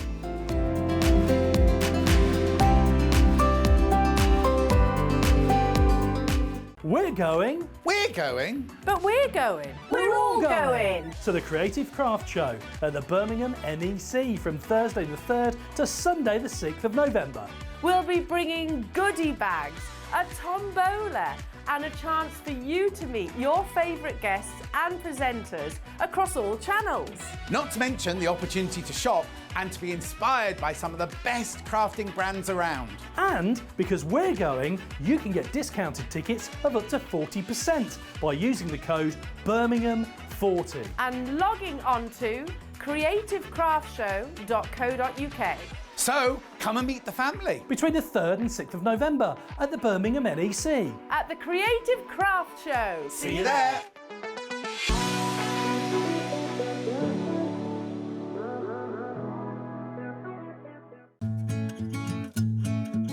Stuck for ideas for the perfect gift? Why not get them a gift card? You can buy Sewing Street gift cards loaded up with anything from £10 to £500. Shop our gift cards online at www.sewingstreet.com or purchase them via our UK call centre on 0800 001 44 33. Missed the live show? Don't worry, we recorded it for you. Never miss out on your favourite presenters, guests and makes ever again. Head on over to our YouTube pages to watch back the day's live show and enjoy your favourite demos over and over again. Subscribe and turn on the bell notification so you never miss a show or video ever again.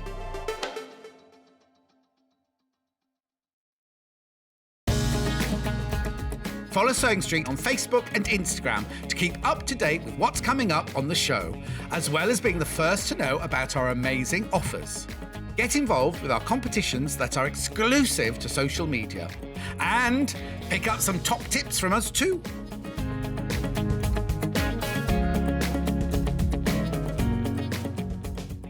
Are you a fan of Sewing Street? Why not join our growing Facebook fans pages? Just search Sewing Street Fans on Facebook and click Join Group. Never miss out on the latest news and updates from our presenters and guest designers, special offers and plenty of chat with your fellow fans. Share photos of your makes, ask for advice, interact with your favourite guests and presenters and be a part of the ever-growing sewing community. See you there!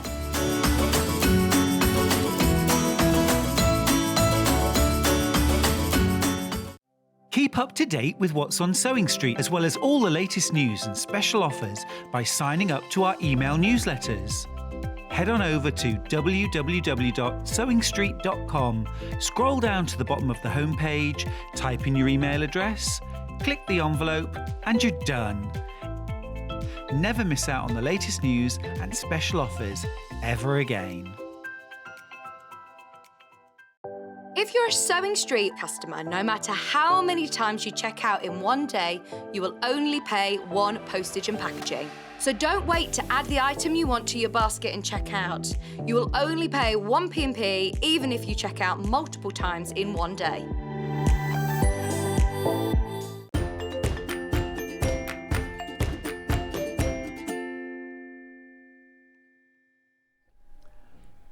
Sandra's back, and we've got 3 brand new kits here for you. Which one? Oh, no. Oh. Okay. Pens. I thought Charlie dadded the time onto it. $3.99. Excuse me. These are the pens you need to do your Sanntangling. Especially developed by Sandra for her Sanntangle. They are permanent markers. You get to put 3 and an 8. Is that right? That's right. A 3 and an 8 in there. 3 is the skinny one. 8 is the I was going to say thicker one. I don't want to say thicker. Like it's almost like a poker towards the thin one. Yeah, exactly. Yeah, but exactly. It's not $3.99. Right, I've got 3 bundles. 3 brand new kits, right? With By the Sea. By the Sea, here we go. This is cute, isn't it, this one? Brand spanking new to us. So you get your anchor, your whale, and your... Ship's What do you call it? Ship steering wheel? Yeah, the ship's wheel. Look. Yeah. At $15.99, that one. Now, I don't think this one's got anything in it. Let me have a look. I hope so. So don't forget, if you saw earlier, get all... Oh, wow. Oh, this one's slightly different. Yes. This one's going to... If you've never, ever done it before and you think, I really just want to give it a go, these ones, really easy. In terms of instructions, they're more like a diagram rather than loads of written Rather than words. making it up. Yeah, exactly. Oh, yeah. Oh, that's a nice one there. So that's the outside of your wheel there. You got your whale tail. So I don't know if you call it a whale tail. You get the anchor, but you also get the anchor outline. And you get the whale tail and the whale tail outline as well. $15.99, that one. That one's called By the Sea. I'll just put that one there. Then we've also got Sea Life. Now this one looks fascinating. This one, look. Oh, she's so you got your seahorse, seahorse, fishes. What's that there? Jellyfish. Jellyfish. That's oh, yeah, I can see it now. amazing. Jellyfish. It's amazing, that one. Everything is in there. Actually, is this one you're going to open and go from? You've got one. You've got one open. I've got one numbers on Okay, it you'll see that one. I won't open this one. You can see that one being made in a second. Then we've also got square frames.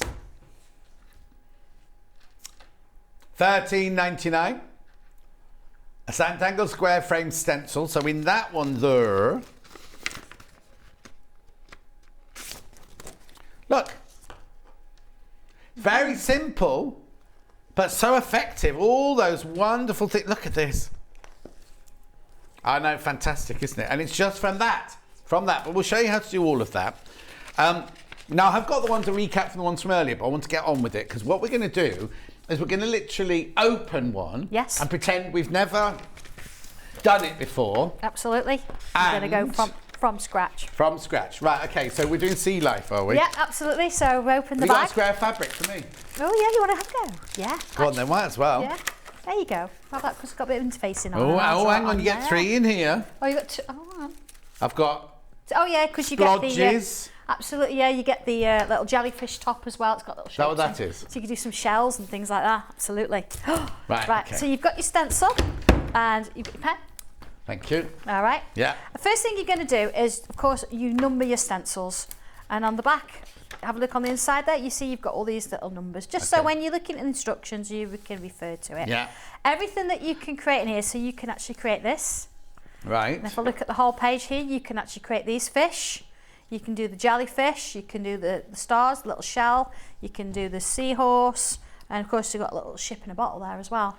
But I'm going to do the seahorse. I think that's quite nice. Seahorse, yeah. Seahorse. Right, okay. So, piece of paper. Actually, I'm going to do it on this because I've started a bit of a block already. Look at this. So here's my little my whale tail, my anchor, and the frames. Oh, is it an orca tail? Is that what it's called? It could be a mermaid's tail. Yeah, exactly. Or merman's tail. So, okay, looking at your stencils, we've got a couple of, let's have a look, we've got this sort of swirly line. It's quite a long swirly line. Long swirly line. I'm going to have it so it's sort of the valley or the hill faces to the right, just so we're doing sort of similar. Okay, I'm going to do my diagonally across my piece of fabric. You could do whatever you want to do. Okay. You can actually, if you want to, you can use the smaller one, if that's a bit better on the other.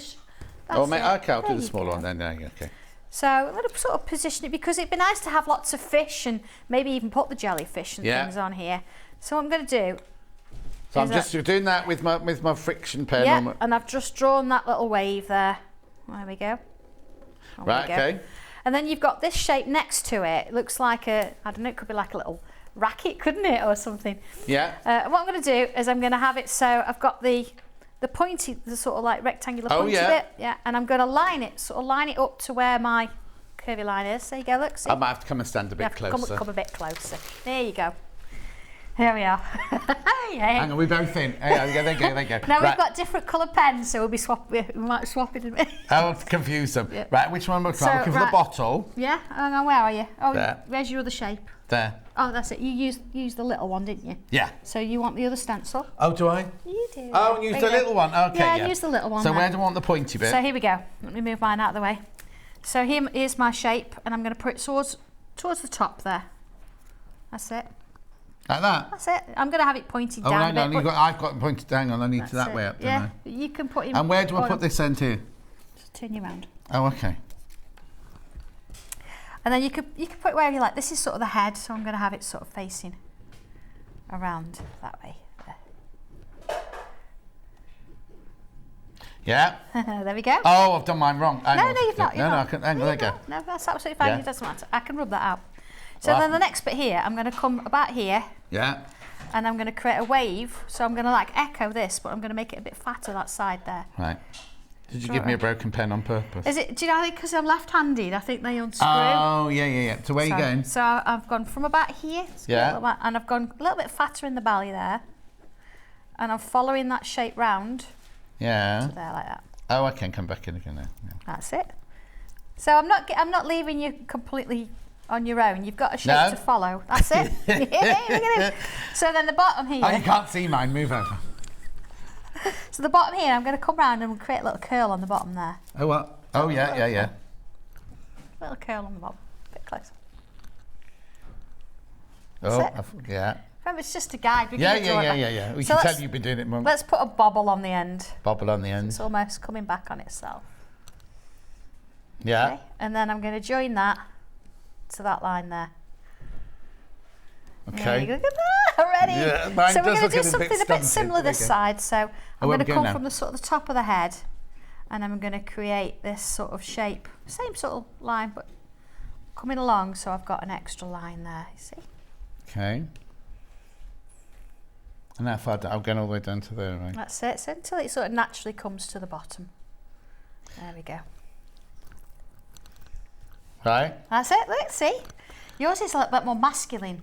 Well, mine's chunky, isn't it? Character's starting to form already, isn't it? So I'm going to come into the eye now. Now you've got lots of different sort of eye shapes. So it's on your other side. So you could use these, or you could draw it freehand. Can I not do a bubble? You could do a bubble, absolutely. Oh no, I'm not. I'm going to use a sort of a larger one, and then let's have a look. A little smaller one coming in there. So you're 2 eyes. So it's got 2 little, one inside each other like this. Oh no, you throw me. So you could do the bigger one then. No, I can like that. Yeah. No, that's too big. That one, isn't it? Well, this is what gives them character. Oh, what's that one there? There you go. That's it. Yeah. Do they have to go at the bottom, or can it get that? Anywhere you like. The eyes is the thing. Right. That draws it, like, you know, draws you into it. So I'm going to swap now. I'm going to switch to a pen. I'm going to 03. Got an 03 there. Okay. Right, we're on a permanent pen now. Permanent pen now. Are you ready for this? So starting at the top. Yeah. I'm going to follow it, but I'm going to come back in. Yeah. And then same again. I'm going to see I've come in, just slightly come in there. Oh yeah. And draw another one. And then. Am I doing this right? That's it. Yeah. So make them a little bit, just a little bit, sort of deeper. That's it. You're going to do with you on that one, don't you? All the way down your shape until you get to the bottom. You can't really do anymore. Oh. There we go. And again, if you wanted to, and not so confident, you could actually do this in your friction pen first. See, as I get to the bottom, I'm just going to sort of draw little bubbles and filter it off. Right. Yeah. Okay. There we go. So I can actually draw in. Oh, yours looks different to mine. Oh, I see. I see what I've done. Slight You've got curve. that curve there Yeah, more than me. Never slight mind. curve. Mine's so different to yours. I'm going to draw in that bubble there. And I'm going to come round and draw that main shape. You see the one where we've sort of finished? That very first one we drew in. The inside one. That's it. I'm going to draw that bit in there. How far have you gone? I've gone all the way round. Okay, all right. And then, of course, this side I'm not going to do it because I've got those little curves in there, so it's already done. That's why we've got that construction line in. So I'm coming round. That's it. Right round the tail. That's it. Oh yeah, and then I'm joining with that bit there. And joining it in with that bit there. So we've got that. Yeah. Okay. So let's give this a little bit of shape here. Yeah. Because at the moment it looks like a racket on its side. Yeah, it does, yeah. So what I'm going to do in this little bit, I'm going to come in with 2 or 3 little bumps. Oh, okay. And then 2 or 3 little bumps here as well. Okay. At the bottom? Yeah. There's teeth. And then I'm going to just shape this slightly. So sort of my lines have gone out a little bit. Put a little curve on the end. So let's give it its little nose there. Just I see, and curved on in there. Right. And then this one here, I can actually bring the shape round just to where it touches this there. Yeah.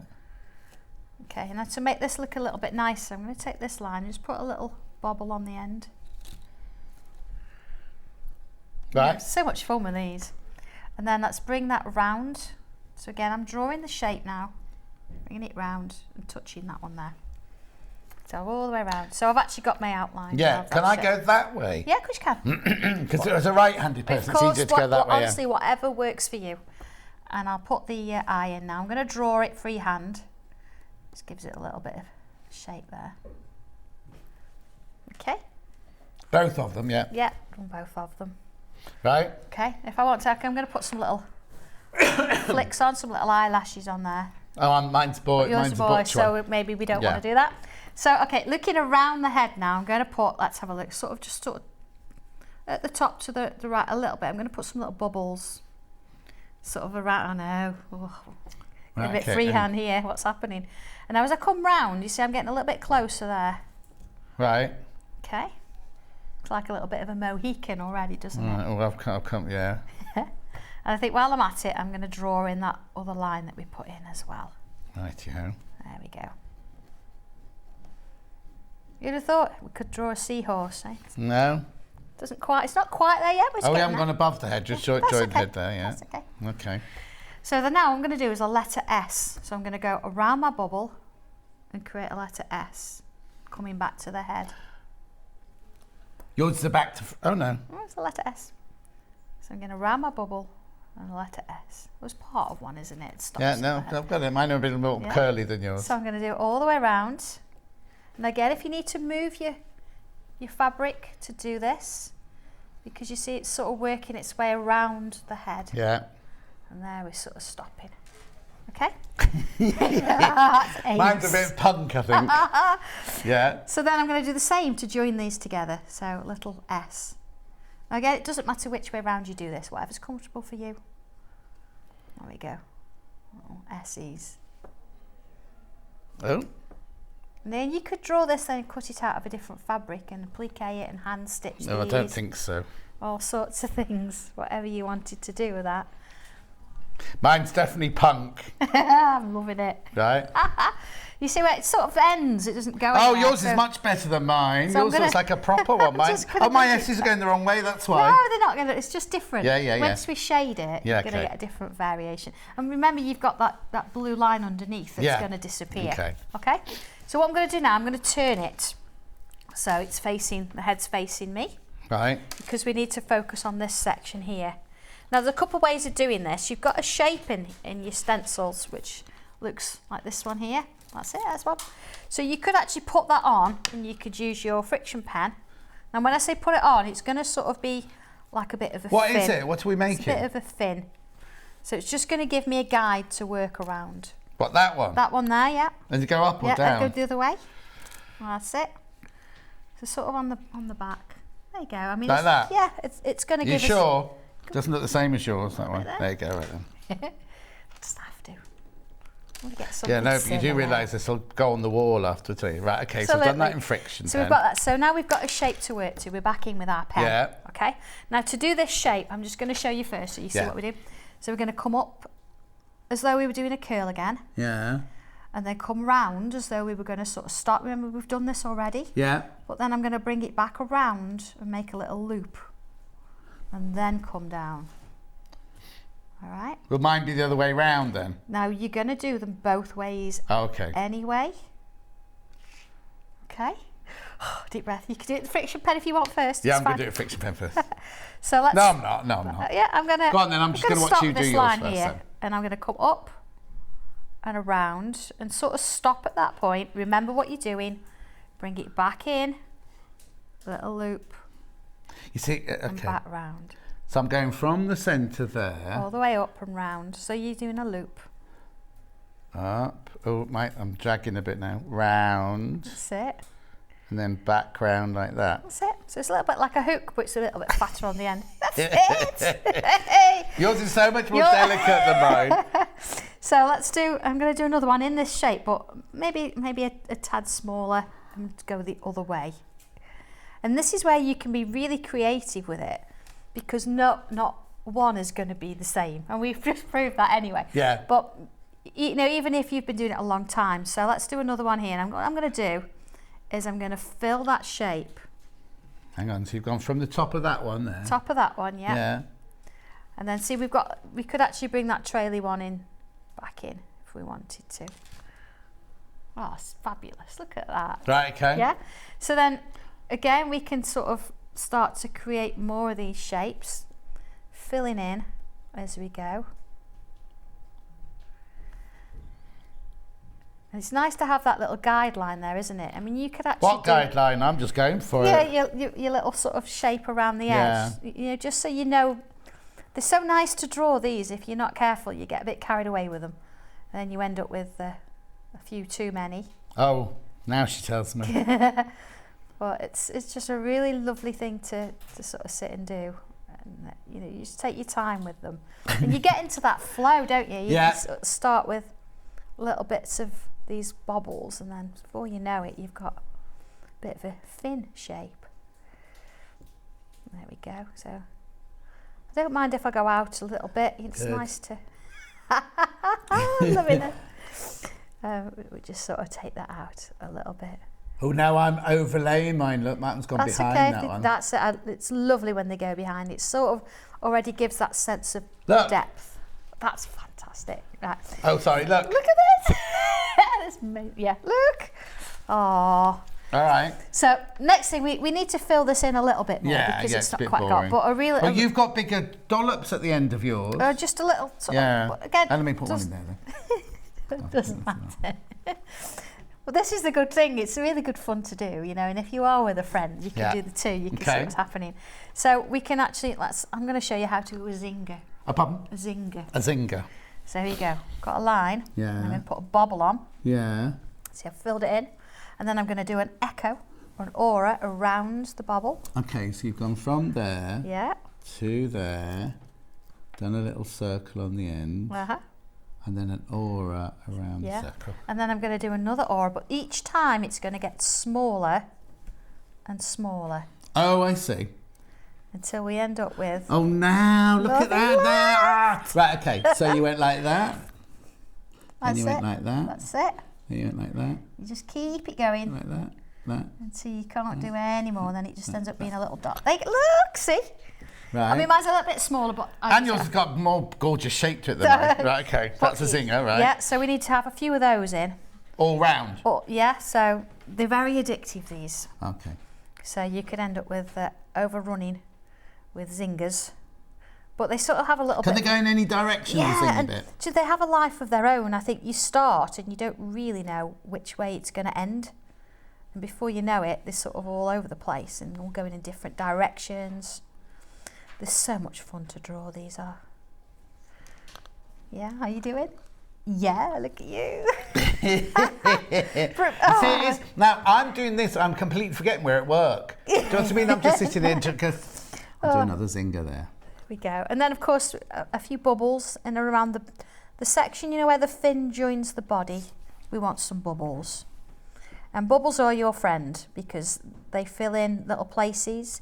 If Right, you've where, got where are you putting those? just sort of in that here, bottom around section. If you've got a piece that you find, oh, it's a little bit wobbly and you want to sort of change it around a bit, then bubbles, you see I'm coming out a little bit as well with them, just taking them out a bit. There we go. Sort of in and around. You can add a few in, but you know where your sort of little ones touch each other, you can sort of go around the base there and fill a few in if you want to. And another really nice little tangle we can do. Oh yeah. Is this little section here. Right, the backbone bit. I'm going to do a swirl. Just one? Right, but then I'm going to do another. Okay, second then, so just swirl. And another. Just sort of keeping it to sort of one side. You see they're all clustered together. And then as you work a little bit further down the body, you can then start to just open it up a bit so they're not touching anymore and they're getting a little bit smaller as you go.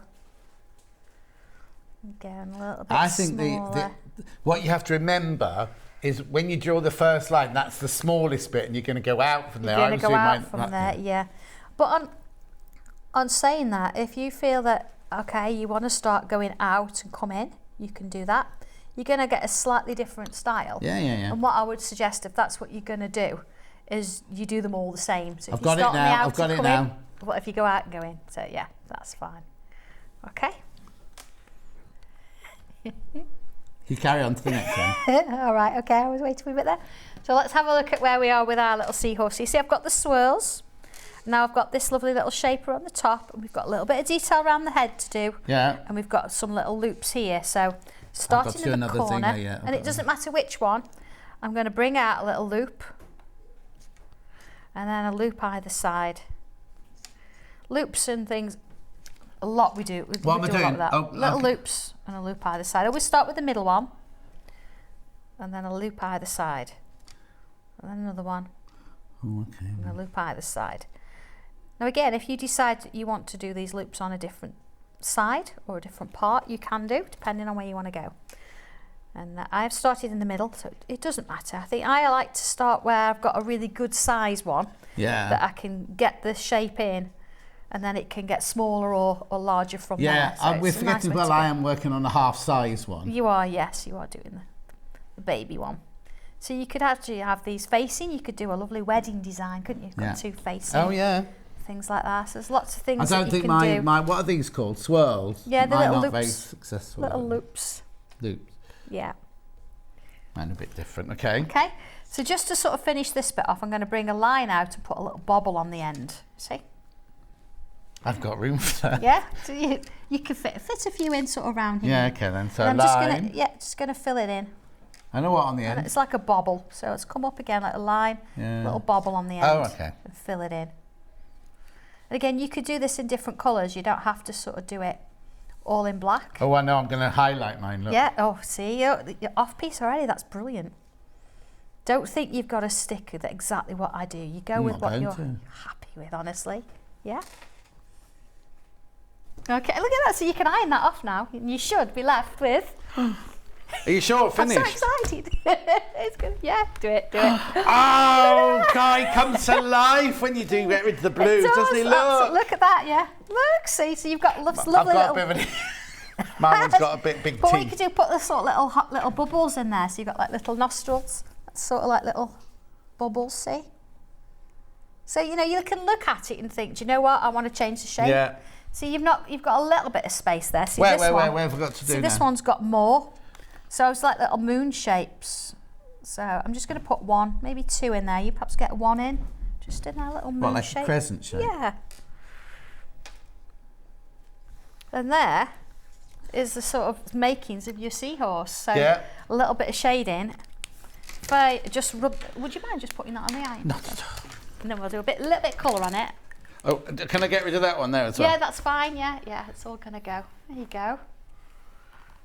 And it's just lovely how you do the same thing. Oh, and no, use the I same hate to say shape, anything, but they're completely but I think different. mine's better than yours. Yeah, that's it. See, yours has got real character. Yeah, mine's like got out off to a party, mine, isn't it? So all I'm going to do again, a little bit of colour, doesn't matter what colour, and I'm going to sort of work on the back of this line here, so whatever colour you want to go with.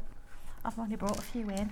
Oh, have you not brought pink? Stuck with it. That's sort of a pinky purpley. Brown, that looks right. Yeah. Okay.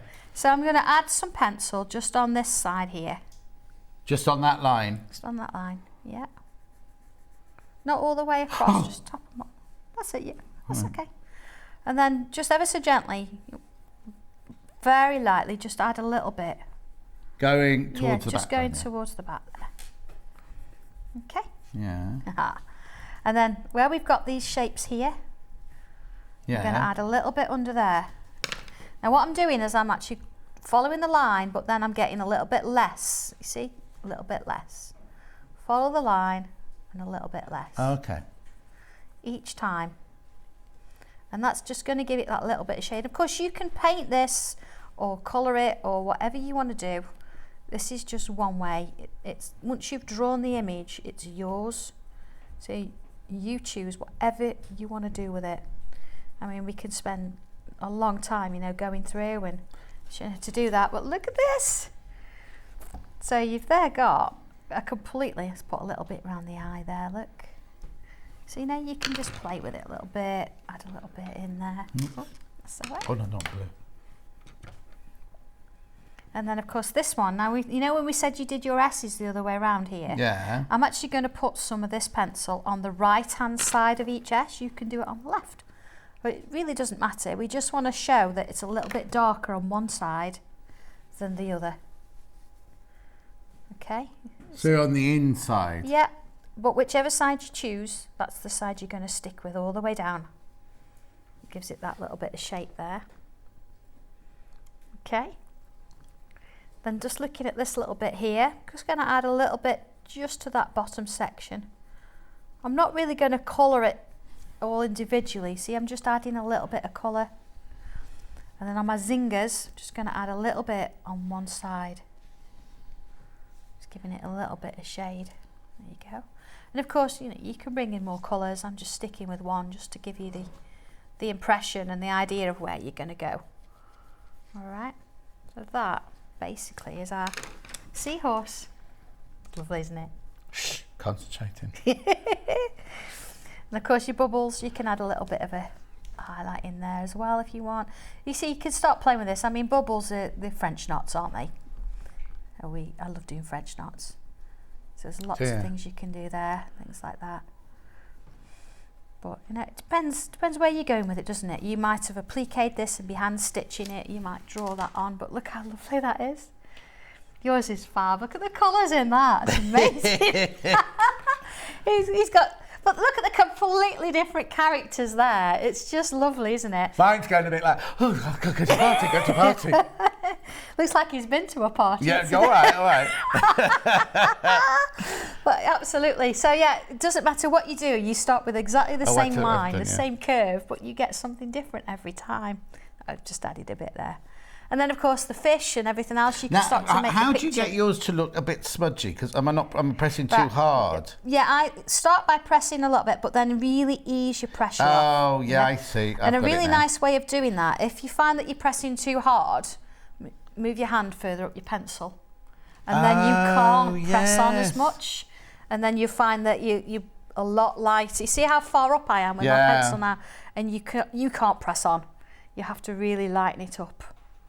Yeah, but of course you can use water with those as well and make it on. So yeah, so that's our seahorse, and that's literally just one thing out of this stencil set. You've got your jellyfish and your fish and your shells, and that's going to make a lovely piece of artwork, isn't it? And I'm so proud of you. I think you've done such a good job there. It's lovely. It's brilliant. Right. So that was the seahorse one. What else was in there then? Oh my goodness me! I mean, we've got the jellyfish. There's oh wow! Oh, it's amazing. Now the thing is, can I just point this out in the book, right? Yeah. So everything we've just said there, it's all step by step in the booklet there. So you're not being. I know I've got Sandra next to me telling me how to do it, but if you haven't, look, You can just look. You start off with that shape. You add that shape. You then add that shape. That's it. Then add that shape. Then move to that. So it's taking you through. Look at the jellyfish. How many stages there are? Yeah, everything step Hang by on, does that step. go to, 10, 11, 12. Yeah, there you goes go. up to 20. All the way through. 28 stages. You see on the Yeah, keep no, going. 30. Carry on. 34 stages. shows you how.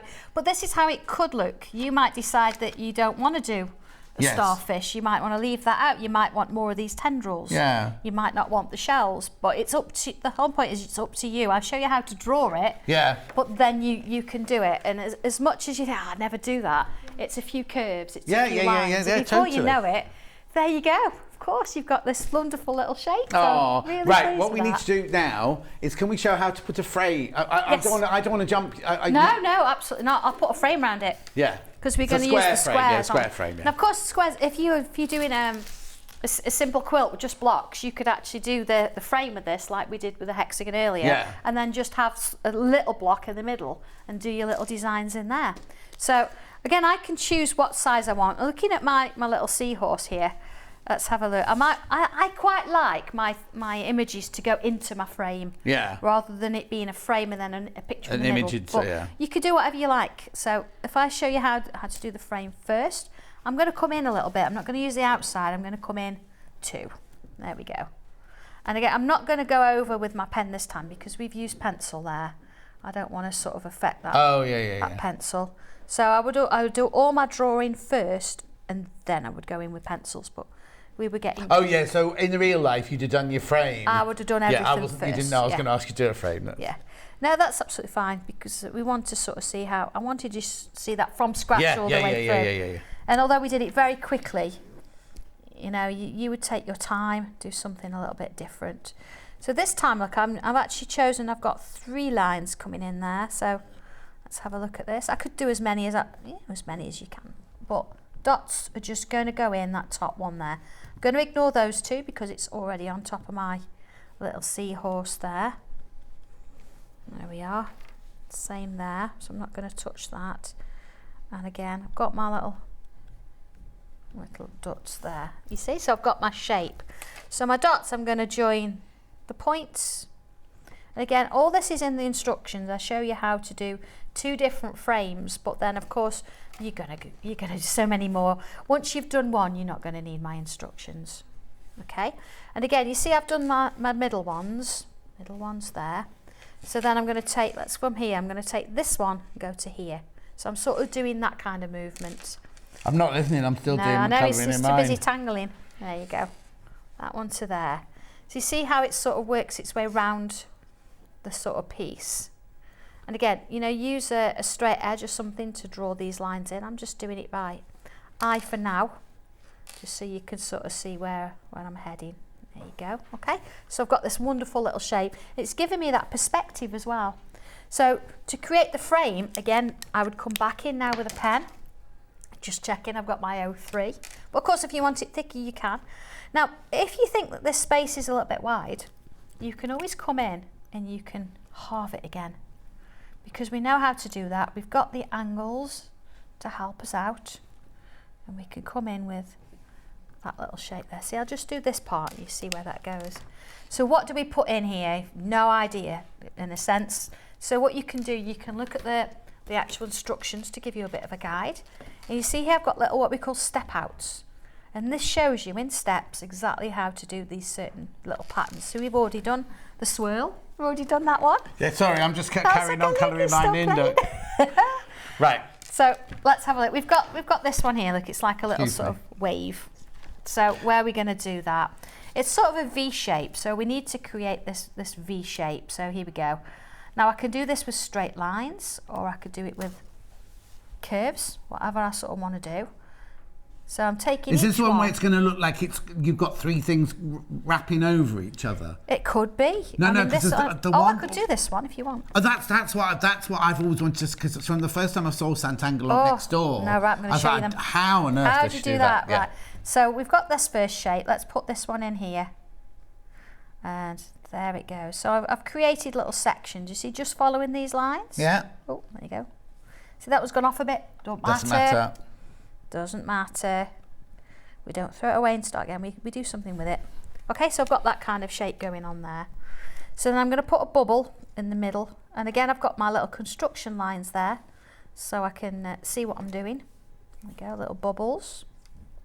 All right, and then what I'm going to do is, you see where I've got the red lines we've got like across? I'm going to do sort of the same thing. I'm going to grab my bubble. So we did a similar thing earlier, and I'm going to go to each point right along. Now it doesn't matter what shape you've got with this. You can do a triangle, you can do a circle, but what I like to do is keep them all similar.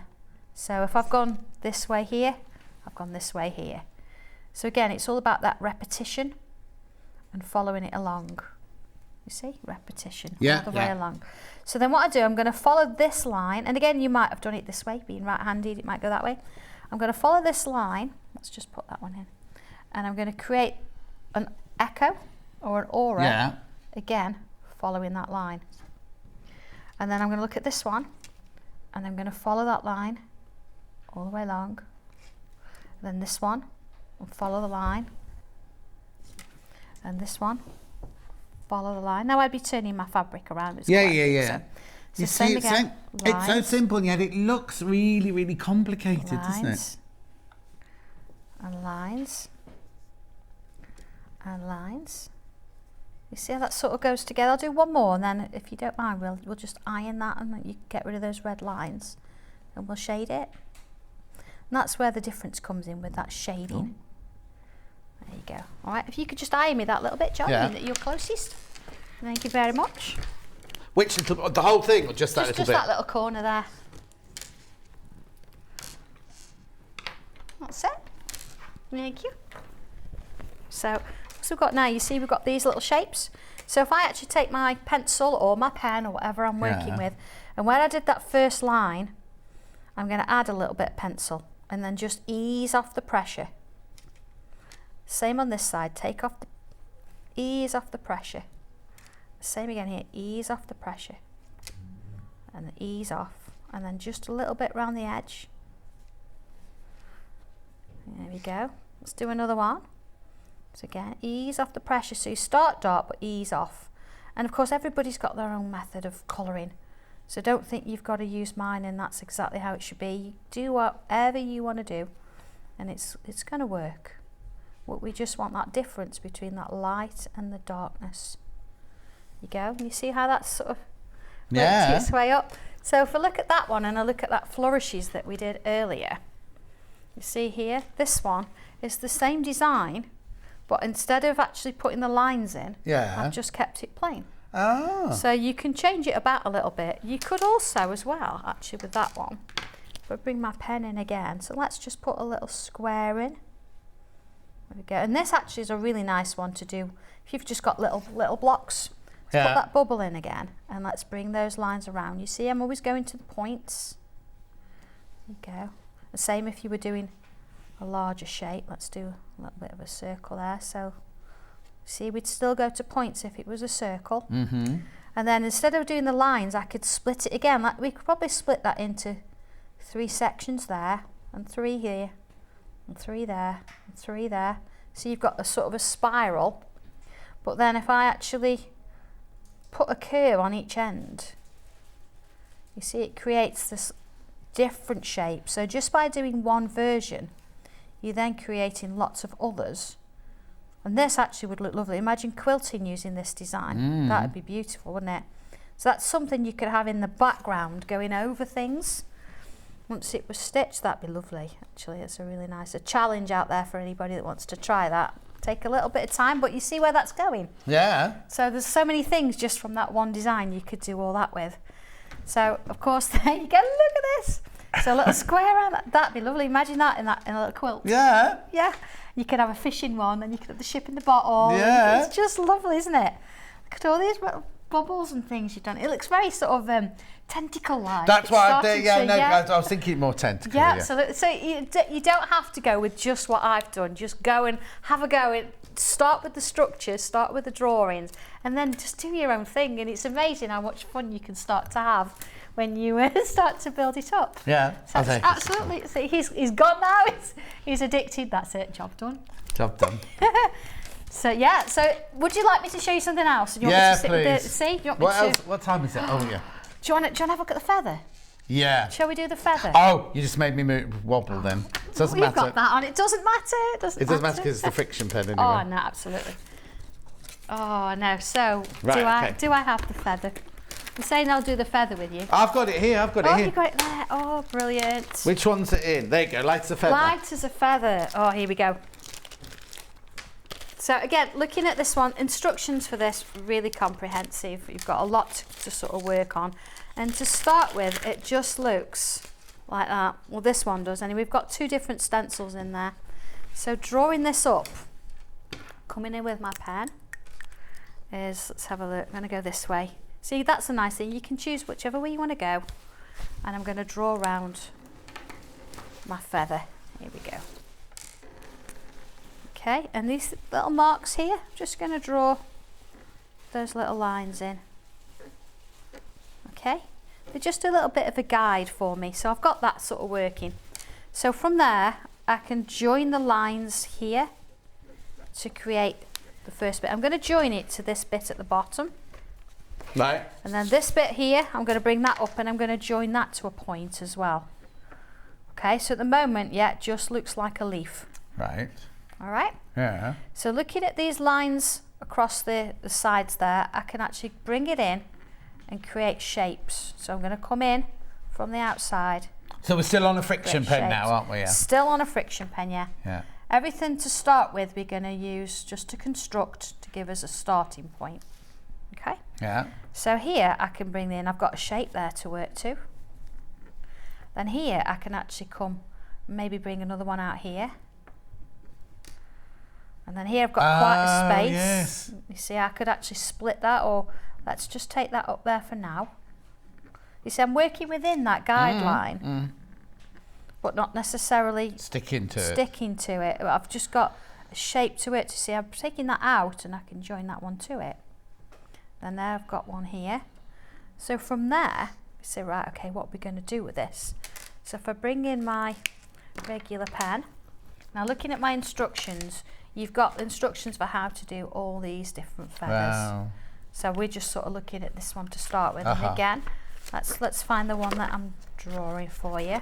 Here we go. So you see we've already done this. Yeah. We're already really on step 12. We've done step 12. Yeah. So then 13, it shows you how to take individual sections. But it doesn't mean you have to do this on that section. You can do where you like. Yeah. So I'm going to come in with my pen and I'm going to draw in this section here. So there's my first line. You see, I've got this kind of shape. I'm going to shape it down here. So again, I'm playing with the shape. Yeah, yeah. This all comes with experience, doesn't it? Shaping. Of course it does, and this is why you use your pen. Yeah. Or you try it on paper first and you use a pencil. Yeah. So I'm going to then bring another line down and another line. So you see, I'm sort of putting stripes in it, but they're sort of slightly curved. And in the middle, I'm going to come in with bubbles. And you notice again, I've started in the middle. Yeah. And I'm just working my way around. This is only because I've got no interfacing on this one, so I'm just being ever so gentle with it, following the bubbles all the way down and then all the way up to the top here. And you see, because I've started in the middle, I've got a really nice shape. Because then as I get further down, if I was to start here, I'd be starting with a tiny bubble and it doesn't quite work. No. And it's nice to have that central bit. Yeah. Let's have a couple of little lines. Or you could go the other way, and by the time you get to the middle, the one in the middle's way too big for what you actually want. Absolutely. So start in the middle. See a couple of little lines there, bringing it along. Okay, so there's my first little bit. Yeah. And that gives me, look, see, putting the bubble, drawing them, putting the lines. See, I've filled that one in, but that gives me that one. The next one, it says, have a look at the top. So you don't have to start here and work your way up. You can use anything you like. So let's just put this little bit in here. And this little bit in here, just so you can see where I'm headed with it. And then I've got my shape around the top, there and there. So I'm going to do that word again, aura, echo. Yeah. Around this top section here. Again, this is where it starts to become unique to you, because you've got the shape, but it's already different. So we've got our lines in. Let's do another one. Aura again. And then here we could fill it with bubbles. Yeah. We could do lines. Now, we've not used that 08 pen, have we? No. Where's my 08? So, if you want to do something a little bit thicker, this is going to save your fine liner and it's going to allow you to sort of work a little bit heavier. This is a really nice design. I'll shade this in a minute. I'll show you how this works. So I've got just lines, and I'm filling them in as I go along. And then I'm going to put a little line either side of it. There you go. So it's quite a bold one, this, but the idea is if we then shade it, pencil quickly, if I just shade it both sides and leave the middle, you can start to get a little bit of 3-dimension into it. See, look at that, just with a few lines. Yeah. So working with these, we don't have to keep them completely enclosed. On our stencil, we've got some little shapes all the way around. Right. These are little feather silhouettes. Uh-huh. So what we can do is we can take some of the elements and we can, oh, I won't use the 8. No. I'll use the 3. And we can use these shapes to create little feathers. You know where sometimes you see a lot of pictures on Pinterest and things, you know, like swallows and they disappear and things like that. So you could use your little feathers to create this sort of blowing away kind of effect. You see how it sort of works its way up there? And then another little tangle, 2 little lines, a little curve. So where does that word come from? Is that one you've made up? Tangle. Yeah. Tangles, no, it's a word that's out there. It's well, no, like tangling things up, but not. Yeah. Tangling also is a term used for actually creating patterns. It's just I didn't another know name. that. Oh, okay. Oh, so it's not because it's your surname or anything No, like that. no, not at all. Do you see got little bubbles Mushrooms. there? Mushrooms. Or cherries. The upside down cherries. So if I turn this round, you see we've started to sort of play with extra different bits and pieces. We've done this one and we've got this. This is a really nice one to do. Look, we can actually create little curls, which we did earlier. Yeah. There we go. And then if I do little curves there. Yeah. And then start again in the middle, little loop. Big one first, yeah. And then loops either side. There's your little flower. Yeah. Again, we've done the swirls. This Yeah. is a pattern we did earlier on the dragonfly. So we did this one, though, it's not so random. You see, I've done a grid and then filled it in. Yeah. These ones, same as the cherries or the mushrooms we've just done. But instead of doing the bubble, see, we've done that one. Yeah. We're going to go around, touch, and around, and touch. Yeah. So if I was to bring in one that I've done a bit more on. Yeah.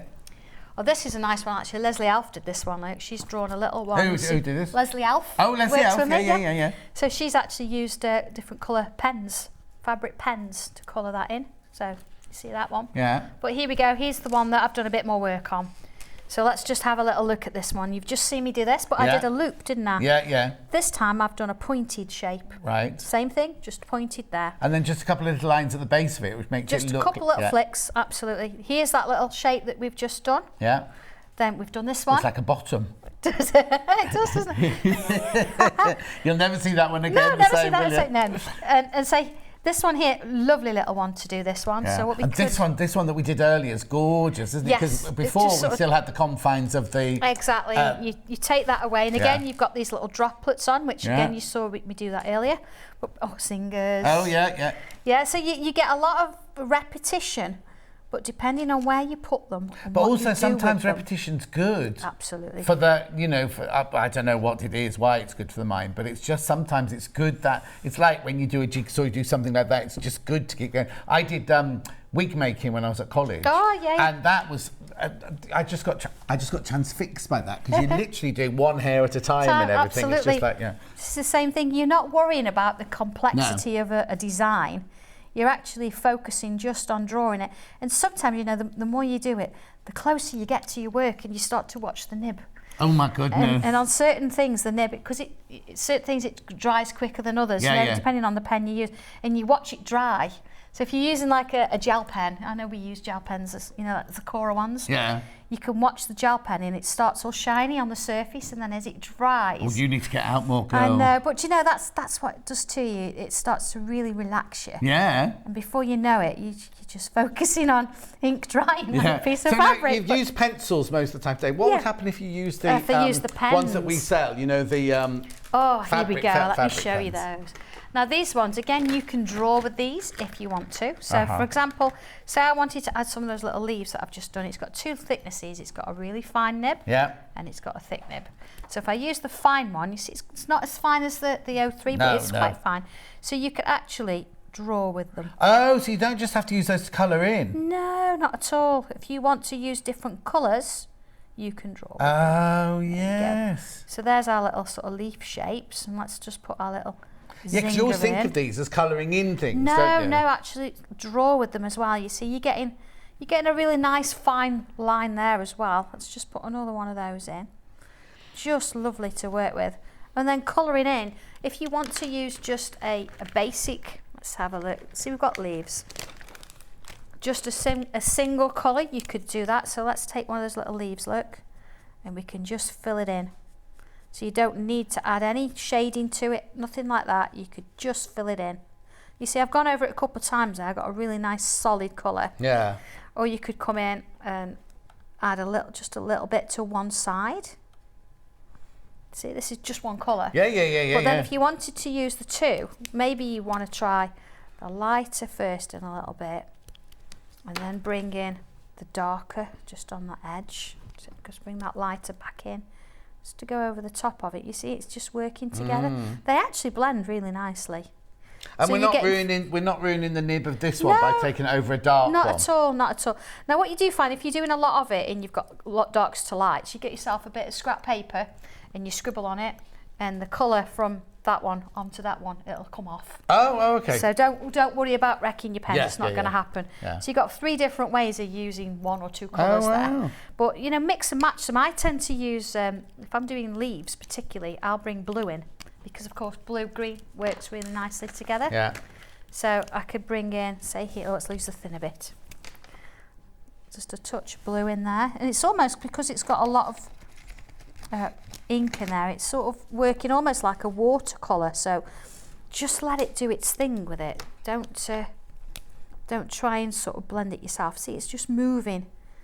So just have a practice first. I would never sort of go on these and just go for it onto your quilt. Yeah. Or whatever you want to do, definitely because not. once you've put it on, it's on. I think I might have to make the piece first and then add it into the, you know what I mean? Like, absolutely. if I wanted 8 of these in a quilt, I'd make these 8 things on a bigger piece of fabric and then cut them off to the right size. Because it'd be, imagine if you're on the last one. Oh, it's like when you do your buttonholes on a blouse. I know there's no mistakes, but you no, don't want to do that. But you could sit there and create one and go, actually, I don't like that one. You know what I mean? It's not, we're not going to love every single one we do to start with, are we? It's all practice. I mean, I'm back to my stencil, look, and my pens. Yeah.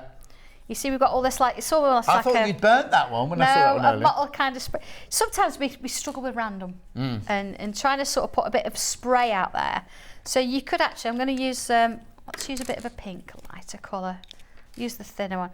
You could choose whichever bits you want. Yeah. And you can create this sort of a random sort of little set of things going on. Now, because it's permanent on fabric, it's actually going to come off my stencil. Right. Oh, so okay. don't worry about going onto your stencil and things like that. But I can choose which bits I want to sort of add in. And this is almost a lesson in random without you having to do it. It's just different shapes. And what it's actually going to do is it's going to start to create a different. Lovely. So if we put a few little dots, I quite like dots at the minute. Yeah. A few little dots in there. You see how it can start to sort of work, and then bring your little leaves in. So how much of your free time at home are you sitting there doodling? I doodle all the time. I bet you do. All the time. If I haven't got a pen in my hands, there's something wrong. I'm asleep. Or cooking the dinner. Or cooking the dinner, yeah, absolutely. But no, I do. It's a way of life. I absolutely love what I do. And, you can tell. You can tell. Right, let's do a quick recap of this hour then, very quickly. So which one would you like to recap first? By the Sea, let's use this one here. Now, Sandra said if you've not done anything before, this could be the good one to start with because you've got proper shapes on this one, like your anchor and your anchor outline. You've got your mermaid's tail, you've got your ship's wheel, but then you've got a couple of frames in there as well. Nice. Then you have got other shapes to create things with as well. So there's lots in there. So that one there is your By the Sea stencil kit. You've got a lot of tidying up to do when you get home. Oh, I know. Then we've had Sea Life, which is the one we use, which had the very popular. I think it's because of my It's because of My your drawing. Is contribution, that it? look. You're claiming it. I shall be putting him on Facebook later. We could have Name the Seahorse, a little competition, Name the Seahorse. What do you call him? Boo Boo? Boo Boo the Seahorse, Becky. Anyway, that's this one, Sanntangle Sea Life stencil set. And then in this one, we also had the square frames, which even though it's very simple, you can do so much with it. You can't can, you? yeah. So don't be thinking, yeah. a square frame, I'll get a ruler. It's like, look, I mean, just the two on the front to start with are completely and utterly different. So that was that one. One that was very popular from earlier was the hexagonal frames, which was brand new in the last hour. Look at that, they're so gorgeous, aren't they? $13.99. We also introduced you this morning to Dragonfly. Well, I feel like I'm on The Masked Singer. I think I'm like Joel Watts on The Masked Singer. Dragonfly! That's beautiful, isn't it? Love that. Beautiful. One. And then what was the other new one we had this morning? Oh, Fantasy Flourishes. Fantasy Flourishes. I've got that one like here. The Paisley ones. Fantasy Flourishes, this one here. Congratulations if you got any of these. Make sure you check out, make sure you check out, make sure you check out. The most important thing is get your pens. Absolutely. There are, I think you've, yeah. I didn't open it, did I? It doesn't matter. I didn't think I opened a new one. I wouldn't be wasteful. Oh, it's there. It's next to you. There. There you go. Thank you, Charlie. $3.99 for two there. You get an 08 and an 03. 03 is your skinny one. 08 is your thicker one. Beautiful. Anything else I need to recap? Yeah. Right, should we do tomorrow's menu then? Oh, of course, it's Yarn Lane's second birthday tomorrow. It's me, right? So 8 o'clock, we've got Yarn Lane, Rebecca Reed's favourites. 9 o'clock, we've got Indo and Crimson Dreams crochet blanket with Jane Crowfoot. Then we've got Stuart Hillard's where's the apostrophe? Walking in Nature sock launch. Then we've got a blanket crochet kit with Jane Crowfoot. Now, one of them, I can't remember, we got an email last night. One of them is a crochet along, but I'll explain that in the morning. And then at 12 o'clock, I've got Dewey Jumbo with Julie Crowther. That's why I was getting so confused earlier, Crowfoot and Crowther. So that's tomorrow. Have we got theirs menu? Are you on there this afternoon? No. Go home, mate. I was on yesterday. We haven't got next doors. I'm afraid. Thank you so much for coming on. Thank you for having a go, actually. Oh, no, I loved it. Next time it's very different, isn't it? No, it is. And now I've got the feel of it. Yes. Next time I'll do an even bigger one. It's just that little bit of confidence. Yeah. Well, it's because you don't. I've never done anything like that. And even though I've got a degree in art from Wimbledon School of Art, I'm not an artistic. I can do you patterns and I could do you Elizabethan gowns and everything, but I can't do what I call. It's like if somebody says draw a picture. I was trying to go. It's fear, isn't it? Yeah, but with the stencils, you're not going to have that problem, and the instructions are there. So do come back soon. You can see her on. I keep saying Hobby Maker. Yeah, Sandra's on Hobby Maker as well. When are you there? When are you next? Well, I was on yesterday, and I'm on Saturday. Oh, are you? I am. Oh, there you go. Thank you ever so much indeed. Oh, thank you, John. Right, you need to check out. Oh, Debbie Harry's on Hobby Maker today. Debbie Harry's on Hobby Maker today at 2 o'clock. What's she making? Oh, it's doing a ragdoll. Oh, it's called Craft Inspiration. Oh, that'll be interesting. I might tune in for that. Anyway, I've got to go. I've got to go. I'll see you tomorrow morning for Yarn Lane's second birthday. Bye.